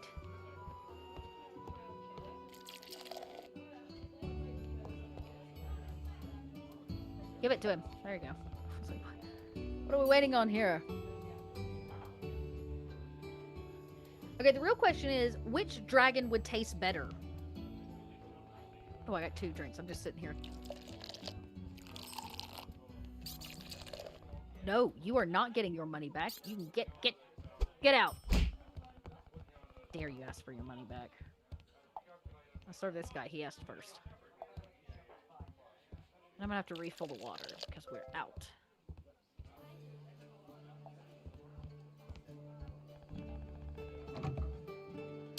Okay. Okay. Oops. Well, he spilled something. This place ain't so bad. You're right, it's not. It's the best damn tavern in all of this land. That I can't remember the name of. Palula? I can't remember. I'm trying to clean it. Clean it. Y'all, we made our first gold piece.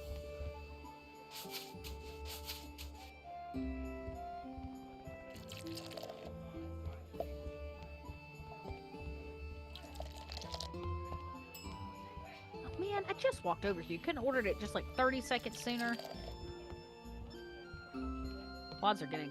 It's like a full leg day up in here. Okay. I heard the owner of this place is a cultist. Who did you hear that from? The only cult we have here is a cult of kindness. Service here is terrible. Get out then. We don't... Calm down. How dare you? I'm standing right here. Better yet, I hope you choke on your water. Them apples. Let me go get the stuff off them.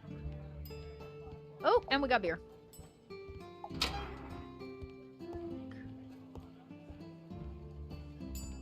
Broth for you, broth for you, steak, steak. I need a drink. Alright, I'm getting really good at this.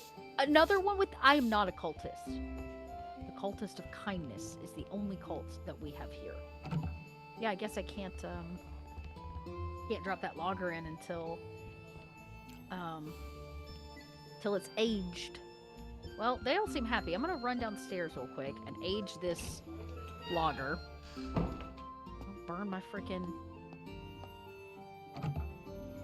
Alright. So by the morning, we'll have fresh lager.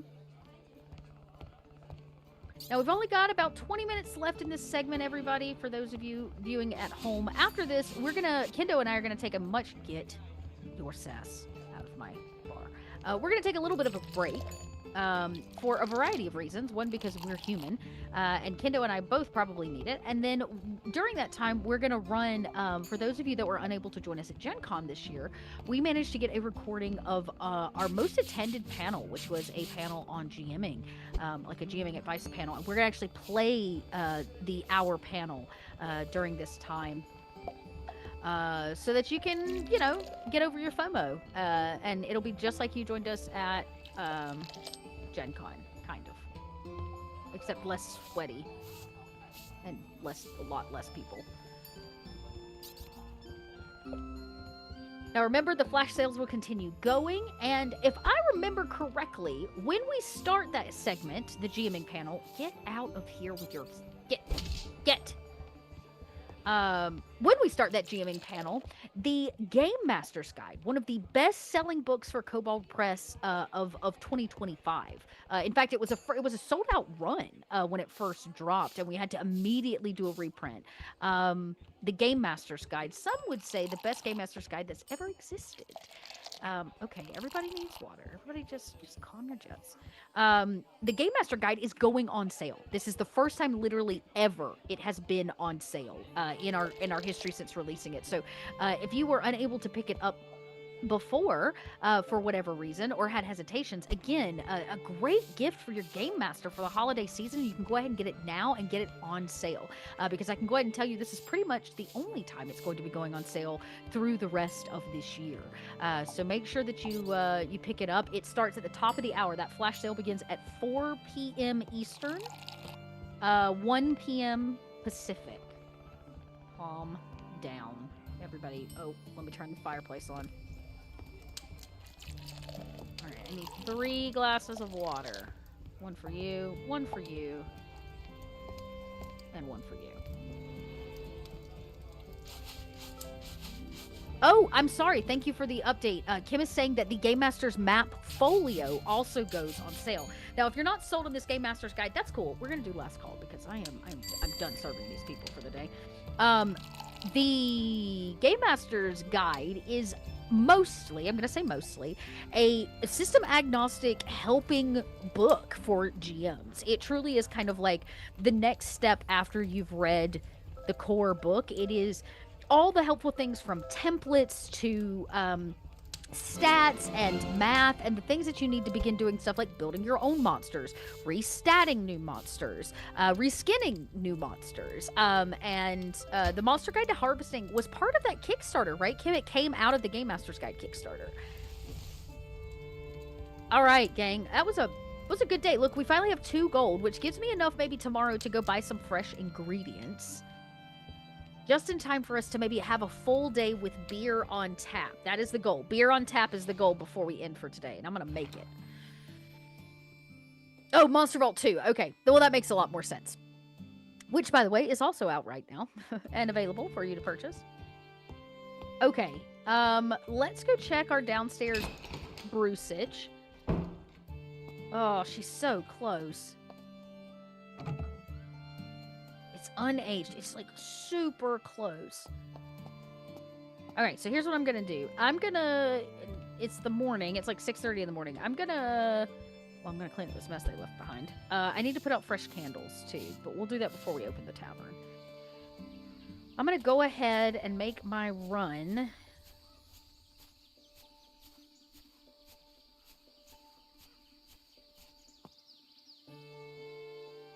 A turkey!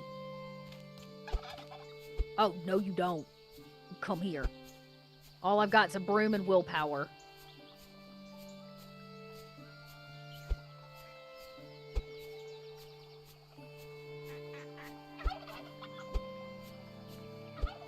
Yeah! I got us a wild turkey! I got us a bunch of plants. Look at... Man, this is a foraging smorgasbord down here. Where does this go? Oh, super secret new area. Oh my goodness, so lush back here. So Kemper's paradise. No berries though. What's with this place? Got all the mushrooms and no fruit. It's like an unbalanced diet. I'm gonna be able to do something at this point. At some point, these mushrooms are gonna come in handy because I got a plethora of them. Look, I'm just here to beat turkeys and serve up fine dishes. All right, let's see what I can buy. I have 2 gold and 74 silver. It'll allow me to get some more than I got last time. Hopefully she's open. If she's not, I'm gonna be real grumpy about it. No! Oh. What? Come on, Violet. Apologize to your brother. It's not my fault. I told him to keep his sword up. Arthur's little, Violet. You could have hurt him real badly. Come on, Holly. It's just a bump. It's okay, honey. Always the same thing. You need to be more careful, Violet. I've already said it's not. Mom's right, Violet. When you're wrong, you have to apologize. All right, Arthur. I'm sorry. I'm sorry you're such a baby. Where do you think you're going? You come back here, young lady. Get your in this house right now. I feel like the shop's maybe not open today. In lieu of family drama. Think it's okay I go in their house? I'm coming in. That girl. I don't know what I'm going to do with her. I know she means well, but she needs to learn to be more careful. I think Holly's exaggerating a little. My brother Woody and I used to fight all day long, and we turned out just fine. I think you better go upstairs and talk to Violet. Why me? I am not her parental unit. I'm just the innkeeper. I can't go upstairs. Oh, you should, yeah, maybe you should go upstairs and talk to your child. Violet's always hitting me. I hate her. Sister has some violent tendencies there, kid. I just came to buy some stuff. Maybe if I leave and come back. Nope, just a closed day here on the farm. Well, we could go visit the stone golem and buy what little he's got.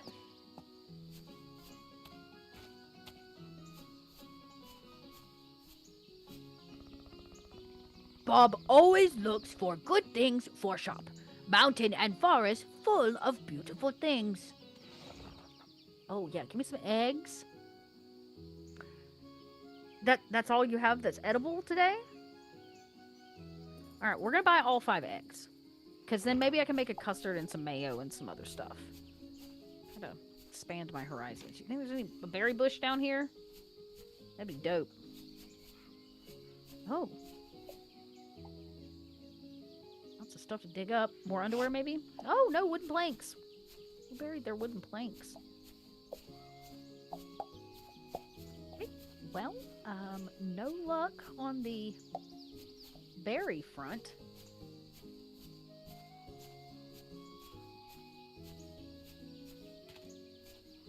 Or fruit of any kind. I'll have to grow some trees. I'm gonna have to grow some trees.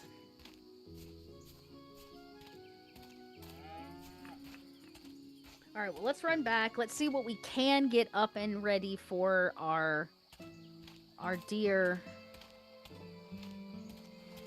I feel like do I need a barrel? I can't remember if I need a barrel. Oh, more underwear. Good lord. Drowning in people's lost underwear. Didn't expect to say that on a Saturday live on Twitch. Okay. Well, how's my farm doing?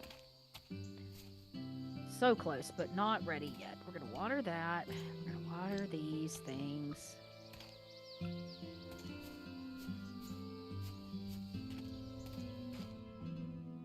I wonder if I talk to Mal if she's got any new updates for me. Don't worry. You're doing great. We're bound to get the Fellowship's attention sooner or later. God's help us. Okay. Well, let's see if I can make something with... Okay, no. But maybe here? No. Maybe here? Nope. Oh. Okay. Well... I just don't have the milk. I have all the eggs. Oh, I can make an Annie seed. I don't know what that is, but we're going to do it. And we're going to go ahead and just make...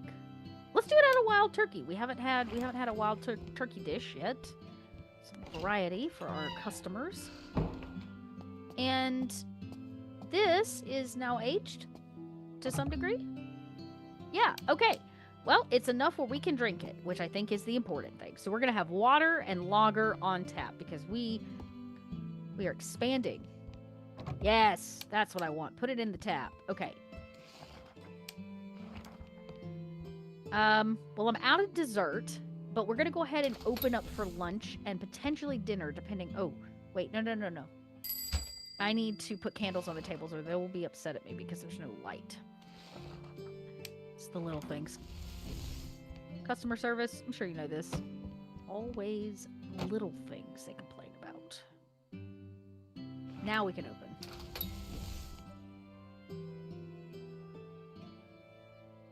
I wonder if I can get these torches on the wall to work. Guess not. Let's make sure I have enough fuel for later in the fireplace. Oh, I got plenty. Well, nobody seems to... Oh, okay. Let's get worried.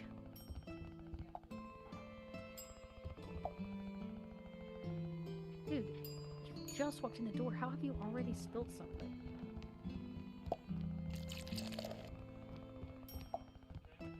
Who wants to try my lager? Maybe it's a little early in the day for lager. Hey, we got a taker.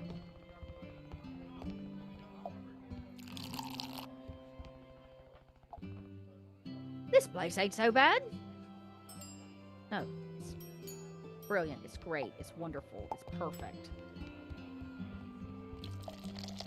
Oh, let me go ahead and just get 2 of those. 1 of these. Run down the line. Service is terrible. Get out. You can get out. You can get out of here. You can take your sass elsewhere. You're right. The world does need more places like this. Really? You too? Well, I hope you choke on your meat.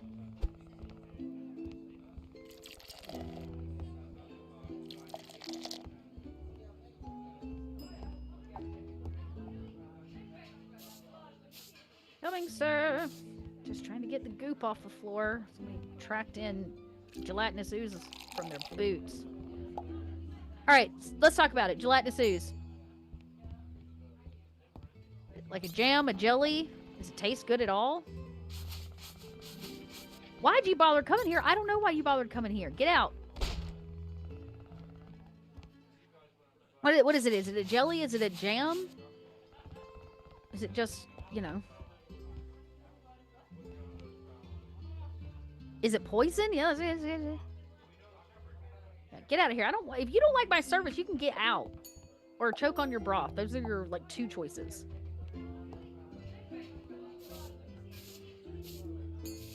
I'm glad to have offered you booze. Just a basic lager. Even though it seems all y'all want is chicken. Really? Chicken? Alright, let me go get the turkey. Just in case y'all want some variety in your dinner. I don't know what an aniseed is, but here we are. You want your money back? Well, that's not gonna happen. Out. Anybody asks for their money back gets smacked. FYI.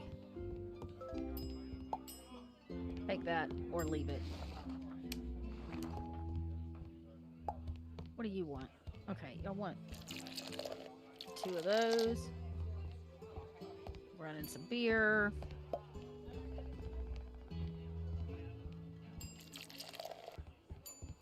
Oh, sorry.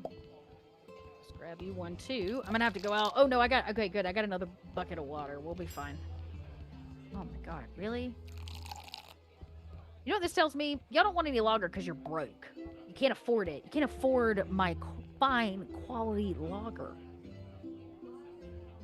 Alright, gang, I'm going to do last call here and close us up. We are 5 minutes out from the top of the hour. I'm probably already a little over as Kendo's getting ready to prep up the next video. For those of you that has just joined us, welcome in.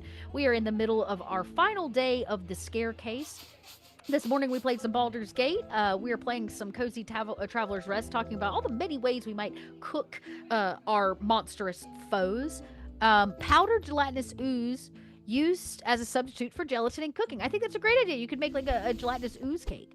I love this. Now we're talking about that because currently let me go sleep so I can say I saved this and then I can talk to y'all so I don't mess it up.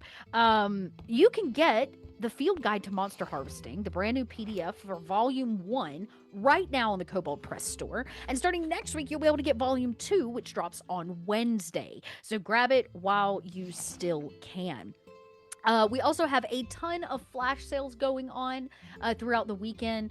We've got it on dice. We've got it on magic cards. We've got all kinds of stuff. So go check out the flash sale page if you want to peep that. And we have a general Halloween sale on a few products, including a few physical books, like actual hard copies, running through the end of October. So you're going to want to make sure to check that out as well.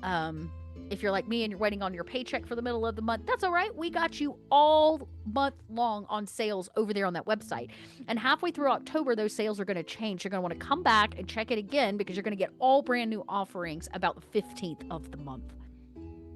The rest of today are going to include more flash sales because, in fact, here in just a couple minutes, the brand new Game Master's Guide is going on sale for the first time basically ever at a discounted price. You can get it on our website for the run of this weekend through Sunday.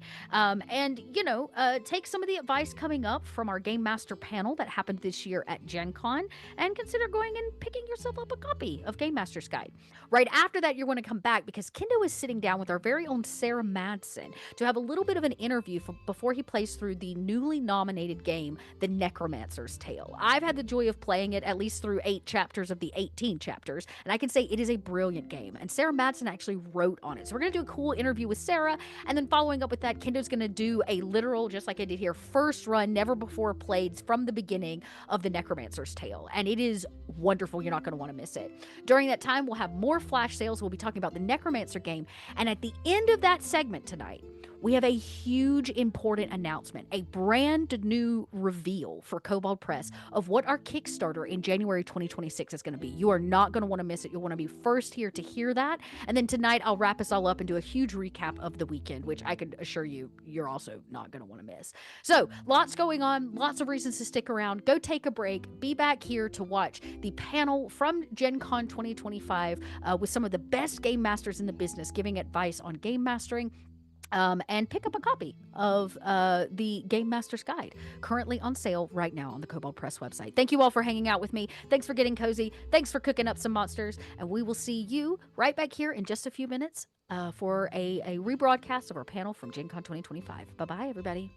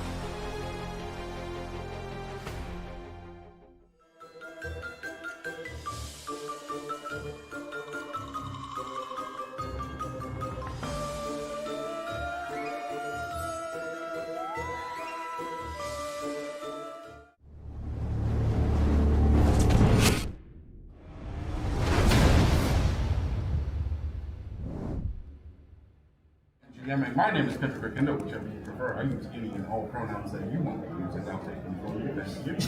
And I am joined here today with a wonderful panel of some of the best GMs that I know from across the TTRPG space and from our own organized play games as well. But hey, I'm the least important person, so I'm going to let them take it away with also an additional question, starting off with the person right next to me, and we'll just go right down the line. Introduce yourself. Who are you? What do you do? And how did you start GMing?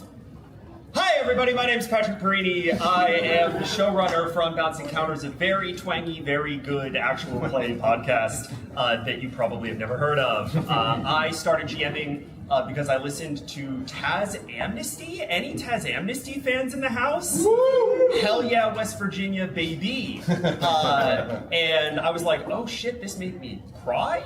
And maybe I could make my friends cry. That sounds fun. And so I started GMing. Hello everyone, I'm Josephine. You can find me on Scary Dog Friend. I'm based in the Philly, Delaware area, and I started GMing in 2016 because I wanted to make little D&D OC Blurbo children by myself alone. And then I just kind of learned in the process and opened up my community to more opportunities, and now I'm here. So that's it. Hello everybody, my name is David Tilstra. I'm one of the creators of StoryQuest. We run actual plays out in Los Angeles. And I started DMing because I listened to Taz Balance. Oh, hell yeah. So, any Taz Balance fans in the house? Yeah! I also like to make my players cry. Yeah, thank you all for being here. This is going to be a lot of fun. Hi everybody, I'm Cujo. I have been a GM for a little over 10 years. I started, like many, from Matt Mercer in Critical Role. This vest is in no way related to his work, but yeah, I started about 10 years ago. I run Cricket Chronicles on Twitch and YouTube. I'm one of the Kobold Creates projects. Thank you, Kobold Press, for the sponsorship. If tears happen, I wouldn't be upset. So, you know, if my friends decide to cry mid-session, you know, that's fine with me, as long as everybody's safe. Yeah. If you want to be a good player, I guess just learn how to cry. Yeah. That's the only thing you need to do. Don't learn the game. Right. Rules not important, just on demand. Yeah. So we're a full table of GMs here. I've been GMing. I guess I should also say what I do. I'm the media production manager for Kobold Press, and I've also been a GM for a little over a decade now. I had to teach myself D&D 4th edition so I could tell my other friends how to play, so I could force them to play with me, which is, I think, a familiar feeling for a lot of GMs. But as we are all GMs here, we're going to start it off with just some questions, getting some things moving, talking about what it's like to GM. And then we're going to open up the panel to some questions about, you know, any tips or tricks, things that you all would like to know.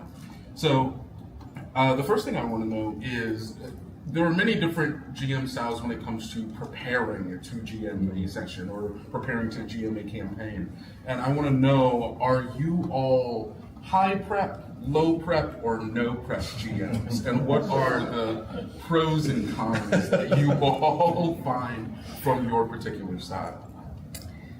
Anybody wants to? High prep, but also everything goes. Like everything like goes away eventually. I'm the person that you give your 60-page backstory to, and then, well, I think just in general, I'm very character driven, more so, and then build the plot, story, world building sort of around that, because that way I feel like I've gotten to have the most diverse and cultural and just like diverse in terms of like religious subject matter as well in that regard. And when it's fun when it's just like someone has like this religious thing going on, and then someone has like this very specific cultural thing going on. You can start building worlds out of that, and then whatever else you had right at the very beginning will probably never happen. But I think there's a joy in that too, for like in a kind of a sick, twisted way. Like you'll be able to use some of those elements.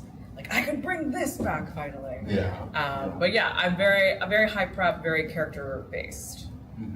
Jumping off of that a little bit, because I love that approach. I think of it more as high vibes, right? It's like I want to have a super robust mood board. I want to have a lot of music prepped. I want to have a lot of like shit from this movie and stuff from this culture that I really think is interesting, so that as my players are doing whatever they want and I can be very improvisational, I like have something ready, but I'm not strongly committed to how that plays out. Yeah, exactly. Yeah. I am. I'd say I'm mid to low prep. It depends on the session that's coming up. If I know it's just like, hey, people are showing up in a town, then I will sit and just look at like either pictures of fun cities, or just start thinking of cool concepts to introduce in a location. With some minimal character work, maybe I'll have like a couple of merchant NPCs in case they want to go shopping. We love our shopping episodes. And I kind of go from there, unless it's like, oh, we're about to go into a big combat, then I have to sit and like focus in, like, okay, I have to have everything ready to go, because if I don't have something planned or prepped, the whole combat could go in 5 minutes, which has happened, and it's wonderful when it does. But yeah, I also believe that there's a little bit of improv that you need to be able to have, and this is just my personal take, that you need to be able to be ready to draw from, because if the players are going to go left pretty much at any point. So you can have, I will share this story later. We won't touch on it, but just, I always am ready, like, okay, if they go this way, I can sort of tool around things to make sure that we end at a spot where I have the most prep ready to go. Other times I'm like, I'm going to need you to give me about 20 minutes so I can get a battle map, and then we will figure it out. But yeah, just, I'd say mid to low prep. Yeah, I think very much like everyone else here, very similarly, like mid to low prep, because I think for me, one of the most important things is that everybody is at the table. Everybody who's at the table is on the same team. Everybody's telling not the same story, but like we're all working together kind of for the same story. So I think if whatever you can do as a GM to make yourself feel comfortable, so then that you can facilitate and help your players move through the story that they want to tell, like I think that's the best way to do it. So like if you if you have your whole castle prepped over here, and then they decide to go to the village, it's like, okay, well maybe we'll come back to this later, or I can take pieces from this and put it over here. So you have to be willing, you have to prep enough to make yourself feel comfortable to be able to facilitate the best story you possibly can. I had a GM for 20 sessions, had 3 pages of notes, and I Amazing. wanted to kill Oh, him. some of the best games I've ever played in or run have 1 page of notes. If you can be flexible, it can really pay off. Yeah. I've had stretches of time where I don't like record stuff for the last like 10 sessions, and then they're like, how do you remember all this? I'm like,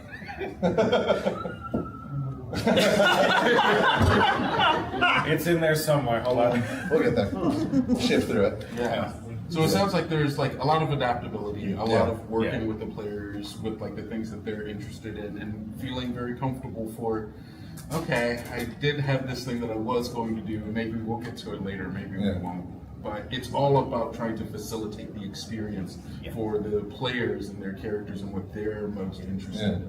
And I'm sure this is going to come up again and again today, but remember that your players are also your storytellers. You're all authoring this thing together. It's not just you. Yeah. Well, then also on kind of that same note, I feel like a lot of times this gets overlooked. The GM is also like one of the players, and also needs to have fun. So like whatever you need to do to like also have fun. Remember, like, oh, I'm telling this story and playing this game with these amazing people. We're all doing this together. We gotta just make it work. I genuinely think there's this like trope that it's always an adversarial thing between the GM and your player. No, we're all at the same table. We're all telling the same story together. So sometimes as a GM, like let's work together on how this critical fail unfortunately happens, and you find a way to make it fun for everybody, even though you may have fallen down some stairs when you're trying to sneak through a manor. But yeah, I think the whole adversarial aspect of like, we have to beat the DM is like, put that aside. Like there are some games where like absolutely that's like built into the system. Pathfinder. I'm not naming names, Pathfinder. But if you don't need to go into that. At the end of the day, everybody just wants to tell a story, roll some dice, and have some fun, and that's all you gotta do. Yeah. Just have some fun. I think going along with that, and also like keeping in mind like that that note that you said that the GM is also a player. How do you all find ways when there are specific things that you're like, I really want to hit this beat for either this important character moment or this big thematic thing with my story, but the characters don't seem to be going in that direction? How do you manage that, and how do you help facilitate like getting people back on like, hey gang, there is a thing that we're doing? There's a knock on the door. Yep. Yeah. And you just simply have to just put it in there, Yeah. like just put it out there to be like, well, who's in it? You have to check. Yeah. Yeah, like it's suspense and horror. I think I don't know, me as a primarily a horror GM. So when it comes to certain beats like that, when people are getting a little bit too comfortable or a little bit too happy or whatever, just reminding them. You shouldn't be happy when you're playing tabletop games. I don't see anyone shivering in fear. Yeah, that's my style. When I feel like it's less about your players forgetting the stakes, but when you need to move something forward, the Oleander, our friend, Stray Nerd Boy, said in a liminal horror game, ideally something should be happening within 5 minutes. Like something new information. You need to continue your story session if you have the time for 6-hour long home games, which is beautiful. Then like your timing and pacing can really go along with whatever is fun and like in the vibe within the group. But if you have maybe like 2-3 hours or something like that, it's just those fun little just drops of just like you hear something. Keeping them back. Keep them on your toes. Yeah. Well, early on when I started jamming, I read a book by Sly Flourish called The Lazy Dungeon Master. Return of the Lazy Dungeon Master. Yeah. If you haven't read it, everybody should read that. It's such a good book. And one of the things that's really helped me throughout these last couple of years is the idea of, as GMs and storytellers, we're going to have secrets and plot points and things that we're going to have to structure the story with. But one of the takeaways I had from that book was like, you can structure your plot points and your secrets to not be locked into like a railroad on the story. It's like if you have an NPC who's like, they have the critical information, they don't have to be at the tavern, they can be wherever. Or if you have a key behind door A and your players go to door B, they're not going to know if you're like, oh, actually I'm going to take this and put it behind door B. Like you can maneuver things around and kind of move the rails to where your players go. Based on like if you just kind of do that loose prep we're talking about it, just like you have your ideas, you have your stories, you talk with your players, you know what they want to try and do, you have your kind of bullet points, and then as the story is unfolding, you sort of maneuver those around and shift those around to be like, cool, yeah, you all wanted to go to the forest. Now instead of a bunch of skeletons that have this secret, it's going to be a bunch of like fairies in the woods or whatever. So you just kind of can flex and bend behind the DM screen, which is why it's there, because you can cheat behind the DM screen. But yeah, that's the sort of like, to answer your question of like, how do you get pertinent information and like kind of get those rails back on? It's like, just do it. You don't need, I mean, to that end, sorry. Are you sure? Yes. Okay. To that end, there's something from the Powered by the Apocalypse universe. I'm very sorry. There's something as well, where they tell you over and over and over again, as the GM, remember you control the camera. And I think that's a really important framing that can be very useful. It doesn't need to be the end all be all, but remember, the game doesn't need to be told specifically from the perspective of just your player character's first person point of view. You can move things. You can show them what's happening behind a door. The players are going to know, maybe the characters don't. You can reposition, reframe, change the angle, change the pacing to show them, hey, there's interesting stuff going on over here. And if they're not biting at knock on the door, which they probably will, but if they're not biting at knock on the door, put the camera on the other side of the door. Show them who's on the other side of the door, because then they'll probably care who's on the other side of the door. And they'll be like, okay, I want to go figure out what this guy wants from me. Send in a wrecking ball. I wouldn't answer my door if someone's knocking. They can text me and let me know that they're like a person. I'm an evil villain. Hey, I'm here to like You kill you. I'm here to just strike. Do you have any loved ones in there? I read your backstory. I know what's going to hurt you. I don't want to kick in your doot. You're not door. I think. Oh, nailed the points. Like exactly as I was going to say. Thank you, by the way. I think when I was starting the GM, I was thinking too much of it like a video game, in that you had to have these solid moments happen this way. Yeah. And the more and more you play, the more you realize, like, no, I can reposition and put these puzzle pieces in wherever. Yeah. And they won't have a clue. They won't know that I just had to delete a whole page out of my notes that I totally take. I've done it. To make something happen. Sometimes you have a secret ready and waiting, and you think they're not going to touch on it, and then they hit all the right buttons, and it's like, okay, we're episode 2. The BBEG is revealing themselves already, and it's like, okay, I love when that happens. I'm like, you guys did the exact things in such a way that it's like, I have to. I have to show you what happens here. So, yeah, I think having a malleability with plot points or NPCs or information, or even that super cool sword that somebody's like, I put this on my wish list. Yeah. Like, you decide on where and when that gets revealed, and it helps when you have trust with your players too, to know, like, listen, if they just want to have a bar episode, we can just have a bar episode. Yeah. We can just sit and play drinking games all night, and that'll be fine. If everybody's having fun, congratulations, you did the thing. But at some point, if they're like, you can interrupt us at any point, or like have a little bit of open communication, I think that definitely helps too. Yeah. And that's such a huge point of like just having, I know there's like session zeros, like check-ins throughout the story and stuff, like even like at the table, just those moments of like, cool guys, we've been at this place for a while, is everyone feeling okay? Like we could advance the story, or we could keep playing these games, whatever. Like that's so important, just having that communication with your players, because it just level sets and helps everyone. Just make sure, like you said, like if everyone's having fun, you're playing TTRPGs, right? Like that's we also like making people cry, which is false, but consensually. Consensually. But as long as everyone's just having a good time and having that open communication and like feeling like they're protected at the table and heard at the table, that's all that matters. I mean, that's the final point. You guys can go. Yeah. Right. If you're talking to your players, if you're having a good time, none of this matters. We're just making stuff up. So Exactly. Thanks for coming out, guys. Cool, lunch early. But like, so I'm interested in, because it seems like we've mentioned multiple games here, right?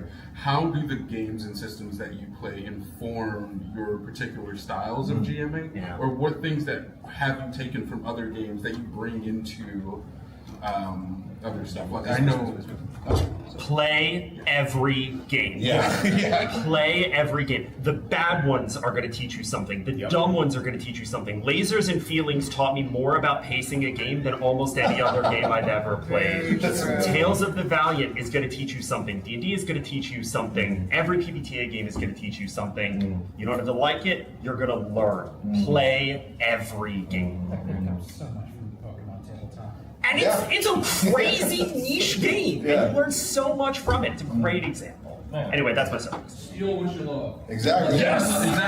Exactly. Well, I think it's so that right there. I think is so funny, because I feel like whenever we all run games, like, oh, we want to make sure we're doing it right, or like when Wizards releases a new book, it's oh, well, we got to make sure we get the rules right. I'm like, when's the last time anyone's run like a game that isn't like an amalgamation of 500 games? Like, and there's nothing wrong with that. It's like exactly, take what you love, or take what your players are going to love, or take what like helps you tell a story the best way possible. Because there's so many amazing systems out there. There's so many amazing mechanics out there. Like it just is what you feel comfortable with, what your players agree to, what helps everyone is, like you said, just have a good time. That's all that comes down to. Yeah.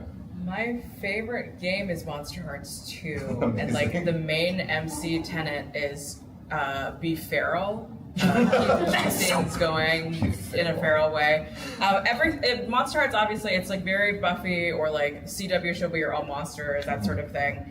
And I think the thing that I just carry throughout all of my any game that you have of me, it's just a reminder how relationships are like the scariest horror that exists out there. Like maintaining your intimate relationships and how your relationship to your dead mother's current ashes.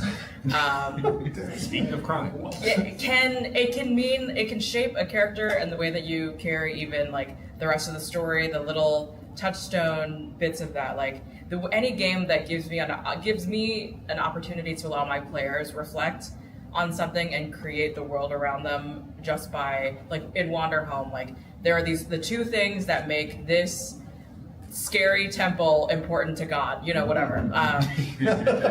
So, and just anything that has like very evocative lists or like is able to like really give you those touchdowns. It's kind of why I like when games are like, this is what we were inspired by, and this is how we made it our own thing, and like, in whatever way you can get someone to relate to something. Like even if someone has never watched Buffy or played Monster Hearts 2, I think what they can relate to is what is the allegory specifically of this playbook and like what it means to be growing up in like a small Appalachian town or something like that, and like how do you then ground a character choice into like anything, pretty much. I encourage, so if you find yourself playing a lot of games that are very mechanical, which are great, we love games like that, I would highly recommend playing games like Daggerheart, like games like Burning Wheel, games that literally incentivize you to step into the shoes of your character, because then it opens up what you think and feel when you're role playing. And as from a GM's perspective, I find that shift between mechanical and more narrative a beautiful thing. There are sessions I've ran where we have maybe rolled dice 5 times throughout the day, and it's purely just because it's storytelling. I think the more you push yourself to try something new, the Power Ranger system taught me stuff. It's also, I'm a Power Ranger fan, judge me. But like, the more you can push yourself and put yourself in like outside your comfort zone to try a game that you have no idea what it is, you're gonna learn something. You guys are, I'm over here. Keep you guys up. are already hitting all the points. Keep up. Come on. I'm here too. No, I think the more you push yourself out of your comfort zone to try a game that you maybe would never have tried before, I think you're going to find some mechanics or some way to approach your GMing that you didn't have before. And so, don't play all the games. The Corrupted by Navarre Jackson, which maybe it's +1 XP today. Yes, I think so. Yeah. Booth 449, by the way. There is it's a zombie survival game where you are specifically, the ideal setup is 2 players, and there is a stress mechanic. Depending on which stress ticks and which conditions that you hit, you might be overcompensating, or you might be pushing or faltering, or you become ultimately extremely overwhelmed. So when you hit those points, the game basically just asks you in that moment, like, what do you do to like disappoint your partner or leave them behind, or that kind of thing. How do you hurt them? Such a good question. How do you hurt yourself in the process?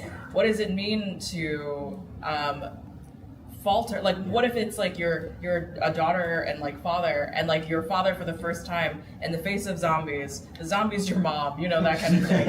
How do you disappoint your daughter? That kind of The thing. Zombie's Your Mom is a great game that needs to be somebody go write that game. That's sick. All of our minds lit up like, how can we make that? I'm seeing branding already. I adore games that ask players, how do you fail? If you're a GM, give up those questions, right? Let your players hurt themselves because they eat that shit up. Right, it just helps with the character growth, and like helps your it also just helps your players really connect with with their characters, because it's just I'm not this ultimate paladin who's never disappointed anyone in their entire life, and I'm just this perfect golden child. It's like, hey, that's fine. If that's the story you want to tell, go for it. But like, if you can like humanize and like connect yourself to your characters, then it's just like, oh man, like I really care about this person. One of the popular phrases is, how do you want to do this? Always implying when you get the natural 20, when you slay the monster, when you do the great thing, that's great. Move move that to the bad stuff too. Let them tell you what happens. Let them take the reins for just a second to let you know my character completely messed this up, and now I don't think I'll be able to see my friend. One time I cheated on my wife. Okay, but is this in game? I don't understand. No, it's the zombie wife. Yeah. Well, she's dead anyway. Is it legally? Anyway. Till death do we part. That's how I failed her. That's really good. Oh my god. This is going to start turning into a conversation on is undead really dead? Depends on the system. Real quick, what was the name of that zombie system you're talking The Corrupted. about? That sounded really Booth cool. 449. Booth 449. The zombie is your mom, that's right. Hey, you can listen to The Ties That Bind. You can listen to The Ties That Bind. Corrupted, okay. Amazing. So, we've talked about a lot of games now, but I want to bring it back to the people who are running the show. Let's go. Who's that? Kobold Press. And I'm interested in what tools, because all of you have run Tales of the Valley. Yes. What tools have you found in Tales of the Valley that have helped create some of these moments for you all? Or what tools have you found that did something new and surprising that you weren't expecting? I love the luck system. Oh, we're just going to talk about the luck Failing. system. We're just going to talk about Let's talk about failing. all hail Tales of the Valiant luck. I love the luck mechanics so much, if only because it's like it gives a little more toys to the players. Like, no, I really want to make this work. Even when they spend the 2 luck to re-roll the die, it still fails. It's heartbreaking, but it's wonderful. I actually introduced a third mechanic to it. When you spend 3 luck, you use the I know a guy rule. Ooh, that's fun. You change the canon, not the canon, but you introduce something in some ways. So it's like, hey, we're in a new town. I don't know anybody here. I think I know that blacksmith. He and I used to go to school together. There you go. You've already made an NPC. You have a connection. You have somebody who's probably going to have some information for you. You spend the 3 luck to do it. That's in the story now. That means that me as a GM, I have to quickly write down what is their name, and, and then kind of quickly think of a description, and then just go with it. That's, I think, the most fun is when the players are like, yeah, no, I think I know somebody from here, and then they just give you something weird. Like, my cousin's ex lives here, and I'm like, ooh, what a gift. When you fail in Tales of the Valley, you get a luck point out of 5. By the time that you haven't spent luck up to 6, you have to roll a d4 and then lose that many luck. So make sure you're failing forward, but you make sure you use it. Use it. Yeah. One of the things that I really love about the luck mechanic, we kind of touched on the idea of GM pacing earlier. It's such a cool tool for slowing things down. In my podcast, in a season that has not yet been released because we're playing Tales of the Valiant in it, episode 2, one of the player characters is on death saving throws. First fight, first turn, death saving throws. And first fight, first turn, he gets knocked out. Cool. Yeah. We decided to dial in on that. And first time playing Tales of the Valiant, we never used the luck mechanic before. He's teeing up, how do I use luck points to make sure that I succeed these death saving throws? And we slow everything down around the map. We're like, you need to hit a 10, you have 2 luck. That means you need to hit an 8. Everybody shut up, roll the d20. And it lands, and he needs both luck to do it. He gets exactly an 8, it counts as a success, then we move on. But it gives you that moment, that beat to pause and be like, as a GM, I'm gonna dial in on the importance of this because the player now has a way to react to what the dice is doing. And that's so cool from a pacing perspective. Yeah. I also love how flexible it is. Like how you mentioned, Kuja, you brought in a completely new mechanic using something we already had. And Luck and Doom kind of work in this way of like being able to give both the players and the game masters these extra tools that you then at the table can mold to your own, like, okay, what new things can we do with Luck? What new things can I do with Doom? Maybe I'm spending Doom points to make someone they don't want to show up, all of a sudden show up. I don't know a guy. I hate a guy. No, but quite literally, like, oh no, my ex should I also to navigate my failed relationship. That's what I'm talking about. But it could also be like, oh, relationships with the dragon. but it could also be like, oh, the rogue is lockpicking into this thing, and you're like, well, I've got this doom I've been holding on to. Let's spend a point. Oh, you do open it, and who is it on the other side? But the captain of the guards. This is his home. He's got a gun. He's like just putting his stuff down for the day. It's like, Alright. That's such a Matt Mercer joke. But it's very much like they're so flexible in this way, and also give these kinds of control over the story in a way that I think is very fresh for 5th edition, especially. Sure. As someone who spent most of my early TikTok experience fighting people about D&D fantasy racism, what I love about Tales of the Valiant is the delineation between lineage, heritage, and background. Yes. Because first of all, just because you're an elf or a tiefling or whatever, we understand that in D&D, like, there are different ways you could become a tiefling, or different like countries and things that elves come from. But being able to say that I am like, just thinking about Hendrian, one of the pre-gens of the Valiant Six, Hendrian is a Diceborg orc who has actually never had a relationship or lived in or even knows the language of like the country of origin that he's from.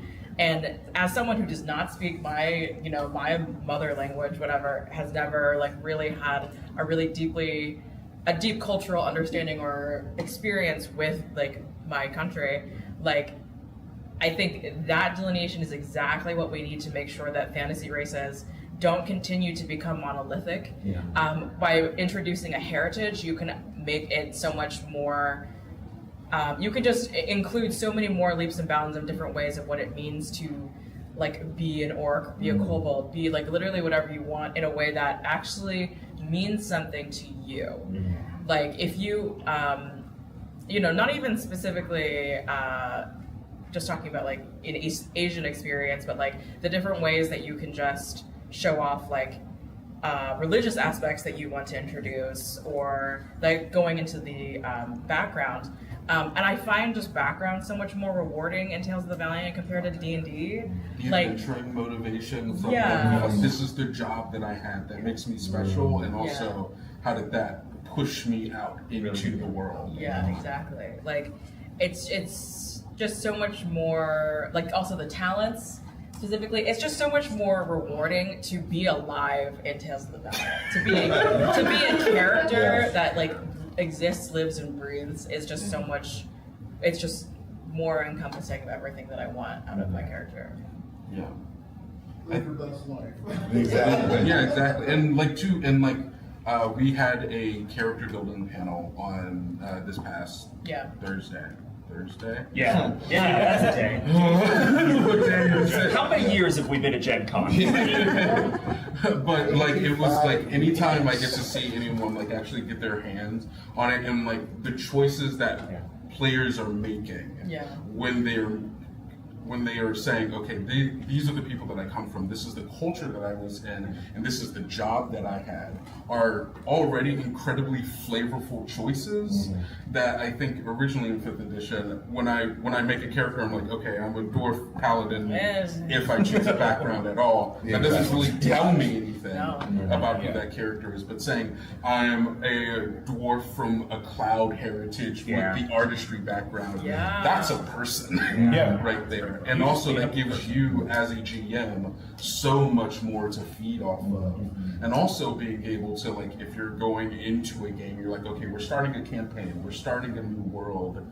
Okay, I'm starting to like conceptualize what this looks like. You as a GM can go, okay, I think maybe these heritages and these backgrounds are the most important, or going to be the most important in this world. And you can give that list to your characters and go, these are the things that I think are going to fit best in this world and how I think they can fit best. You can choose these, or you can still choose something else and we can see how it fits in, but having those choices as both narrative and mechanical things for players. Yeah, because like sub races are just so like, what do you mean the only dwarf you can ever be like in like if you just open up the player's handbook is like hill and mountain or whatever. It's just What does that mean? What does that mean? I mean, you live in the hills of the mountains. What does it say? One of them's greedy, and what are you talking about? Like, wait, is that what those mean? Apparently. The hill dwarf is like the gold dwarves, right? Yeah. So they're just like, we love gems, and it's like, that's it. That's it. That's our That's our deal. Or like that's the only carving thing of your ancestry. It's just like there's gotta be more. Yeah. You gonna say something? No, I just said they're all crystal girlies. I would play that game actually. That feels more robust. But it's not That feels because great. it was like your birthright. Right, yeah. Everyone's opting into this. Yeah. Oh, these gems. Yeah, oh my Walking into a dwarf's home and they're like, oh, here's an amethyst. You don't need to cleanse your the energy. Honestly, I kind of love it. That's actually kind of slaps. I do want to open us up to some questions. If anyone has any questions, please raise your hand and I'll call on you. Bam, right there. So I really love moments where you get to remind the players of their character as a person dealing with all these instances. Specifically, I love, we travel through the desert, I get to take a bath. Like, that's awesome. Is there a particular scene that you had with a player that helped, like, ground them to remind them that their character is a person and, like, help bring it back to that? Yes. Yes. Sorry, go. no.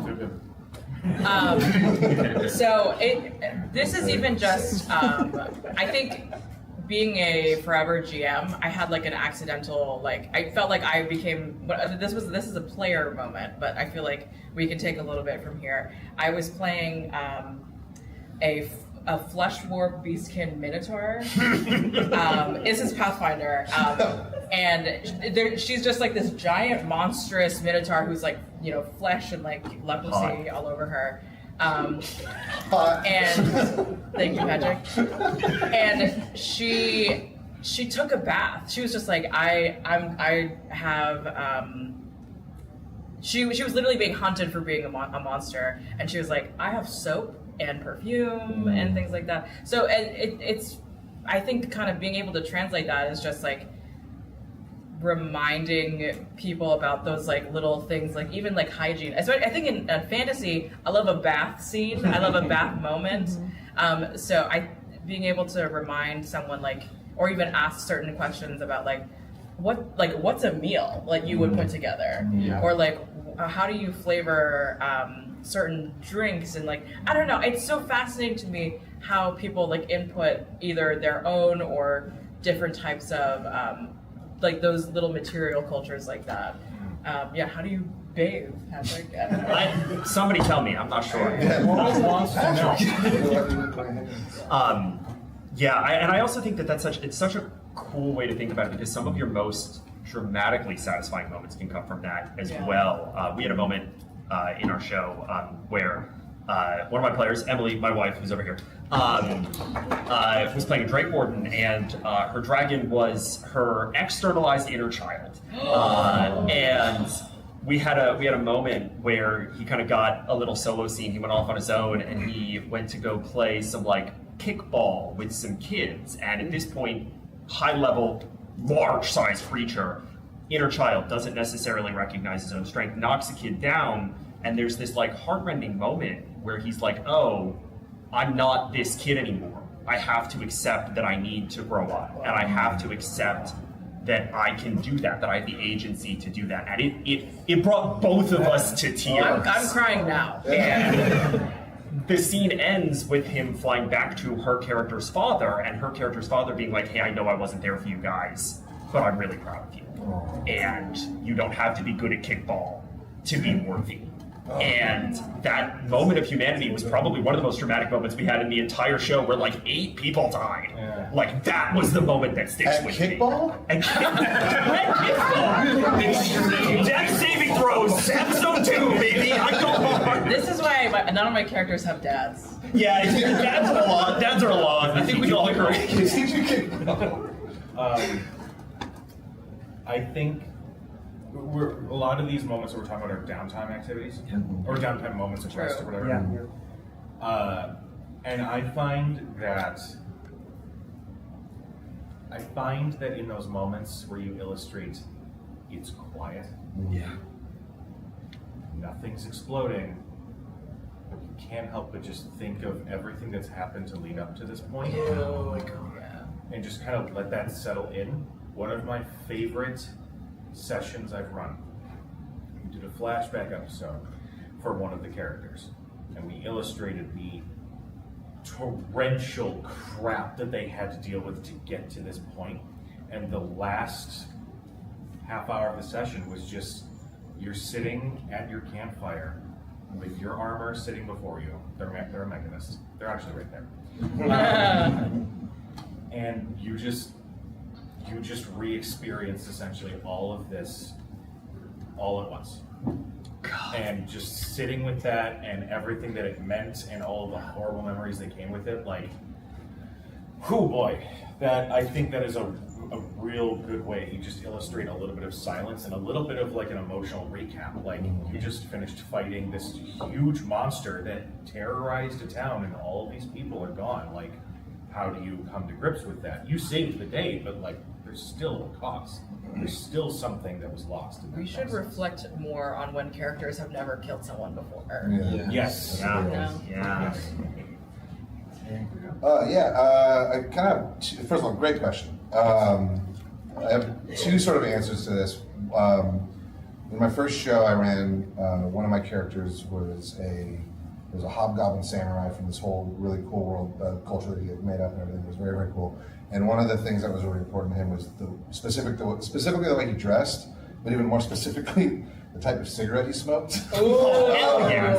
And so my quick answer to this is smoke cigarettes. Smoke cigarettes.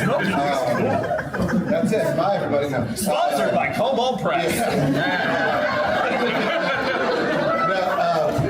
He put so much love and care into specifically his character's description.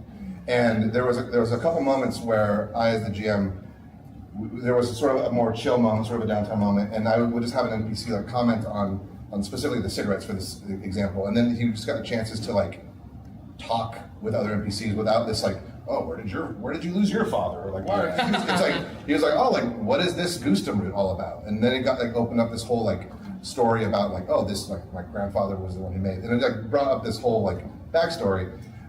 So yeah, I think like the quick answer to that is like your players will give you all the gems that you need, like specifically for this example in their descriptions. Yeah. So if you just like call back to those moments of like, oh, like why do you have a limp, or like why do you have glasses on, or like why, like what is the significance of like the red cape you're wearing? Like it just gives them a moment to be like, oh yeah, this is why I put this into this character and why it's important to this story I'm telling right now. And then. Just kind of getting back to that downtime thing, one of the things I like to do in my more long-run campaigns is these little things called like fireside chats, where we go into a character's backstory, but what I do is I'm like, cool, I don't want to DM this. You, whoever's backstory it is, like, you play your character, but you're also the one, like, lead us through it. Like, who do you want us to play? Like, oh, you want us to be your mom or whatever from your backstory? Like, we're all gonna help like live this moment with you, and then. It's wild how like we can all talk about our backstories and talk about like, oh yeah, I'm doing this for this reason. But when you're like, this is why I went to the market that day and bought 7 apples from this, which is actually how much Hello Kitty weighs. It's kind of weird. But this is why I went to. Fun fact. Yeah, fun fact. Something today. Like when you give everyone at the table a chance to like interact with people's backstories as like a actual like as an active participant, it like adds so much to both the people whose not backstory it is, and also the person telling the backstory. And it adds so much flavor and lore and like genuine respect and love for people's backstories. I'm stealing that. It's a little rare for D20 systems to have that kind of interactability. Yeah. Like, yeah. It's fun. So yeah, feel free to take whatever. Who's next? Well, sorry. The one thing that I will add to this, I've been one of my current favorite GMs right now, Rara of the Hearts of Dungeons. He is very good about this because he is very much a questions kind of GM, where he will ask you a question as a player that you aren't seeing coming. Yeah. Where he'll be like, you walk into a room and you see a painting of this great lord in his red cape. Why does he look like your father? Yeah. It's like, and it's stuff like that where me as a player, every time I'm at his table, I'm like, give me 10 minutes. Hold on. And it's like stuff like that. Sometimes asking questions that are rooted in our humanity, especially about things that we remember and things that we are really attached to, is an incredibly powerful thing, because it also gives your players a chance to characterize in ways that they probably otherwise wouldn't have thought of. It gives them a chance to bring out new layers from that. Be curious. That's a top tip. Yeah. I think that last thing you said, Kenneth, is really important. Like, you can come up with all the backstories and like layers for your character you want, but like when you like give them a chance at the table to like really express that or experience that, it becomes real. Yeah. And it's a huge thing for GMs to give their players that opportunity. Like, hey, cool, you're telling the story too. Like, what do you got? Yeah. Any other questions? Yes. That kind of storytelling takes a lot of vulnerability at a table, which I would like to know about safety tools at your tables. I know you like to talk about them. I'm throwing you this softball. Hey folks, if you're ever on a panel, get your friends to sit in the front row. So safety tools exist. Calm down. I'm sorry, I'm excited. Safety tools exist for a reason. There is the X card. When people are getting vulnerable at the table and that X card gets put down, I want to know, how do you handle that moment with the table? And how do you circle back with the table to understand what exactly happened as a group to keep each other safe? I believe very strongly in safety tools at every table, okay? Period, end of story. There are always safety checklists, red, yellow, green, X card, lines and veils, all of it, okay? So just disclaimer for that. If somebody at my table ever said, I'm not okay, I don't care if it's streamed, I don't care if it's live, I don't care if we're at Madison Square Garden. Everything stops. I would love to have a one-on-one with that player, let the rest of the party be for a little bit and do a check-in and work through what just happened. Communicate. If it's a situation where communication's a little bit difficult, be patient, because sometimes the subject matter that we dive into is very triggering, and sometimes it might take a little bit to express what it is that you're feeling. Be patient, be there for them, just be there and talk through it, okay? At the same time, if your other players are like, the hell, I'm gonna go slay this dragon. If you're a player at that table and you're upset that somebody else is having to have a safety check-in, don't do that. Yeah. Okay? Be patient. These things happen, okay? If you come back to the table, we try to kind of get the vibes going again. Open communication is key. If it's in the middle of a combat, in the middle of an intense scene, at a bar scene, open communication with your party is a must. Pretty much at any point. So do not be afraid to do check-ins. And if something like that happens, be there and be patient and help them come to, work through it a little bit and be there and apologize if a line was crossed and find a way around that. So that you can get back to having fun and telling those stories and get back into the spirit of what this hobby is. If anyone does AP or has any games that they'd like put up on YouTube or anything like that, there was a really cool instance of a line that was crossed that was then addressed by the production team, like the next episode basically. Wildfire Club is a Life is Strange Kids on Bikes show that Tino Tales did, and I was one of the cast and there were other cast members. In the very first episode, a line was crossed because there was a misunderstanding about the type of abuse that was happening in the background So rather than it just being physical abuse, a misunderstanding happened where sexual abuse was mentioned.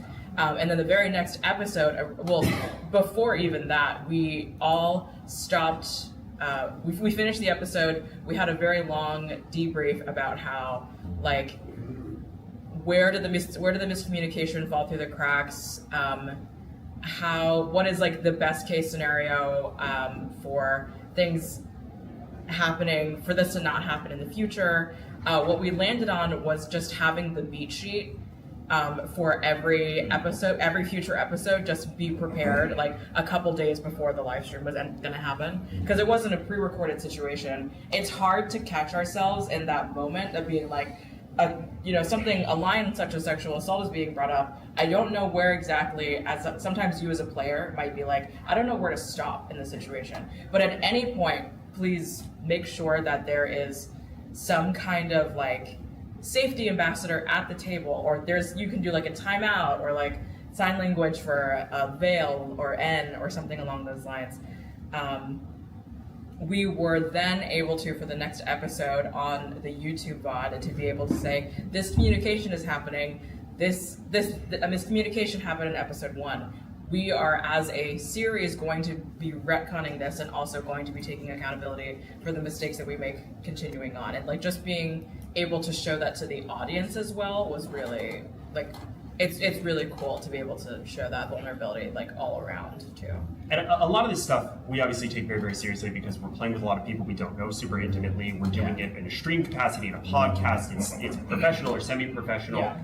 It matters at your home games too, right? Because at the end of the day, if you haven't given express permission for your buddy to be like, hey, that made me really uncomfortable, they might never tell you. And you might never know that they're really unhappy with the way this is going. And a lot of games will founder because a game isn't going in the direction, either emotionally or even just from a play perspective. Like resentment. And you haven't explicitly said, bring that to me.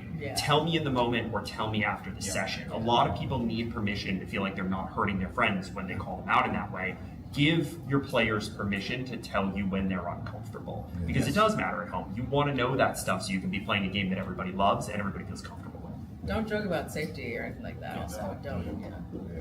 I'm gonna get one more question. Yeah. We'll get two more questions. Speaking of like debriefing and that sort of thing, when you have like feedback moments with your players, and you're like, okay, what do you think? What do you want more of? What do you want less of? And they're like, I don't know. It was good, I think. What are some like guiding topics or guiding questions that you have to inspire them to give you something? I have a thing on this. Don't ever ask for negative feedback immediately after a session. If you're a GM, always be willing to hear from your players like, hey, I want this to go in a different direction. I want less of this. Keep your DMs open, keep your texts open, right? Let them know that they can come to you. After a session, focus on the positives. What did you like? Make them say something that they liked that they did. Because that gets them thinking critically about the game, both from what did I enjoy perspective, what other people did, what did I do that I liked, and it gets them engaged with reflecting on the game in a way that allows you to double down on what's working well and makes everybody feel like, oh man, we killed it this game. This was so cool.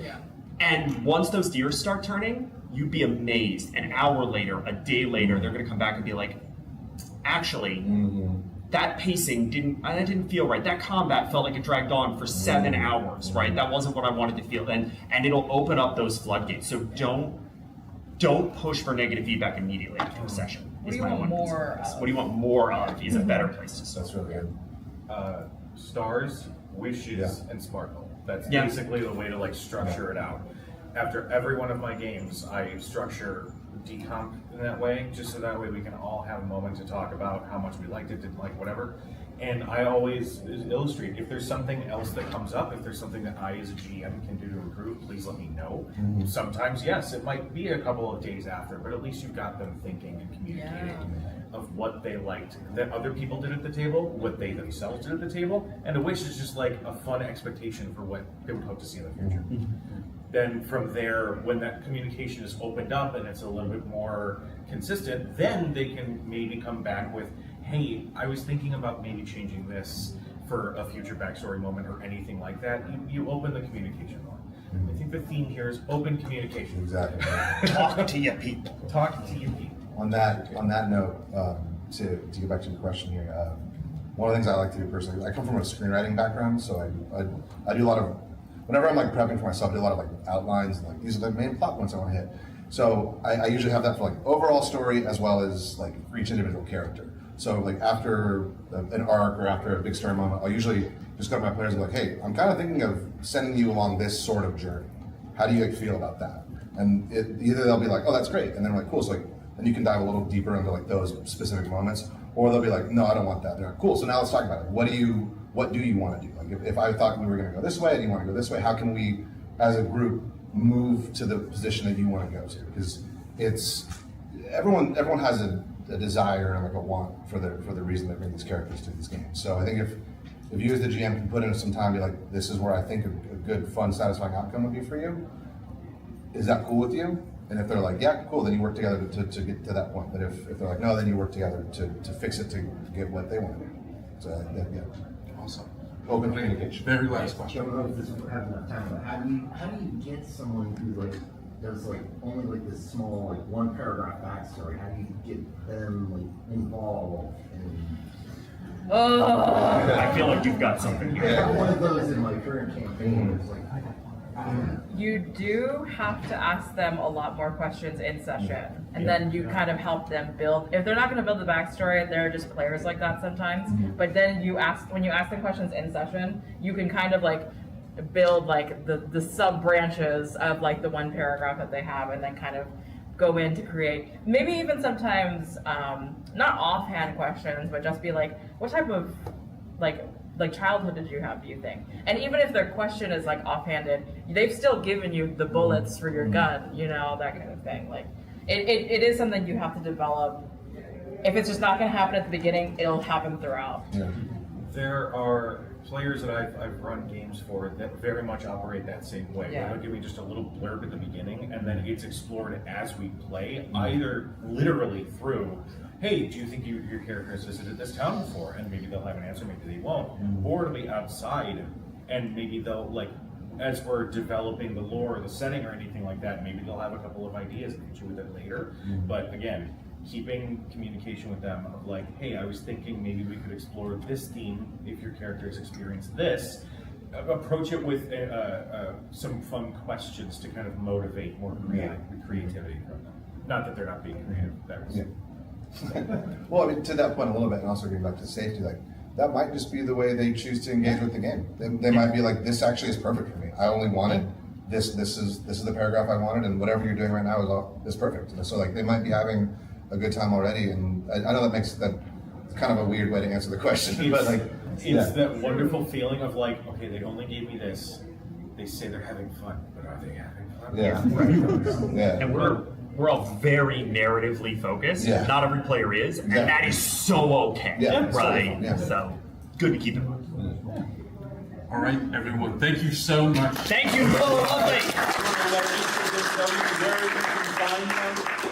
On the internet, if you're interested in any of the amazing work that any of these people do, starting from the farthest and coming back this way. Hi, I'm Cujo. You can find me all over the internet as I have a Cujo Plays Games for my personal page, which involves a lot of pro wrestling stuff because I am retiring as a professional wrestler this year. Or you can follow Crit Hit Chronicles for official show updates and all that. I run Tales of Valiant on Thursday nights at Crit Hit Chronicles on Twitch. One of my players is right there. Go and get them some love. And I also have a couple of other shows throughout the week. But yeah, follow me on the socials and let's have some fun. Hello everybody, my name is David Tillister again. First of all, thank you all for coming out. It's just a lot of fun. Thank you to the awesome panelists up here. It was a lot of fun. You can find me, myself, at David Tillister, pretty much any of the sites. And you can find primarily what I do at any of the sites at StoryQuest Show. We run a lot of 5e currently, but we run a lot of different shows, and we have all sorts of different systems and players and GMs and all sorts of stuff. So come check us out. We'd love to see you there. I'm Josephine. You can find me at Scary Dog Friend on Blue Sky and Twitch and YouTube and all the things.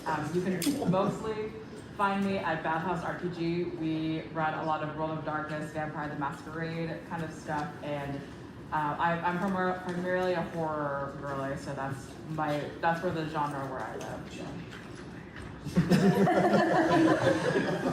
My name is Patrick Greeny, and you can find all of my work at unbalancedencounters.com. Our Tales of the Valiant game is going to be a wet western, and it debuts October 2025. That is unbalancedencounters.com. Say wet western and not. We're out of time, everybody!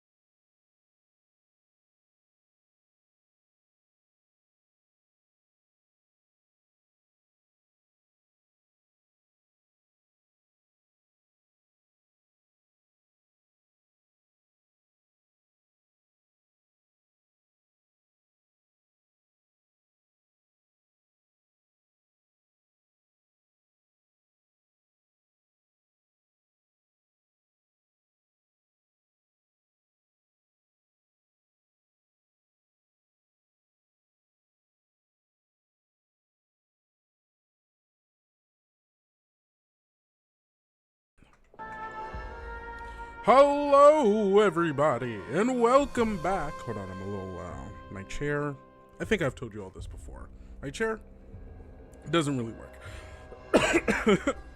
But hello, everybody, and welcome back to the Kobold Scarecase. This time, it will be me playing the Necromancer's Tale, which, from everything that I've heard, every single person that has played this game has told me that this game is absolutely, like, amazing, fantastic, wonderfully written, very engaging, a little similar to games like like Disco Elysium, if you're at all familiar with that game. So I'm super excited to get my hands into this very spooky tale.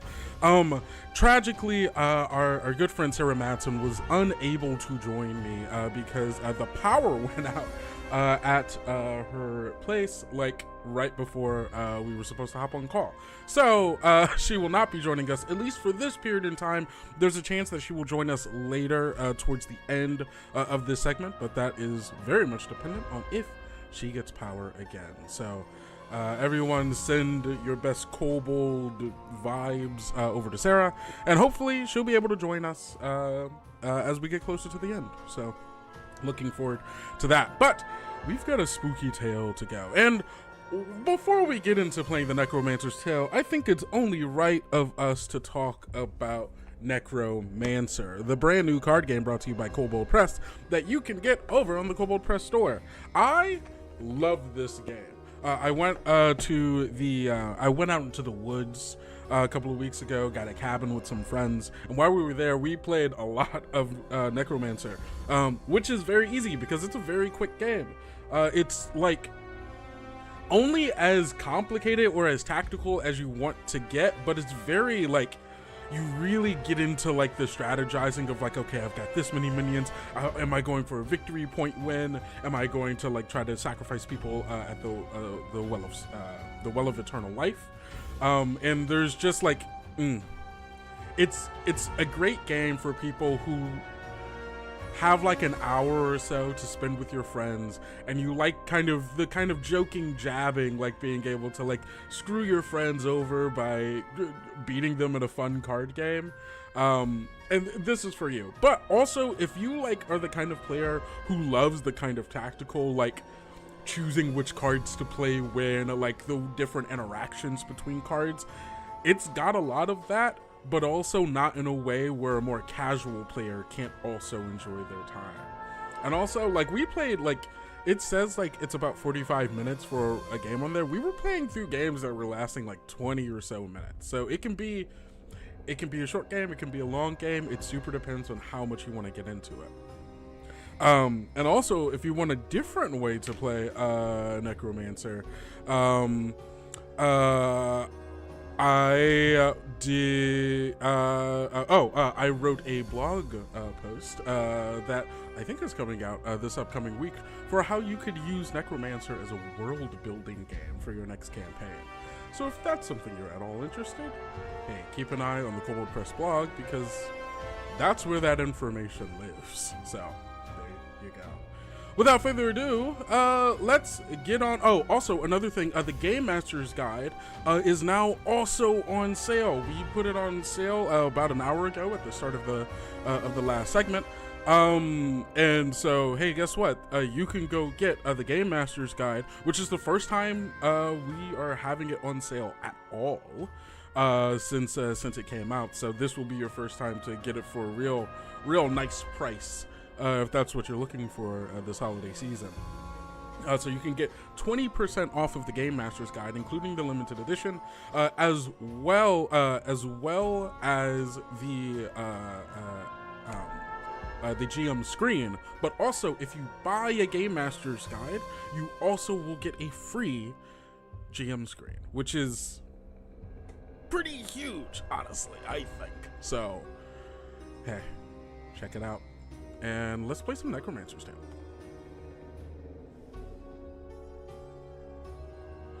Alright, so we got to choose our difficulty here. I think we're going for... let's go for a balanced run. I love story, but I also like a little challenge. This is my first time playing this. Also, I don't know anything about what's going on in this, so we are going to be learning about it together.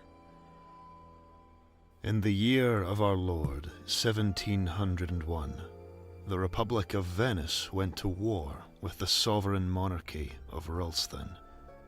This war was over passage rights through the Adriatic Sea, though this point will rarely be brought up when the war is discussed by future historians.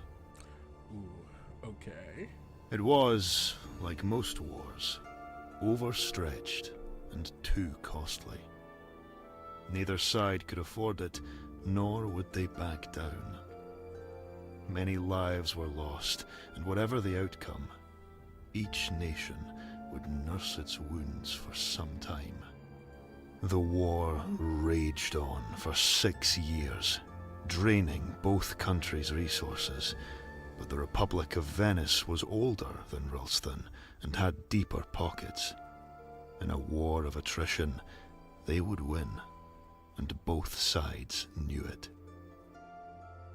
Oh, God. 3 generals from Ralston, 2 brothers and a close We've friend, already got the political came intrigue. together to strategize, and came up with nothing. Yeah, that's true. That's true. I could. They would not win this war.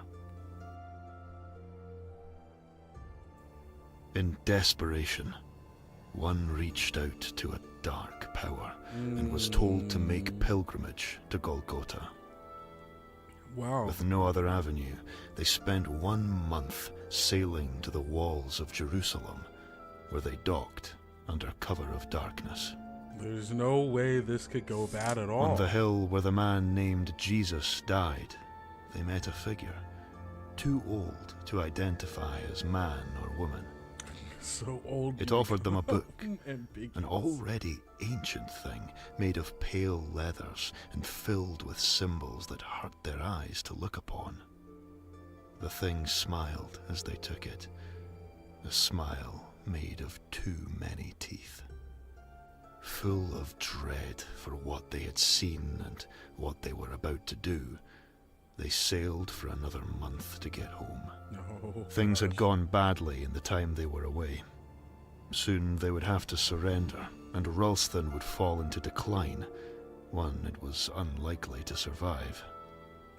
Whatever doubt the men had about using the knowledge in that book, their mind was set now. They cast its pages open and chanted dark incantations. And lo, did the dead walk upon the earth that night. Undead sailors hauled themselves into the Venetian boats. Soldiers dragged themselves from battlefields They and unlocked clawed up from necromancy. shallow graves to drive the Venetians from the land. The war was won. The Venetians could not fight Ralston's impossible numbers.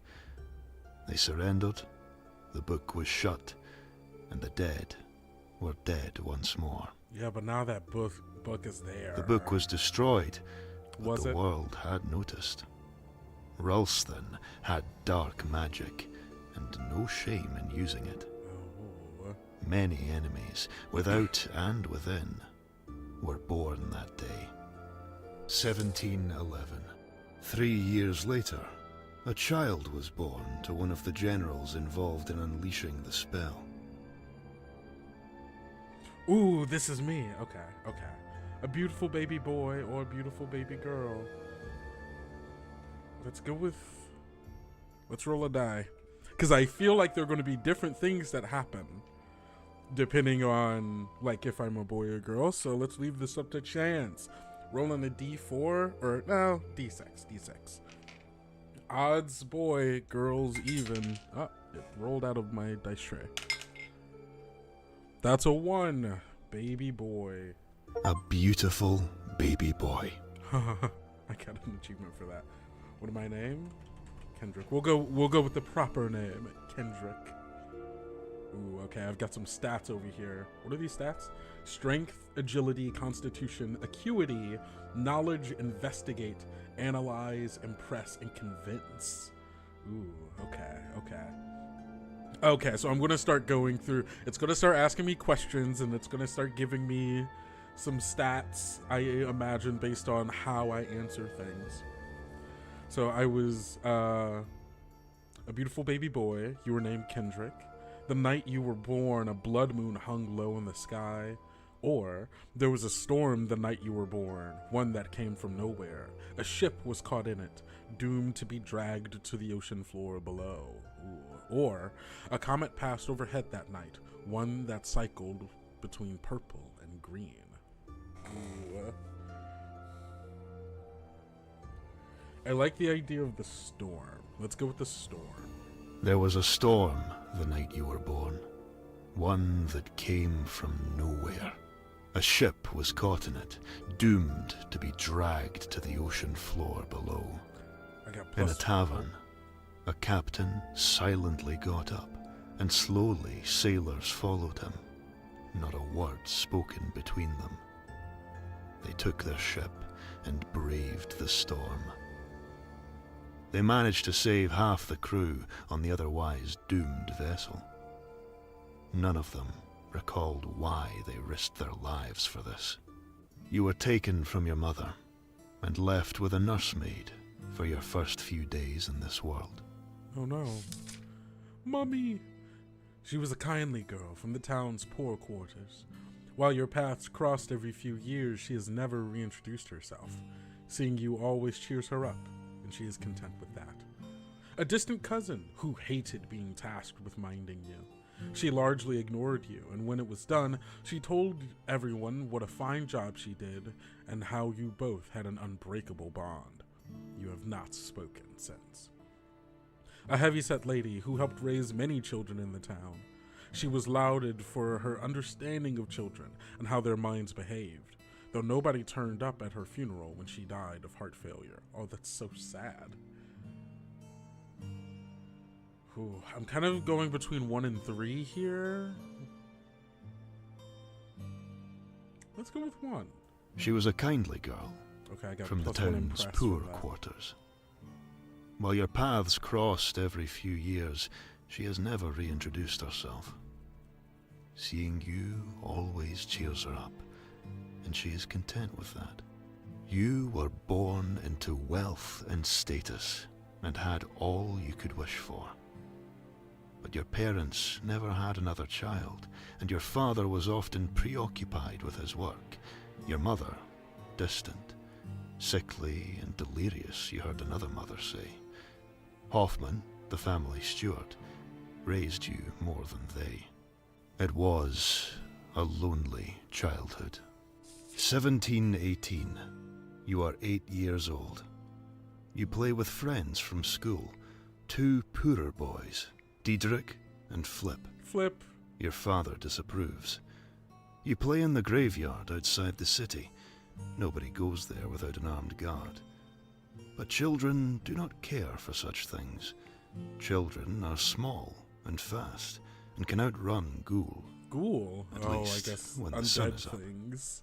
One day, as you play, you hear a rustling coming from some trees. You all freeze.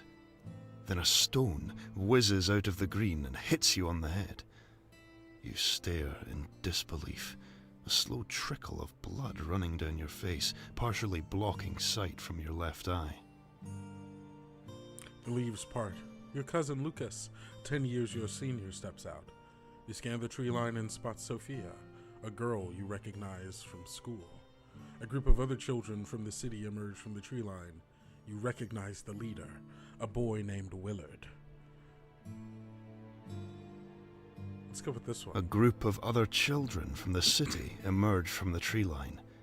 You recognize their leader, a boy named Willard. "You shouldn't be here," he calls out. "It's against the rules." He punches the palm of his hand. "This is for your own good." Oh no. You pick up a stick and stand your ground. You don't tell me what to do. You scan the area and spot a guard patrolling the wall. You stand tall, but you know what really scares them. Go ahead. My father will be interested to find out which orphans beat me up. Oh gosh, okay. Let's see, I think I'm trying to gauge what skills A, I'm going to need, and B, what any of these might give me, right? I feel like this first one might give me some strength, some constitution even. The second one might give me like an analyze or investigate. This last one might give me impress or like acuity or knowledge.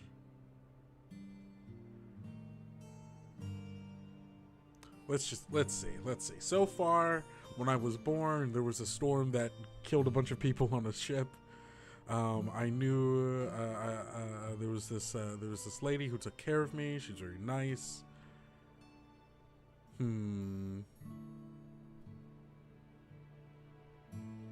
I feel like my character might be a little spoiled at this point, so I'm gonna go with this third one. They stand tall. It was analyzed. But you know what really scares them. Go ahead. My father will be interested to find out which orphans beat me up. They all knew over the who your options, father it'll tell was. you. Trust It military was, in minus truth, 10. probably why they had come to fight with you. But they had not considered the consequences. Oh, because not they're until going to be now. the military in the future. They when broke get pretty older. fast. First one, then another.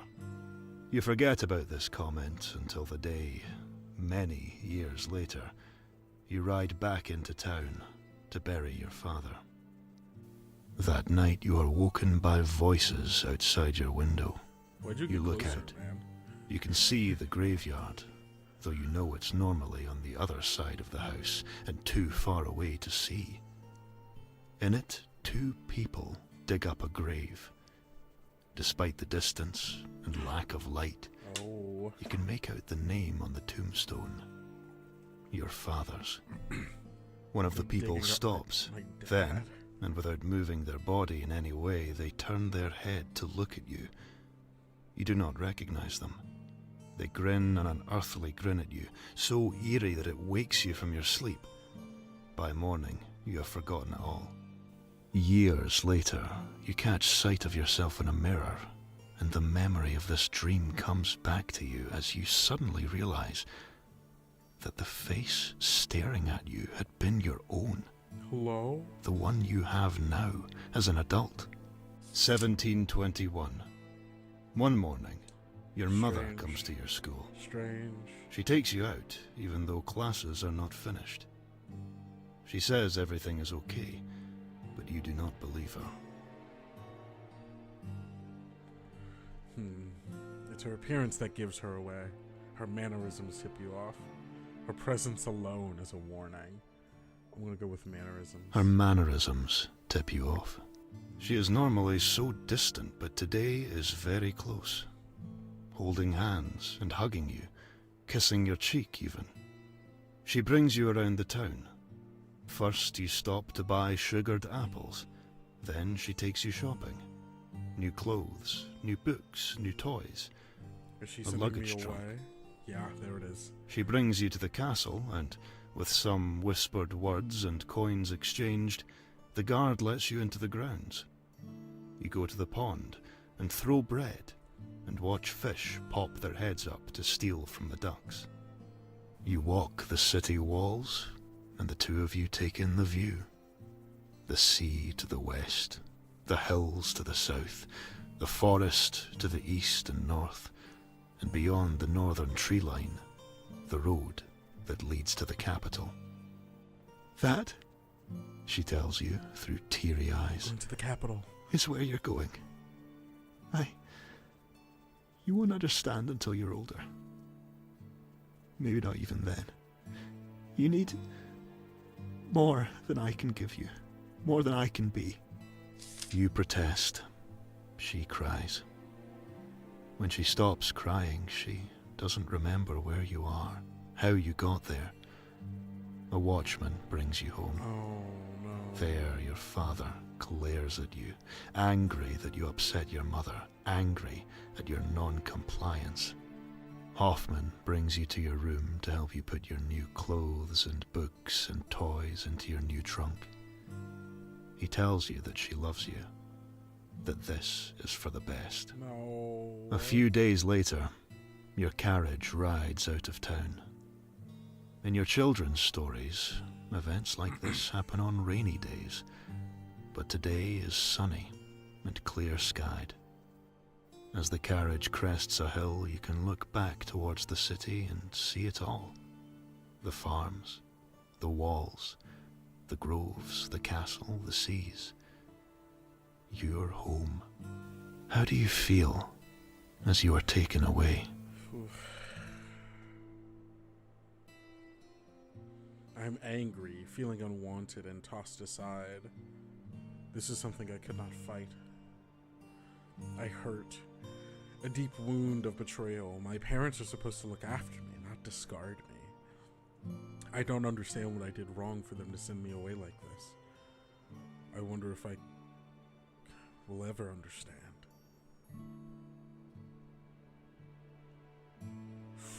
I'm gonna go 3. I don't understand what I did wrong for them to send me away like this. I wonder, will I ever understand? 1722. A year has passed. More quickly than you might have expected. Winter's first snow falls lightly outside. You watch from your dorm and reflect on your time here. This year was hard on you. You started many fights. You ended many too. You're thankful for the library here. Books have been your salvation. You took to this new life quickly, making many friends. You directed your energy towards physical activities and joined the running team. You killed the time by dreaming up schemes and enacting them. You have befriended some of the more unsavory children. Gosh, where would my character be right now?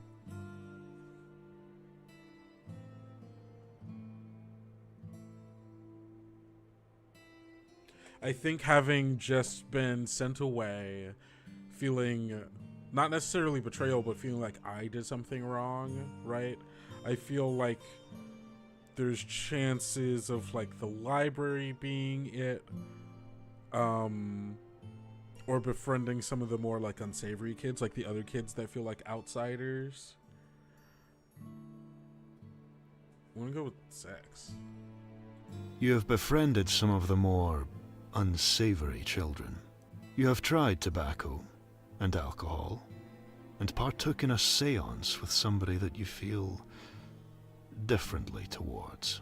1725. Your schooling is done now. Your time here is over. You spent much of this year deciding what to do next. In the end, you decided to continue with education. Ultimately, you decide to follow in your father's footsteps and join the military. One of your professors said she saw something in you, a spark, that would see you well in the world of courtly intrigue. Ooh, okay. I'm kind of thinking either military or the 3rd. I could see joining the military, like feeling like I need to do something with like my body, give myself some purpose, right? That kind of feels within the propaganda, right, of the military. That kind of feels like a mode in which this character would go.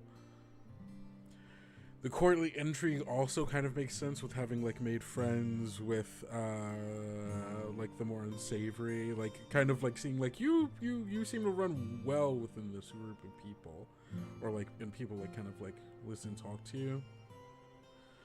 I get the sense that doing 2 is going to give me some like physical attributes. Giving me this one is going to give me some of the blue stuff. And then this one, it gives me a green. I feel like my professors probably wouldn't, I wouldn't be a child that my professors would approach and be like, you seem like you would be part of the court. I feel like chances are the military is probably what happens. You decided to follow in your father's footsteps and join the military. Is it my trust in the military Perhaps or their trust it will gain you some favor with him. With your path decided, you found you had time before your training began, So you made the trip home to visit your parents and tell them of your plans. Your travel home feels faster than it was leaving. Perhaps mindset, perhaps age, perhaps because you have done it once already and can spy milestones. Whatever the reason, you arrive home to your mother and Hoffman awaiting you. Your father is not there, but joins you for dinner that evening. It had been 4 years since you were home. Not a long time for some, but a quarter of your life. You had this idea that you had matured, changed so much in that time. Not the feeling of going home and being and feeling like nothing has changed. You feel like a child again in your parents' home. Yikes. Your attempts to gain access to the library's restricted area are rejected. The master there refuses you. Those books are not for children. You try to wow your old friends with tales of your time away, and it pains you when they don't seem impressed. You still find your father to be as inscrutable as ever. I'm feeling the bones being built here.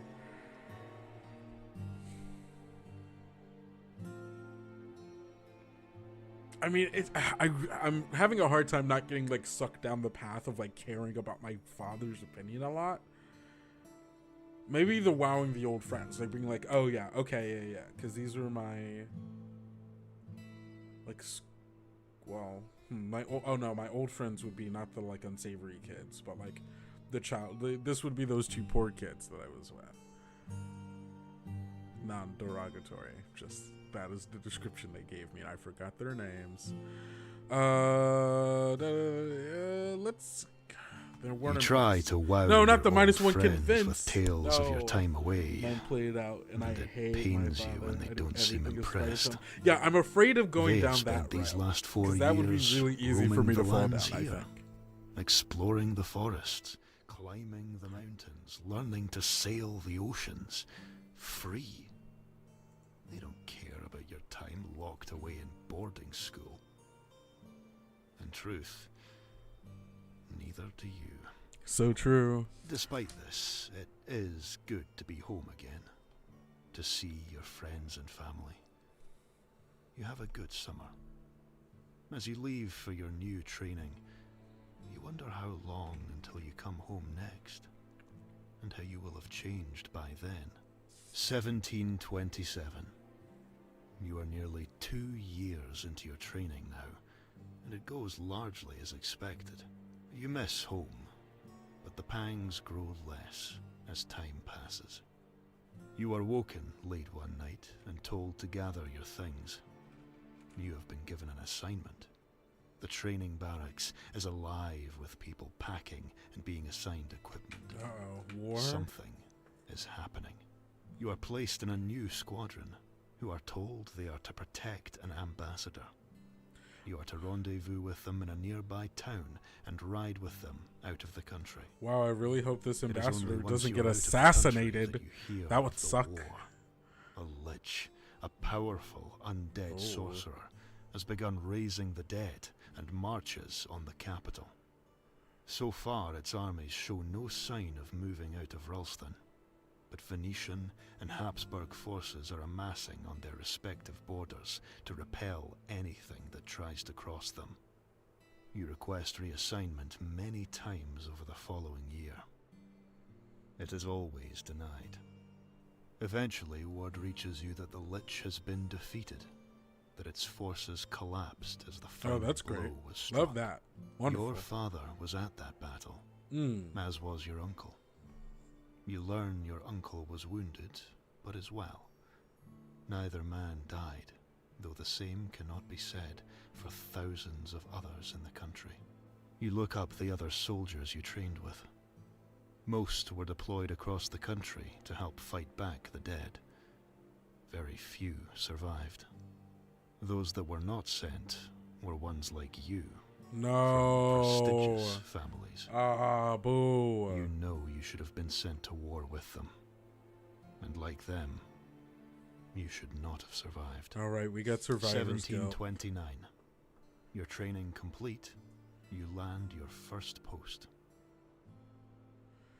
You were sent to ferret out and crush pockets of the shroud, mortals who had sided with the Lich in 1726. You were given a cushy job in the courts of the Queen, patrolling a well-defended palace with a garrison of other well-armed soldiers. You were assigned to the Navy and sent to the sea to chase down corsairs operating in the Mediterranean. And the Navy chasing down pirates, or crush pockets of the shroud.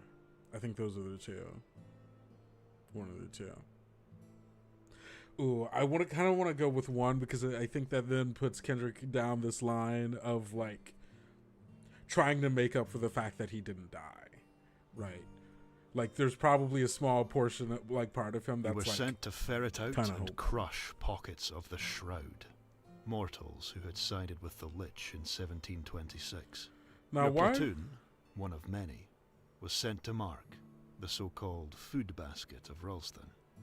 There you went farm to farm, rooting out men and women who had sided with death years before, many of whom continued rites and offerings to bring the Lich back. Hey, so that and sucks. many who had stopped, returning to their lives when sense returned. These people are enemies of the crown and humanity as a whole. I take pride in my work protecting the common people from them. This is not what I signed up for. These people are Rulstians. Rulthesians? Yeah. We should be fighting for them, not fighting them, regardless of their choices. What they did was failing of the state, not of them. That's probably true, because they have not told me a single thing that this Lich was doing. Why would these people be going for the Lich if the Lich maybe didn't have a good point or two? What's going on? Why was the Lich trying to overthrow the crown, huh? Why would they want him back?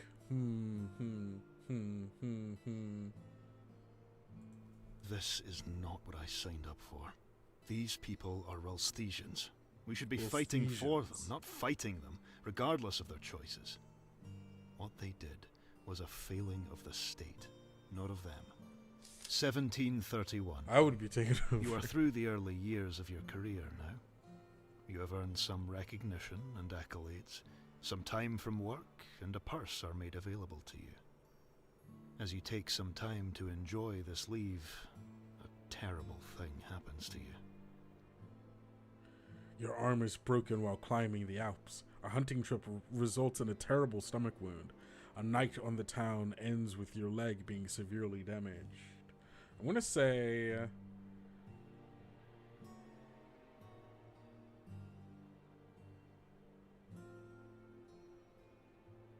hunting trip. A hunting trip results in a terrible stomach wound. Yeah, that makes You sense. had ridden out to a nearby forest with two friends. When the trail got too dense to bring the mounts any further, you tied them up and carried on. It's only foot. natural. You walked for another half hour in silence to find a suitable glade, and then you all spread out. Each of you found some covering, and you settled in for a long wait. It was hard to measure time with the canopy blocking the sun, but you estimated you had been there for another 2 hours at least before you heard movement. A doe, a slight creature, had stopped to graze in the clearing. You steadied yourself and slowly raised your bow, but before you had a chance to let an arrow fly, Laszlo burst from his hiding place and shot at the creature. The doe raised up in surprise, so he only caught her in the flank. She threw her head up, shrieked in pain, and ran. Laszlo took flight after her, trying to knock another arrow as he went.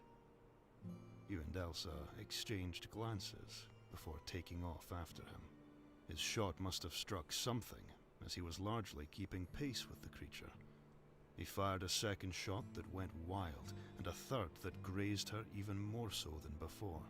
His fourth shot hit just as she went into some foliage, and so she crashed through it.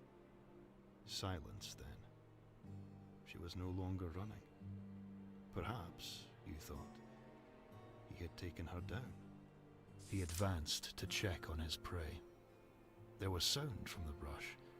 Could she only be wounded? not dead. As he neared, the undergrowth bursts open. Oh, no. And a large thing stepped through. It was the shape of a stag, though it was twice the size, and shifted mercurially, as if made of black ink flowing through water. A forest spirit. Yo, that's lying sick. behind it, the deer panted. She was alive.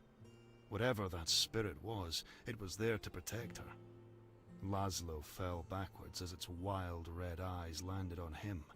It exhaled a deep, guttural grunt, and a dark mist poured from its nostrils. The creature reared up to crush him beneath it. You fired a shot to distract it. Your arrow went right through the ethereal stag, but did not seem to register. When the creature's blow missed Laszlo, it turned to you. It kicked a hind leg and lowered its head. Elsa was already running. You turned and ran too. Behind you, you heard the beast charge. You looked over your shoulder to see Laszlo had been able to scramble to his feet and was now running the other way. You also saw the spirit bearing down on you. No. As it neared, your foot snagged on something, and you plummeted towards the forest floor. The sudden change in trajectory pulled you from the beast's path, so you avoided the full impact. Instead, an antler caught your side, and you felt a searing white pain rush through your body. You were unconscious before you hit the ground. When you came to, Elsa and Laszlo were carrying you back to the horses, an arm over each shoulder. There was no sign of the stag spirit or the doe. You felt cold and damp. Your head sagged and you saw your tunic stained brown and red with blood. A lot of blood. You passed out again. You were on horse then. Elsa had you draped across her saddle as she rode you to town. As quickly as you regained consciousness, you lost it again. Then you awoke in a house. I can't believe A this is still the doctor had patched character you up. creator, which is You wild. had lost a lot of blood, but no serious damage was done. You recovered, but your stomach will be pocked forever by this. A memory of both how unlucky and lucky you were. 1733. When you learned of your father's death, you were... At work, resting on your home, on a date.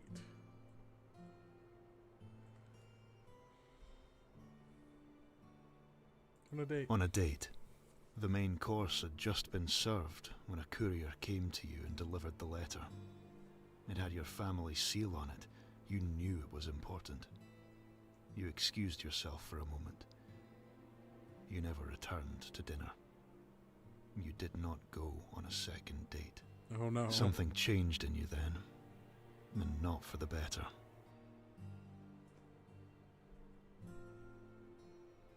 I lost myself I in lost rage. myself in a rage. I wanted him to see how well I'd done.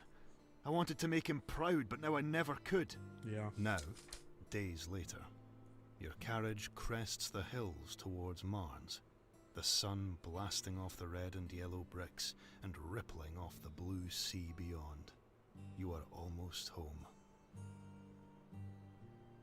Home to see my mother, to support her in this terrible time. Home to bury a man I never really knew and now never would. Home to reclaim my life here now that the man who sent me away is dead. It's definitely the second one.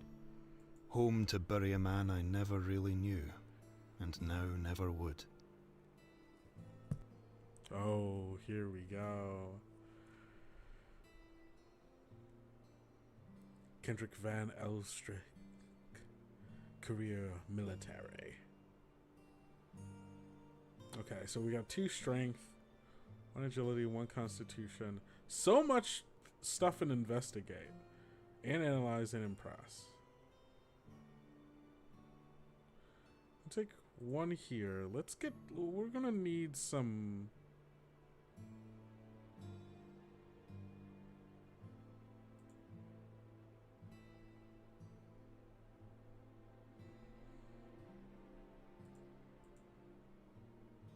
Actually, yeah. No.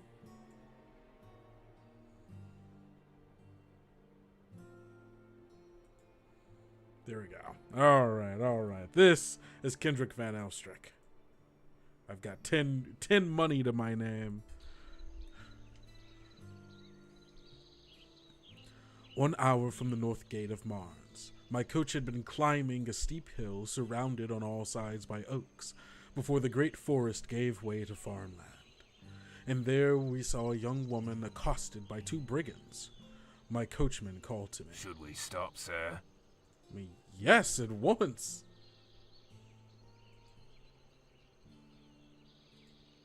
Our coach pulled to a stop. You men! What are you doing here? Has Mars fallen so far since I have been away that 2 of you should accost a lady so near to the city gates?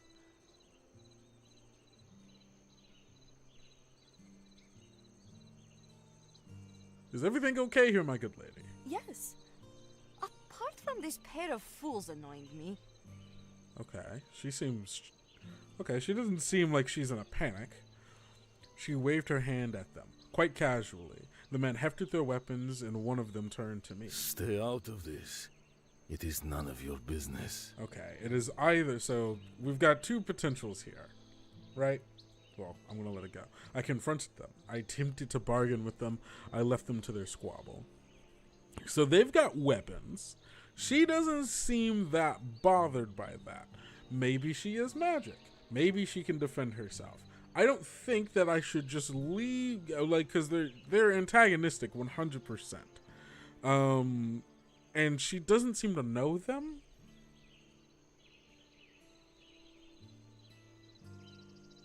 Let's see if we can get them to leave. Let's try to get them to leave without necessarily fighting, because they have spears. I do not. But I'm definitely not just going to, like, leave her alone. I attempted to bargain with them. Ooh, skill check analyze 2. You're making a skill check. It's a level 2 analyze check. This means that you need 2 levels of analyze to pass it. If your skill is less than 2, then you can spend points from your skill pool to make the balance. Your skill pool refills. Okay, good to know. Is there a place I can see my skills? Journal. Spellbook unavailable. Afternoon. Character. Okay, yeah. So I needed 2 and analyze it, but I have 4, so I'm good. Spend 0 skill points to pay them off with 4 crowns. Okay, yeah. I'm sure this is just a misunderstanding. Here, some coin for your trouble. The men sneered as they reached for their money. I prepared to resume my journey. Thank you for helping me. I know you. You are the son of Zelig. Yeah, that's me. She shrugged, smiled sweetly, and straightened the garland in her hair. I nodded. She seemed about my age, but I did not recall her face from the past. Who are you? Who are those men? Surely Mars has not become so lawless. Were you not afraid? Your life seemed in danger. Be safe then. I must be away for my father's funeral awaits. Who are those men? Surely Mars has not become so lawless. The protection of the city is not there for all of us. Are those guards? And outside it rolls, there are many men such as these. This much of a words are true. In recent times, I never travel beyond the city without a weapon. Oh no, it's fallen into disrepair. Were you not afraid? Your life seemed in danger. It was not. Those men are fools. I am Klaus, the coachman. Oh, that's very funny. The coachman scowled at her. Uh-huh. Then who are you? Just a girl from the village yonder. Uh-huh. She looked slyly at me and waved her arm vaguely to the north, back down the hill the way we I was come. collecting herbs when they waylaid me. My coachman eyed her suspiciously but said nothing.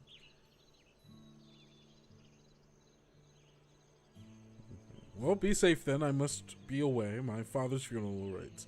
Yeah, I have no reason to invite her to my mansion. I don't know this lady. Be safe. I am sorry. It is a sad day, and Lord Zelig was a good man. Do you believe that? I climbed back into my coach and glanced out to wave farewell, but in the place of the young woman stood an old hag watching me. Ah, it was a hag! Who would have guessed? The shadows seemed to draw in around her, leaving her face indistinct. Be wary. Viseric dead the wolves are circling. Okay. The House of Van Eerstrik may have an important part in the future of the kingdom. Do not presume to know who your friends and enemies are. Okay. Thanks, hag. Ooh, spooky. Whoa there. Whoa there. The carriage came to a sudden stop, which jolted me awake. I had thought that on my return home after so many years that I would watch it all. Rising up over the hill to see Marnes, entering the gates, the ride to my family home. But I had been traveling for 3 days now, and I had clearly been too tired to stay awake, despite my strange encounter in the northern forest. Still, I was home. Perhaps it was unkind of me, but when I stepped out, I was surprised to be greeted by Hoffman. I expected him to be long retired by now. Despite his age, he stood tall as he greeted me. Welcome home, my lord. I trust your journey was a pleasant one. As pleasant as it could be, Hoffman. As best as one could expect, given the circumstances. I've returned home to bury my father, Albrecht.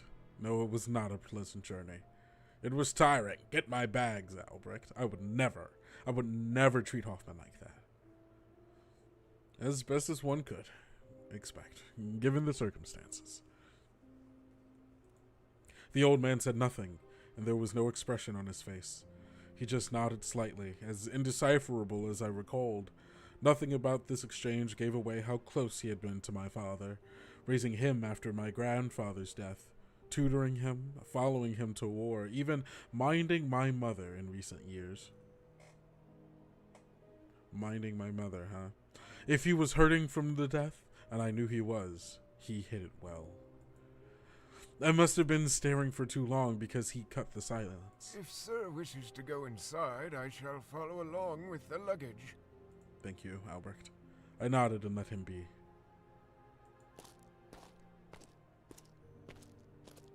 Why would I turn off the painterly effect? I kind of love it.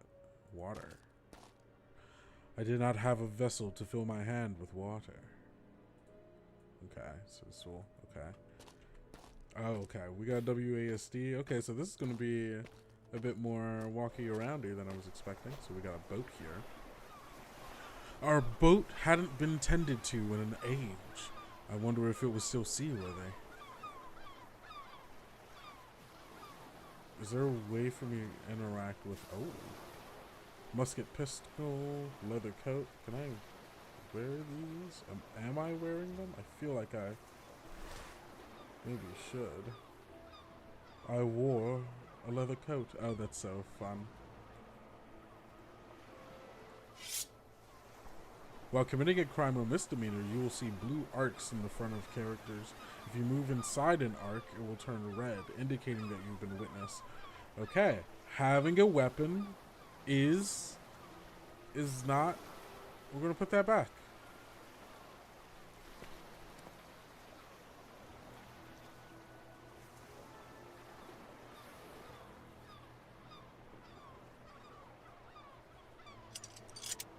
Carrying a weapon openly within the city, not allowed. See, there we go. Alright, so we're putting that one back. You just don't carry around. Okay, yeah, that makes sense. I had fond memories of jumping into the sea from here with my friends Diedrich and Flip. Long, hot summers. A lifetime ago now. Alright. Let's go into my house. My house. It was just as I remembered. Less cavernous, perhaps, but still an impressive room with a grand staircase leading up to the bedrooms and private offices. There was no sign of any of our servants, however, and there, beside the fire, my mother slumbered. That's my mother. Condolence card. A set of condolence cards was displayed on the table. Ooh, I opened the card from my uncle, Baron Gervais. Juliana, I cannot believe he's gone. With the pomp over, I will be taking some time to mourn him. If you need anything while I am gone, ask Lucas. I'm sorry that I need to retreat away when you need me most. I failed him, and now I failed you. Sorry, Gervais. Yikes. Yikes. I read the card from Guard Captain Willard Werner. Lots of crosses here. From, wait. Oh, the three crosses. Oh, yeah, the three crosses of the what is this? I think it was the Valley of Golgotha. Yeah, that Jesus was crucified. That seems. I mean, I understand that he's one of the three people that went there, but interesting. Madame Van Elstrick, your husband was and will continue to be a great inspiration to me and my soldiers. We will endeavor to keep Mons and all of Rulston? There we go. Rulston as safe as he did. Know that it takes a legion to replace him. Guard Captain Willard Werner. I checked the offering from a man named Lord Richard Carnell. Man, they love these crosses. Van Elstrix. I am saddened by your loss. Lord Richard Carnell. You sent this because you had to. This wasn't sent to anybody in specific. This was just sent to the family as a whole. Just a singular sentence. I'm saddened by your loss. You and Dad had beef. I don't know what it was, but you and Dad had beef. I read the card from my cousin, Lucas Van Elstrick. Another cross.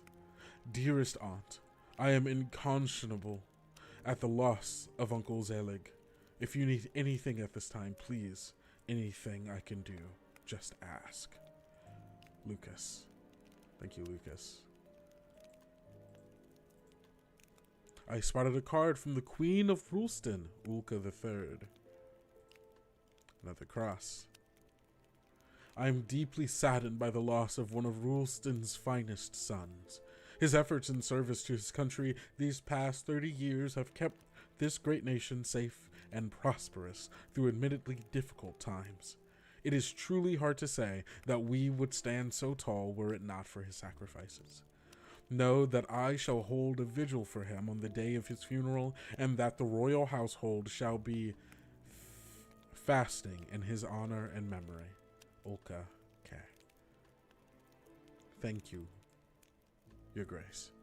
There was one from my friend, Diedrich, and his grandmother, Sybil. A rose, not a cross. Well, this is the first group of people who are not related to, like, the military or the crown. So, understandable that there's maybe a difference, but also maybe a little bit more of an intimacy because of, like, this is, like, my childhood friend. Madame Van Elstrick, we don't have the words to convey our sympathies. If there's anything you need, you have but to ask. Diedrich and Sybil Vosentum. A second card from Diedrich, addressed to me alone. Another flower. Kendrick, I'm so sorry. I admired your father. Always wish he'd been my dad. No, you don't, bud. Let's drink to his memory when you get back, yeah? Diedrich. One of the cards was enigmatically signed with S. Another rose. Death comes for us all in the end, but how do we greet him? Cowering? Angering? Bartering like a statesman, perhaps? Or with open arms like a friend? This feels like it's a message. Everyone in this town buys it. Yeah, there's one Walgreens. There's one CVS, one Hallmark store that everybody gets the same cards from.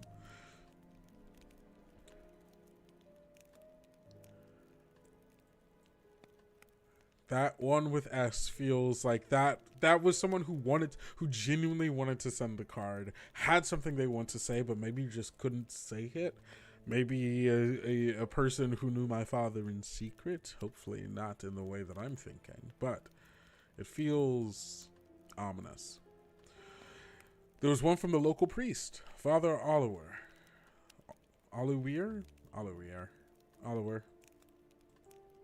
Crosses, religious man. Dear Van Elstrix, I am wounded by the news of the loss. Such a loss to you, us in the city, and the entire nation. I'll set in motion plans for such a grand funeral to ferry him off to our Lord God and his heavenly angels. A saint of man. My heart weeps for you, Father Oliver.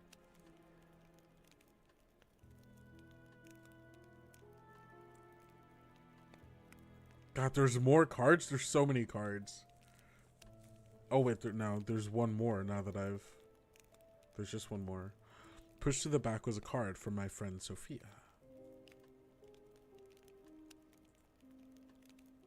Cross. To me. Kendrick. Sorry to hear about your father. Still, maybe you can come home now, eh? Okay, Sophia. I stepped away from the table. Mother.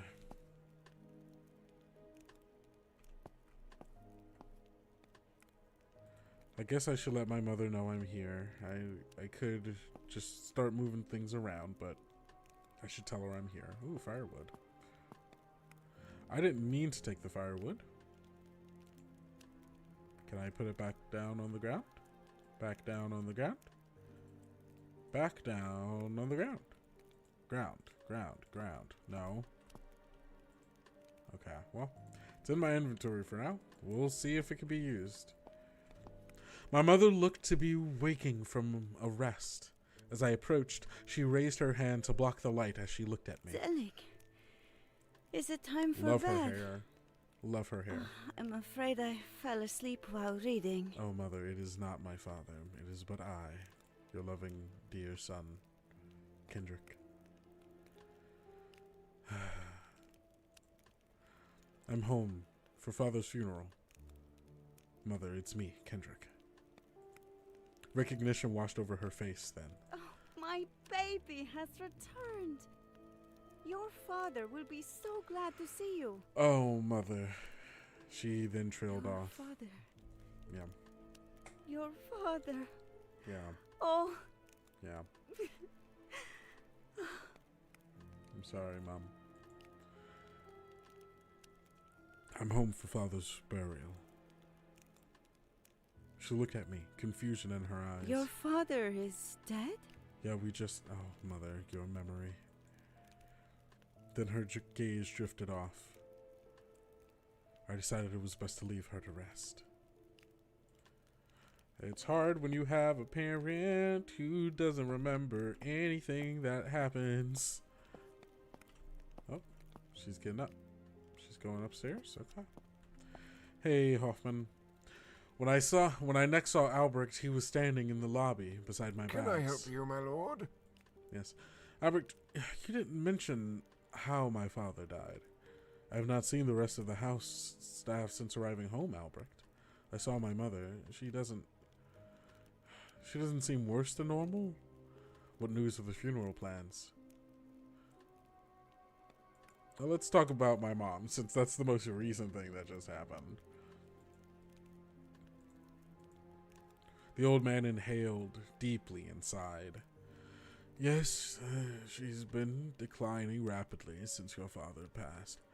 Not sleeping, confusion, losing sense of where she is. I'm hoping your return will anchor her some. I'm sure that in a few days, when the pain lessens, she will sleep better. Properly. Normally. Until then, she wanders a little lost, and I hope her get sleep when she can. Yes, and I'm sure we'll be fine in time, Master Kendrick. I'm sure of it. Has the doctor seen her? No, but there is nothing a doctor can do for her, bar lock her away in a madhouse. I won't allow that, Kendrick. Sorry, Master Kendrick. No, I agree.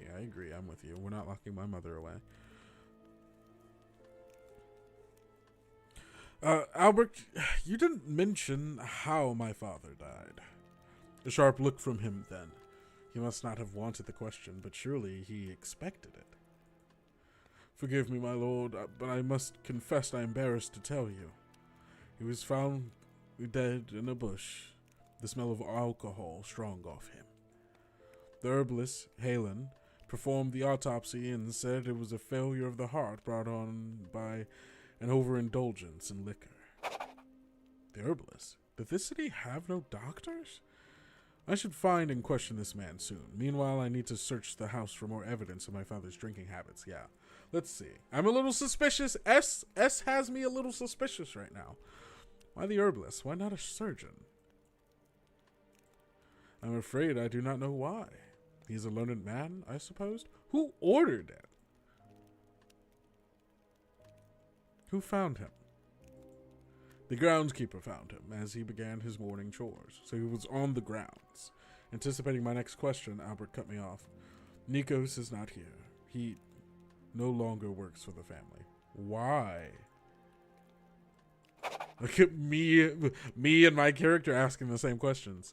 Perhaps a discussion best left for now, but in brief, your father's passing. The family's financial affairs are unstable. Understood. Drunk. In a bush? Yes, some broken bottles were found scattered around him. With the funeral, I've not had time to tidy the area, should you wish to look. It's back around the house. Okay. Let's talk of something else. So, I mean, that answered my one question. I haven't seen any of the staff, Albrecht. Well, yes, they've been temporarily let go, I'm afraid. In brief, your father's passing has left the family's finances under pressure. A conversation for you once you are settled in, I think, Master Kendrick. Okay. Yeah, let's talk about that later. What news of the funeral plans? He paused a moment. It has already happened, my lord. He was cremated and entombed yesterday? Why did no one tell me? We did not receive word of your arrival, so your uncle hastened the events as your mother's health has understandably been poor since his passing. I had hoped to allow you more time to rest after your trip before telling you. What are you talking about, dude? No one told me? No one thought to tell me? Why wasn't those the first words out of your mouth when I came out? You knew that I came here to bury my father, and you said nothing, Albrecht. I was shocked at this, and I'm sure that Albrecht noticed. An uncharacteristic softness came over him then. It was a suitable affair, I assure you. A suitable affair?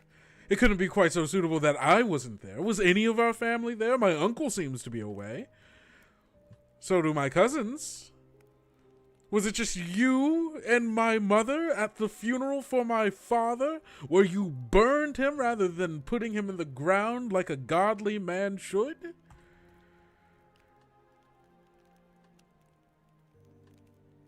The priest said he was going to have a funeral. The biggest funeral. Who changed that, huh? Why was the funeral so soon after his death? Surely you could not have waited another day for me to arrive.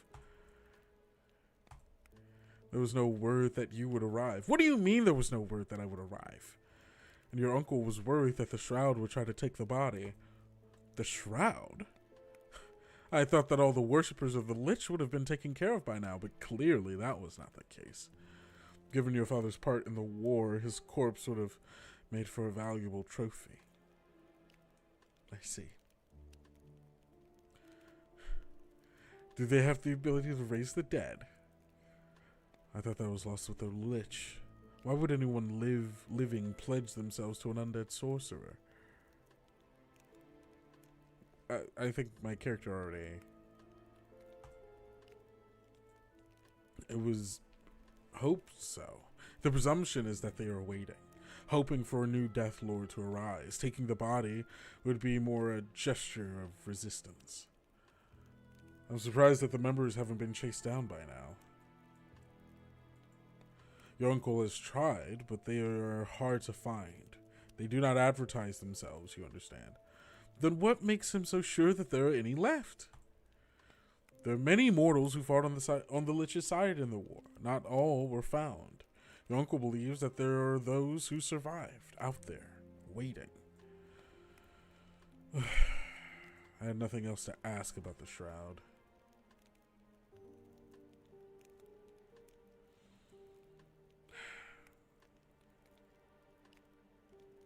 Tell me more about the funeral, Albrecht. His weight shifted. It was, as you expect, a grand event with the soldiers' guard. Your uncle spoke, then the cremation. Once the ashes were gathered, they were marched through town.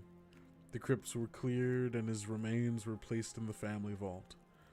If the ghoul chased out or any indication, his ghost would have a suitable fight, should God see fit to charge him so. A hint of pride showed across his face then. The most honorable burial possible. Your uncle has commissioned a statue for the town center. Nasatia Mason has been hired for the task, and at no small cost. The name meant nothing to me, but Albrecht seemed to feel her work was befitting my father's memory.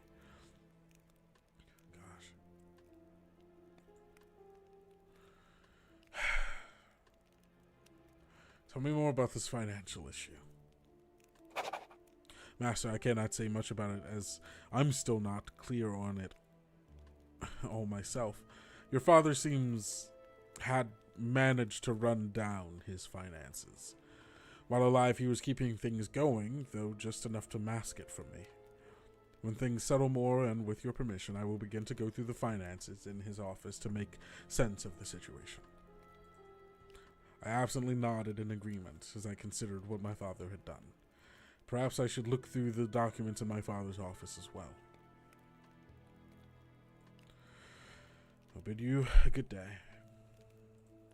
I traveled all this way, and they had already had the funeral.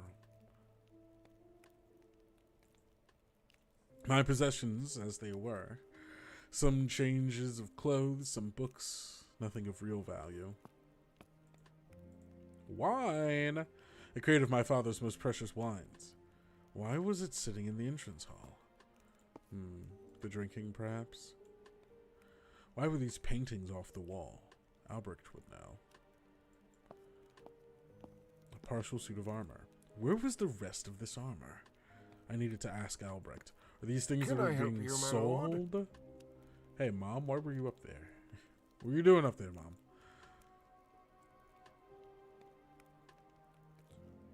Why is there a half suit of armor on display? We are in the midst of selling some pieces. Okay, that's what I thought.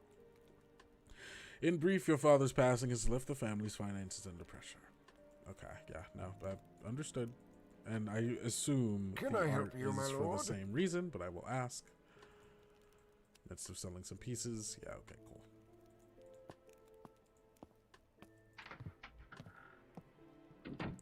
Father had many important meals at this table, but I was never invited to those. I have to remember that this is a 3D space, so there are going to be things on multiple things. Let's check this chest. Ooh, okay. I like boots. I like a hat. I love gloves. And a torch. Oh. Ooh, do we go the tricorn hat or the no? Yeah, let's go the tricorn hat. Oh, okay. No, I didn't mean to do that. I want this hat.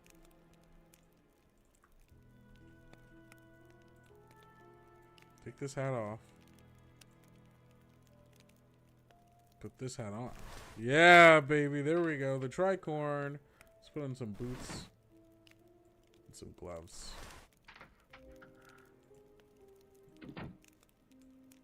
I don't know when I'll need a torch, but I'll take it. Okay, cool. Let's,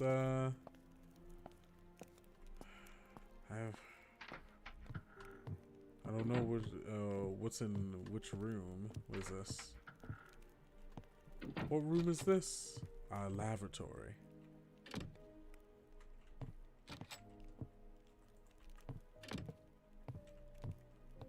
Both of them. Okay, let's check out this room. The drawing room, of course. The piano. Has it been tuned recently? I sat at the piano and played, alone as I had so many times as a child. After a time, I ceased. I'm going to actually take off this hat. I'm inside. I don't need it. But when we go outside, hat time.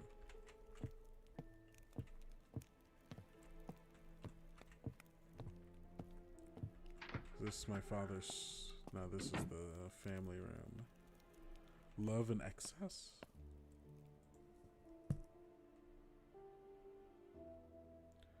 I'm not gonna read through all of that. Not right now. Maybe later. Nope, I didn't mean that either. We'll come back and read through these books. You can view in your taskbar.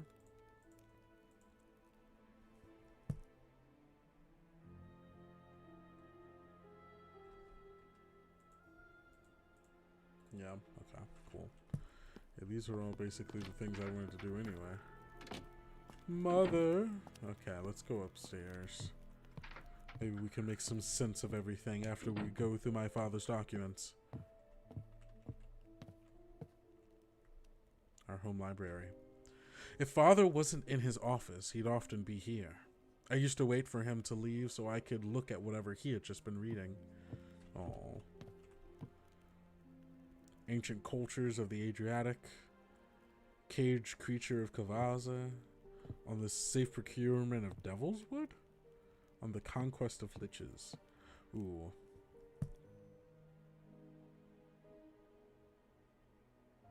Will this be written? Oh. Oh, this has some information. Actually, so this book seems like it's got some information. On the Conquest of Liches, date 1729. Author Cecil Van Schuler. Van Schuler? S? Schuler? Maybe? While liches are by no means a new concept, until recently they could easily be dismissed as fanciful speculation or archaic myth. The recent war in Rulston, however, has forced us to jettison these false comforts. For the first time in contemporary history, a lich operated in the open, and it became impossible to disregard their existence. The church has historically been reticent to encourage studies in this field, fearing that such pursuits might only bolster the heretical arts in question. But it is this author's assertion that if we wish to challenge such threats in the future, we must endeavor to understand their nature. Many reports describe liches as non-living entities, with the ability to create thralls out of the dead. However, unlike undead creatures in folklore, the lich seems to retain full sentience. It does not act instinctively, but if the accounts from Rulston are to be believed, instead operates with intention, intelligence, and even malice. This allows a lich to field armies and engage in broad military campaigns. Alarmingly, a lich cannot be killed by conventional means and requires some form of extra-natural intervention. The threat posed by such a creature is apparent and immense. For this reason, we must secure sensible countermeasures, should another such being arise in the near future. The Van Elstricks, for all their heroism, have been disinclined to share the specifics of their triumph over the Lich and Rulston, and we must therefore turn to historical accounts and what limited contemporary sources exist. Unfortunately, few, if any, of these scattered sources provide insight into the vulnerabilities of a Lich. We must then consider the less refined folk, histories of the rural peasant population. Various tales allude to creatures with characteristics similar to a lich, both of the Russian Koschei myths and the, I can't pronounce that, stories of southern Balkans involving entities that cannot be killed by bullet or blade, though the exact nature of their defeat remains variable. Could these tales have been inspired by liches? Is there something to be gleaned in them about the nature and vulnerability of these seemingly deathless beings? It would behoove us to study these tales and pry out some commonalities that could inform our future defense. Folk tales are, by their nature, malleable, inconcrete things, but if we apply a scientific approach to their study, it is this author's belief that we will find many details that persist across iterations. The source of our salvation might very well live within these particulars. So, I'm going to have to read a bunch of books. But my current belief is potentially that my parents did not actually get rid of that book, or the group of, people who did the thing. I don't believe that they got rid of the book. Maybe it still lies hidden somewhere. Maybe within my own family's vaults. Hey, yes, Violetta. My cat started. my cat started screaming. Okay, so I'm gonna have to start reading through some of these things, I think, because that's what's gonna help me get to where I need to go. That feels like a fake door. Yeah, Violetta, I agree. Where my cousin Lucas stayed when he was staying with us. I wonder when this room last saw use. It's a good question. Hey, there are no pillows on this bed, and there's a strange circle here that seems like it might be for some kind of spell casting, perhaps.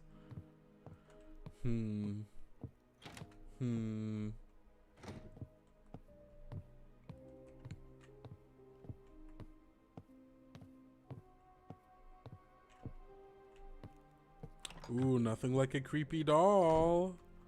Nothing like creepy dolls. Ooh, a chest. Unimportant looking papers? Well, I'll be the judge of that.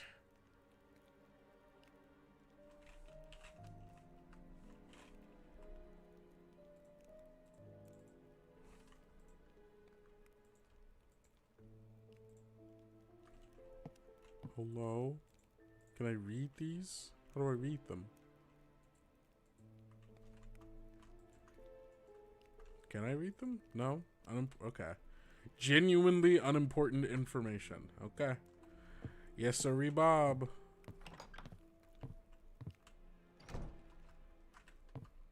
What's in here? Oh, this is my bedroom. My old room. It was strange being back. I felt the same every time I returned home, though it hadn't really been my home since I was sent away, 14 years prior. Just a place I came to visit my family. Now just a place to visit my mother.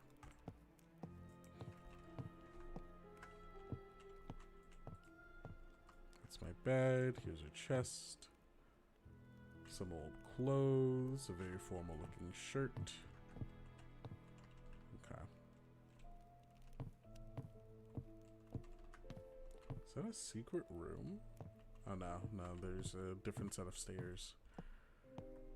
I keep seeing rooms and not exactly like how they are connected to each other. But I'm really liking this so far. It's really it's this world. They've laid the groundwork. I'm interested in what's going on in this world. I'm interested in finding out what happened to my father. The mysteries are mysterying. And also, a lot of this, because, I mean, obviously, it's called The Necromancer's Tale. I'm probably going to learn a little bit of magic and a little bit of necromancy over time. And honestly, this feels like a lot. The blog article that I wrote, the blog post that I wrote about Necromancer and using it as a world-building tool kind of feels a little bit like what's happening right now in a way that I think is kind of cool. You can always double-click on a location that will walk there without having to navigate. Yeah. Why is it doing that? Do I have my... Oh, no. I thought I had my controller connected for some reason. I usually couldn't be here without some kind of violation. 2 portraits of my mother. I recall the more recent one being painted when I was last home. The one of her as a younger woman must have been commissioned right around the time I was born, and had always hung there. Even in the older painting, I could now see a hint of something in her face. Despair, perhaps? Which I had never noticed before. Whose journal is this, my mother or father's? My mother's journal was a mess of disjointed sentences and lists, as if she was trying to remind herself of even the most basic tasks. Oh, tragic. A strange stone, a small key. I'll take that. I'll take the strange stone too, because it's strange, so it probably is something, you know?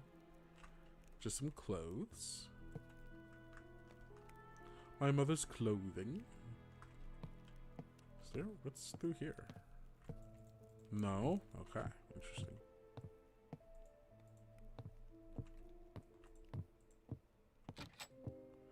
My father's study, where he spent most of his time. Painting of my father. A portrait of Aldous Schmidt. I had a vague memory of the man from my youth, a general alongside my father and uncle, a close friend of theirs.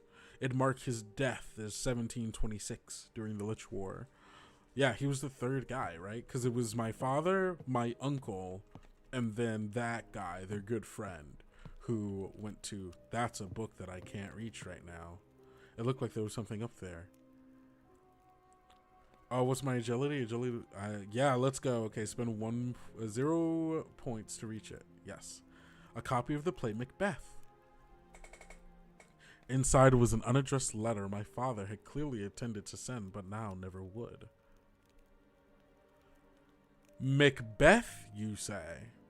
That's a very specific play. Also, making me say Macbeth rather than the Scottish play. You're trying to get me killed, bro. Interesting. Z. Oh, gosh. Oman, you owe me a debt, and I intend to collect it a week hence. Interesting. I warn you neither to disappoint nor shortchange me. The result of either would be most unpleasant for you. My father was going to shake someone down for some money that they owe them. Amidst all the books on the shelves, an old volume entitled Seances for the Living caught my eye. I could hear it again later if I could find it again later if it seemed useful. Okay, Seances for the Living. Okay. Someone's gonna want to try to talk to my dad, and maybe that person is me. Open the drawer. The drawer looked like I need to find a key. Hey, guess what? Oh, wait, I did want to keep... No.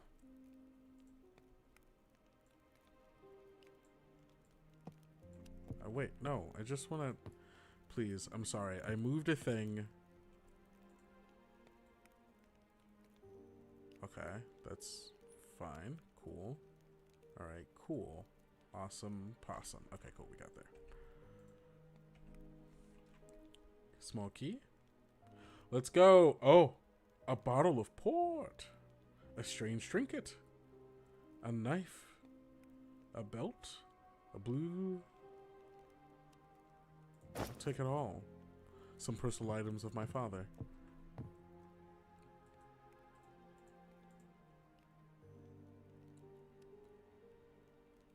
Okay. Interesting. Very, very interesting.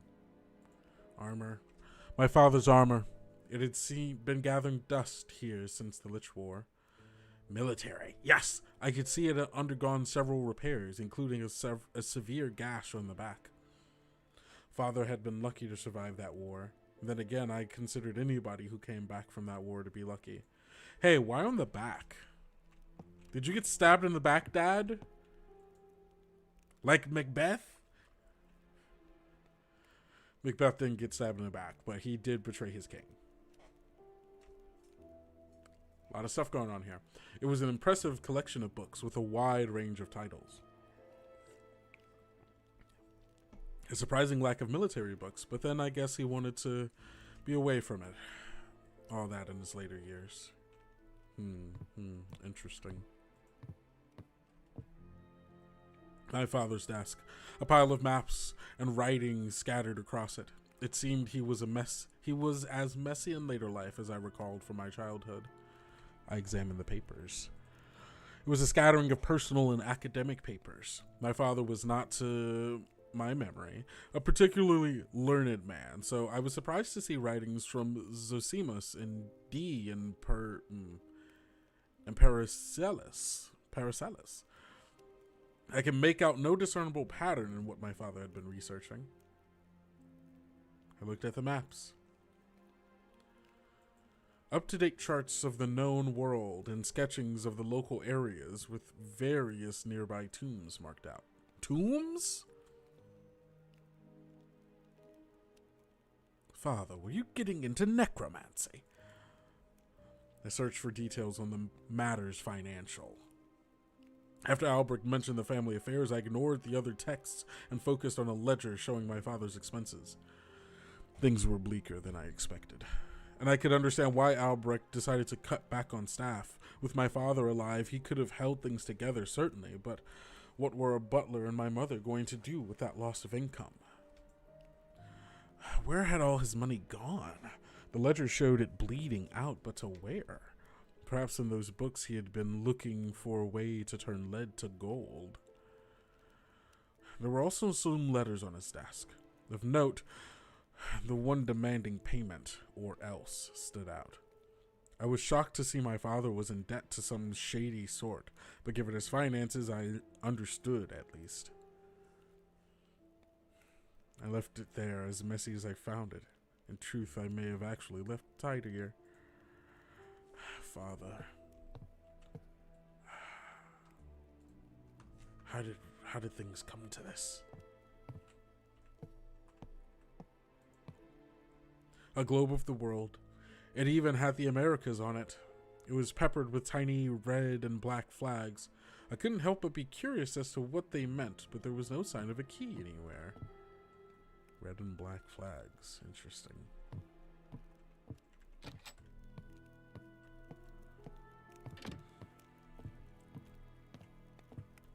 Very interesting.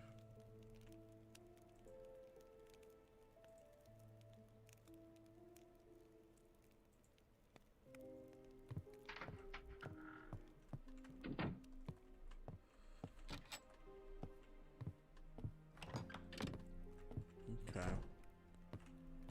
Well, with that being all said and done, I think maybe there's more people. Oh wait, okay. So there are a few things I can do, right? Let's open the journal. So, we did this. I should find Helion. My father died of drinking. I need to go around the house and find... I should find Nikos, our ex-gardener. I should check out the bush around. Yeah, so that's nearby. Hey, Albrecht? Can I help you, my lord?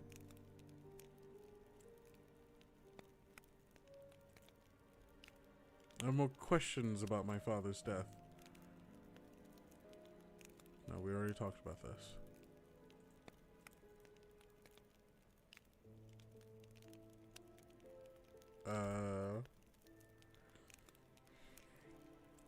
More questions? No, I did this already. So my mother, nope. Nope, we talked about this.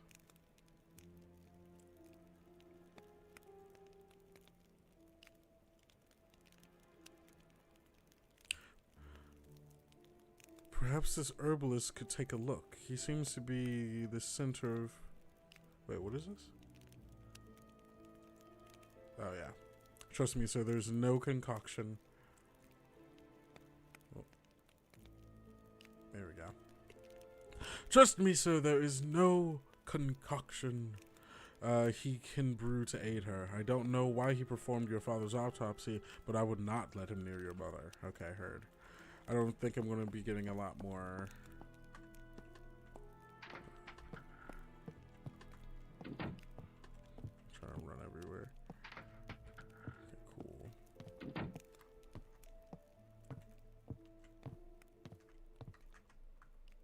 one of my favorite places in the house. Many was the night when Albrecht would bring me here to fix a late snack once mother and father had gone to bed. I don't want a fork. I don't want a cleaver. I don't want a pot. I don't want a lever. It doesn't say that. It says ladle. But this all feels like things that I'm going to need to deal with at a point. Oh, the firewood is probably for this. So yeah, I'll be cooking at some point, I imagine. Which sounds fun. Genuinely. Okay, so let's... Oh yeah, okay, that'll take me... Ooh, okay. A few things. My father's drink rack. Bottles of wine. So he's got a lot of wine. I get it. Maybe he's a bit of a drinker. But there's also like not a lot of empty places, if that makes sense, you know?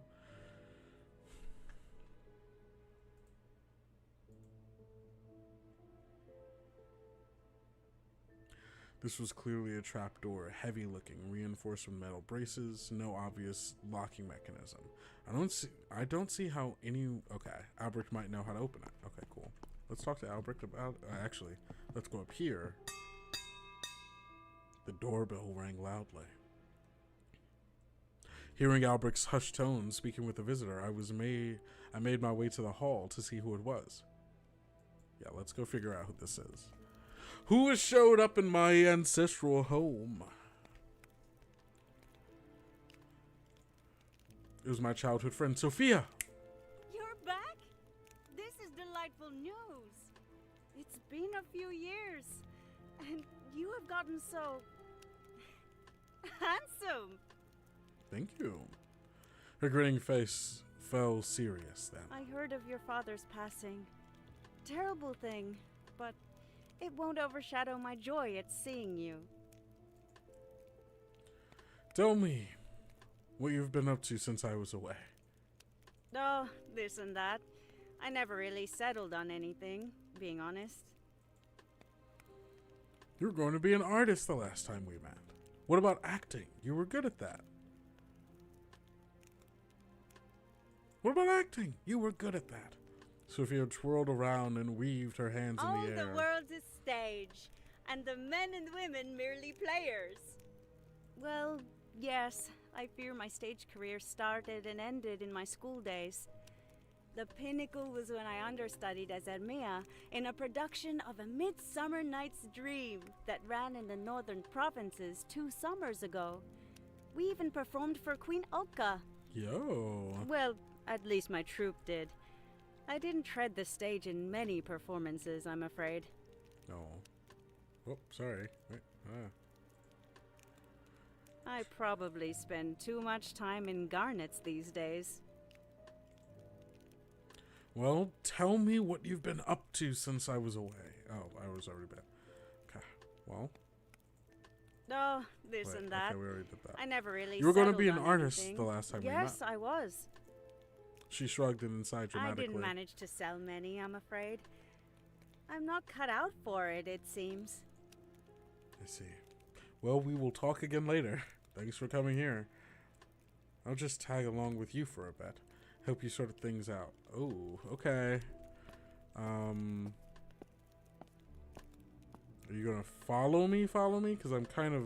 Can I help you, my lord? Yeah, since I'm down here, bud. Anything you know about the trapdoor in the floor in the shed room? In the storeroom? Uh-oh. There we go. There we go. Yes, my lord. The old wine cellar is below there. He paused a moment before continuing. Zelig had it bolted down after the creature... I am Albrecht, butler to the family Van Elstrick since even your father was a boy. Thank you, Albrecht. Zelig had it bolted down after some creatures found their way in the old tunnel. Creatures? Indeed. And only got a brief glimpse myself. They were horrid, cowering things with cruel fangs and claws. Your father and uncle drove them off easily enough and dispatched several in the process. Do you know how it could be opened? Would that be wise? Besides, I do not know. Sorry. Then, okay, so that's the storeroom where assumedly all of the drinks are stored. And there's a lot of alcohol around. I'm not fronting you. There's a lot of alcohol around. Not a lot of it seems to be drank, though. It's all closed bottles. Okay, so he doesn't know how to open it. So that's just going to stay closed for a bit, I guess. And here we are. A dusty storeroom where my father kept mementos of his adventuring days. This was another room I had been forbidden to enter as a child. And now I can finally be here as an adult. Empty jars, a linen bag. Uh-oh. An alchemy room of sorts. A dress. My mother's dress? Okay, I don't know if I need that telescope. Chest. A medal of my father's. I'll take it.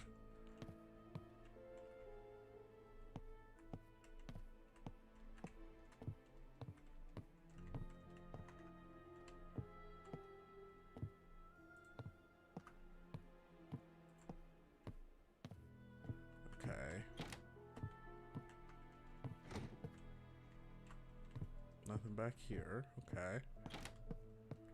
But this does go further up. The door to Albric's room was always locked. Understandable, as it was his only place of refuge. Okay. So that... Albric has to live in the attic? That's sad. Okay. I'm glad she didn't come down, come up there with me. Because, I just don't think you should be up there. Not that I don't trust you, Sophia, but, you know. No. Okay, cool. Hello? Can I go outside, please? Thank you. I'm gonna go on the grounds. Oh, that's my mom. Hi, Mom. We're gonna go check on this thing, and I think that's where we're gonna end it this time.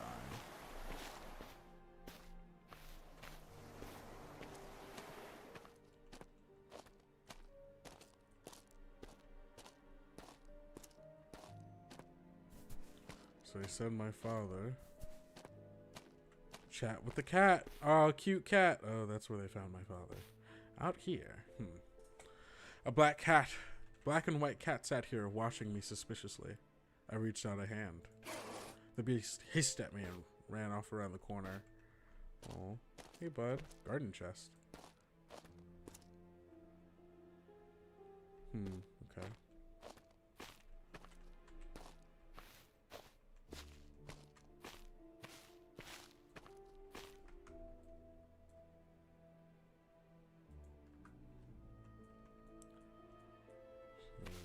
Town. Okay. Let's go over here. Let's check out this area.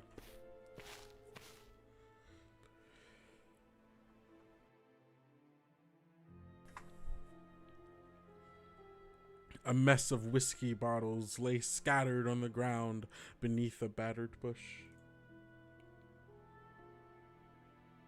Ooh, okay. I spent 1 point. Oh, okay. I have 5 in my current. I'll spend 1 to recall something about my father. I don't recall my father being a whiskey drinker. Yeah, we've got a lot of wine, not a lot of whiskey.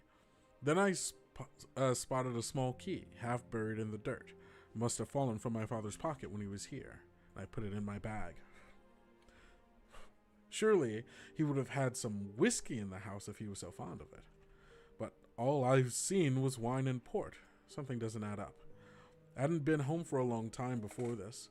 What I'd learned on my return made me wonder if things had changed a lot in the time before I had been too young to form a realistic picture of my family. My mother was ill, very ill. I remember her being absent as a child, but not distant. She had been a loving mother, just one who was different. Nah, she's always had memory problems, man, tragically. Only now could I see she had been dealing with something significant Father had been in a precarious place leading up to his death, which itself raised suspicions in me. I resolved to stay in Marnes for a time, to assist my mother. Not wishing to be a further drain on the family, I would go into the city and look for work. All the while, I would seek answers about my father's death. Something was not adding up, and I wanted to know what. It was time to go into the city. Oh, I think that's... Whoop. Save game. Can I name it something? Save new. Time to go into the city. No. Go into the city. Yeah, there we go. Amazing. Well, all right, everybody. Thank you so much for... Hold on, let's go to the menu real quick. All right. Thank you all so much for being here. I like this game so much.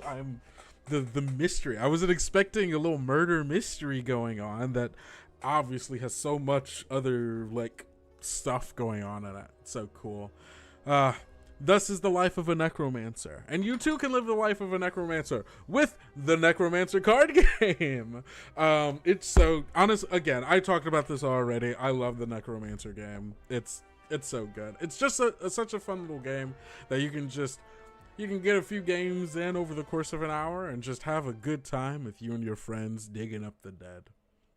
So go get that over on the Kobold Press store, and don't forget we still have all of our other deals happening. They go all the way until the end of Sunday. So that's all of the hold on, let me go back and look. That's the 25% off of the Dice Projects products.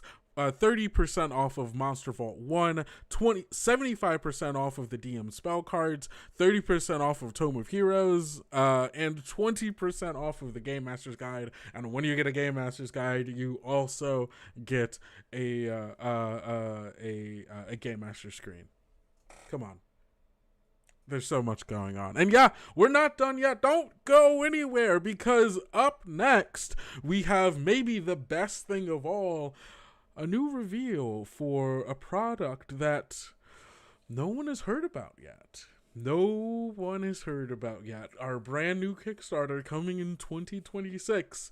And let's just say, maybe it might be a little spooky. So if you want to know about that and so much more, stick around. We're going to go on break for a couple of minutes, and we will be back at the top of the hour with all of those good reveals. So see you then, everybody.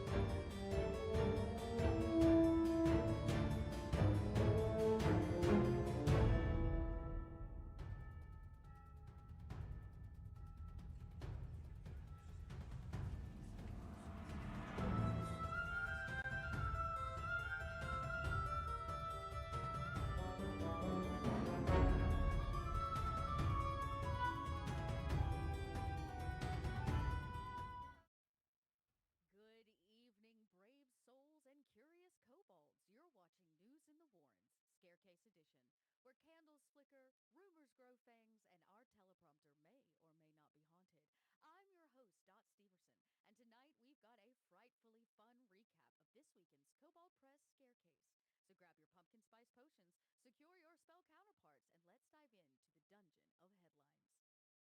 This week began with a monster of a segment from our very own Kendo, who summoned a legion of Pokemon in Fantasy Beast faster than you can say roll for initiative. That's right, he kicked things off with a Pokemon Nuzlocke challenge and cracked open the brand new Monster Vault 2, on sale in your local game stores and Kobold Press now. It was high drama and even higher stakes, as every fainted creature meant a tearful goodbye and a dramatic moment of silence. Somewhere, a bard wrote a eulogy for that poor Charmander. From adorable gremlins to existential horrors, that question of...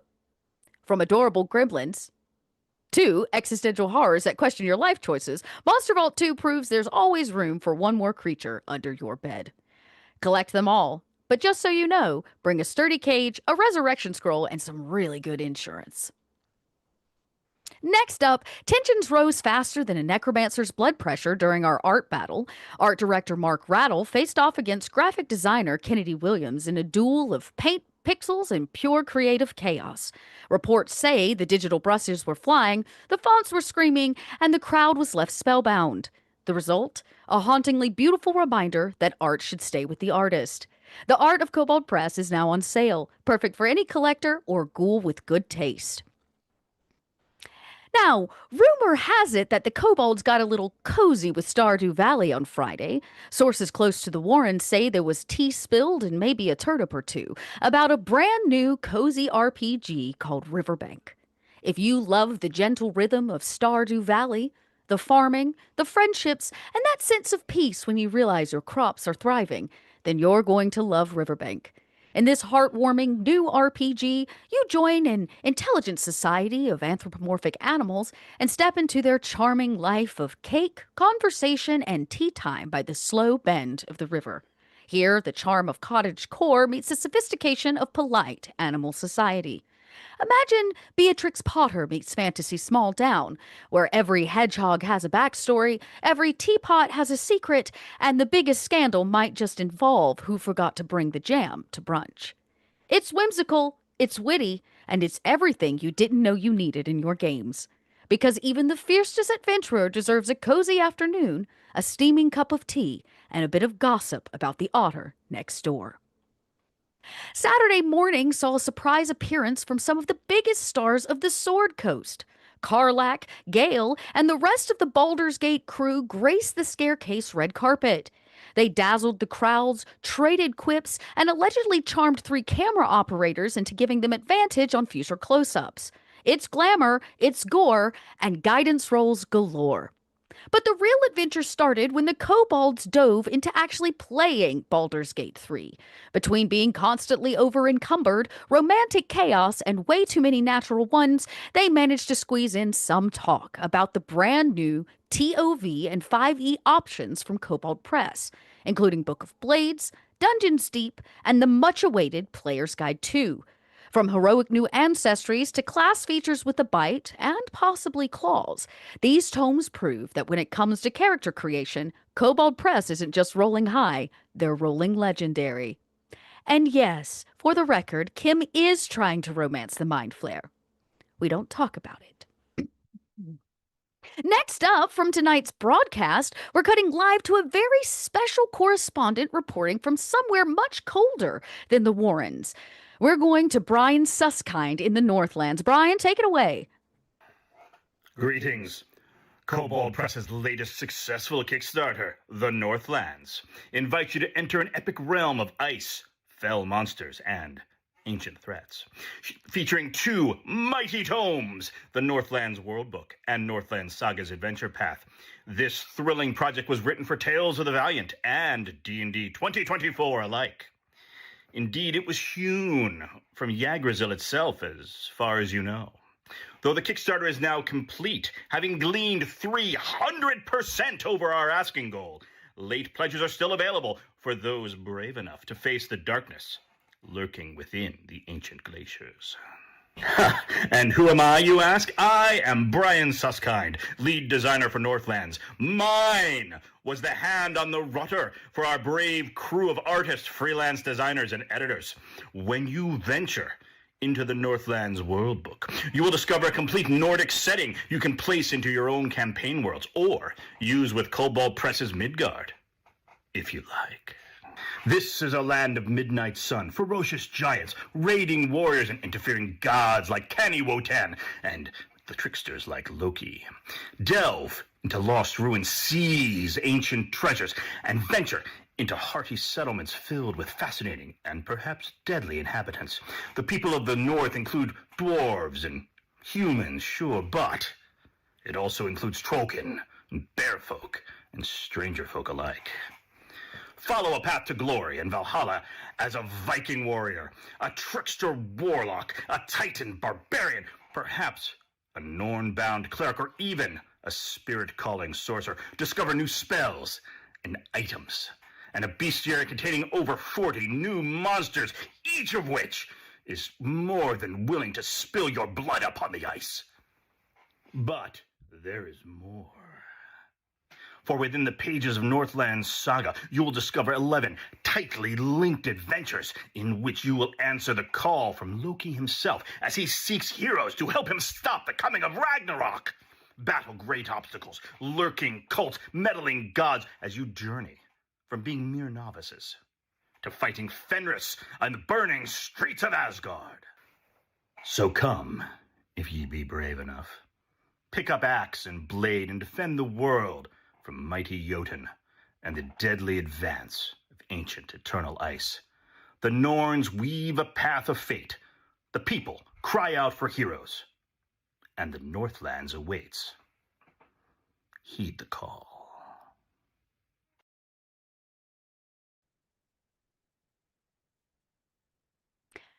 Thank you, Brian. And next up during the Scarecase, it was time to stir the cauldron. The kobolds brewed up some deliciously disturbing dishes while playing Traveler's Rest, the perfect game for adventurers on break. You know, the kind of adventurers who finished looting the dungeon, survived the dragon's breath, and now just want a quiet moment to bake pie, brew ale, and chat with the locals. After the thrill of battle and the rush of slaying beasts, cooking is the perfect way to unwind.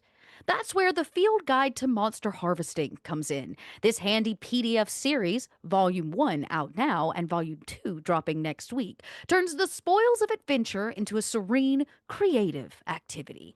From selecting the best cuts for stew to crafting ingredients for even more exotic recipes, it's your essential guide to turning the spoils of battle into dinner.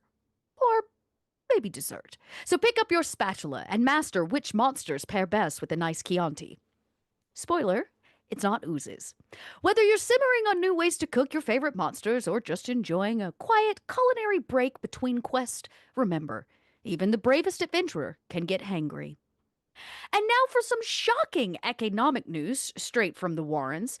Kobold Press unleashed a series of flash sales throughout the Scarecase weekend. We're talking dice that sparkle like dragon hordes, merch fit for elven royalty, and books so discounted it feels like they're rolling with advantage on generosity.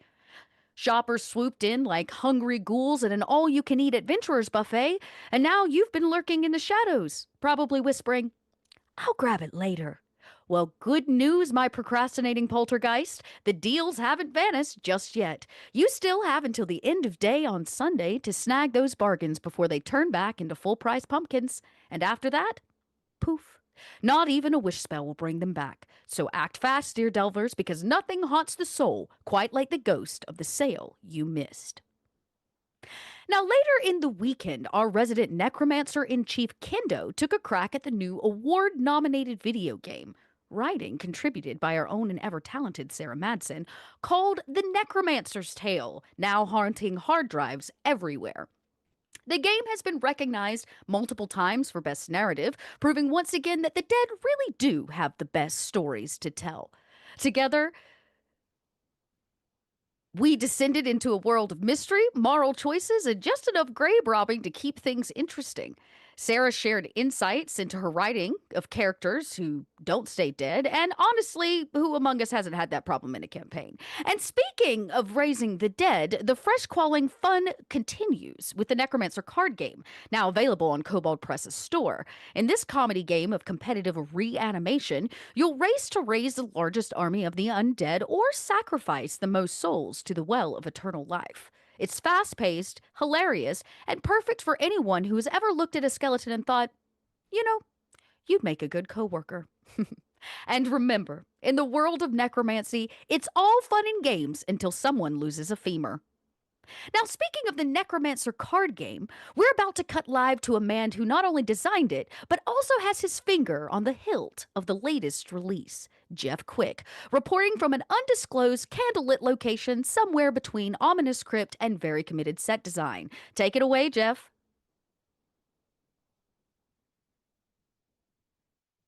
Once there was a player of a fighter who didn't feel good enough compared to the spellcasters in the party. Pretty scary stuff, hey kids? So one day, this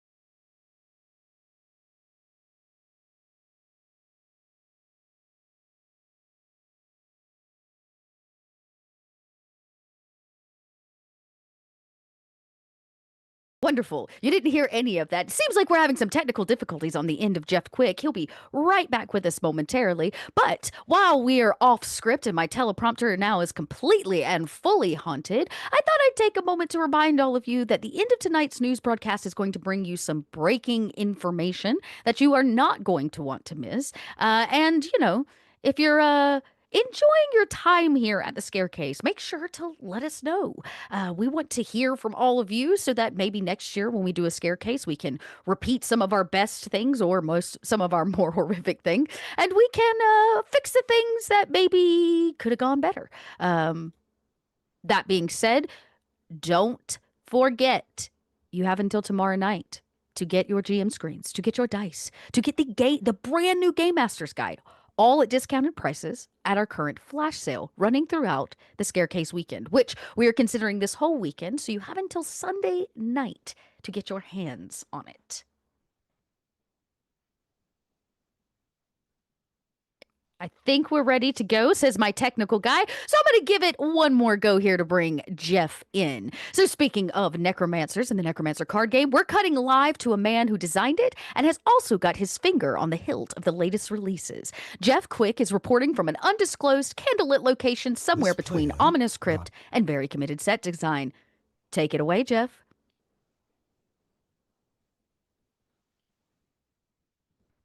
player of a fighter who didn't feel good enough compared to the spellcasters in the party. Pretty scary stuff, hey kids?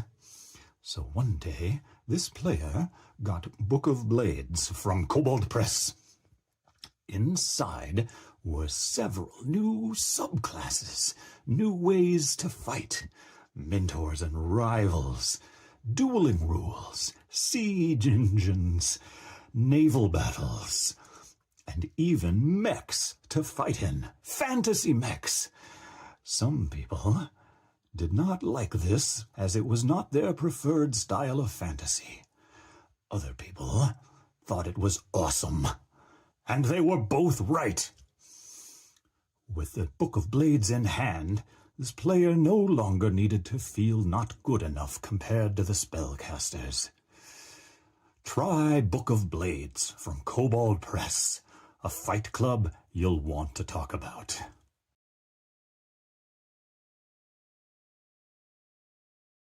Release, the hilt on the latest release. And thank you, Jeff. And finally, to close out our night, breaking news. Straight from the crypts of the Kobold Press headquarters, where the air smells faintly of coffee and arcane ink, comes word of their next Kickstarter. Night Hunters. Launching January 2026, this project promises gothic heroes, cursed power, and just the right balance of doom and delight. We're talking moonlit haunts, monstrous foes, and enough brooding atmosphere to make even a vampire say, lighten up. But don't take my word for it. Let's cut live to the brand new teaser trailer so you can see with your own eyes.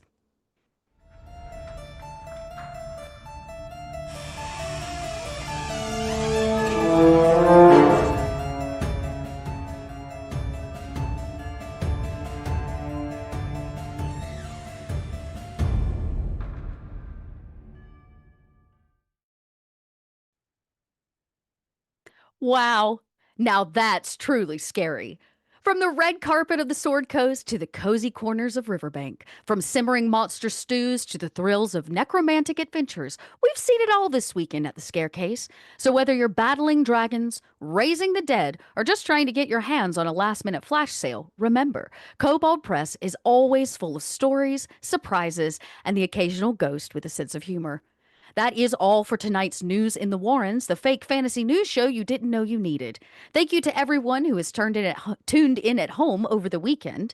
And remember, if you hear eerie scratching in the dark, it's probably just a kobold with breaking news. Good night, stay spooky, and as always, may your torches stay lit and your dice blessed. Good night, everyone.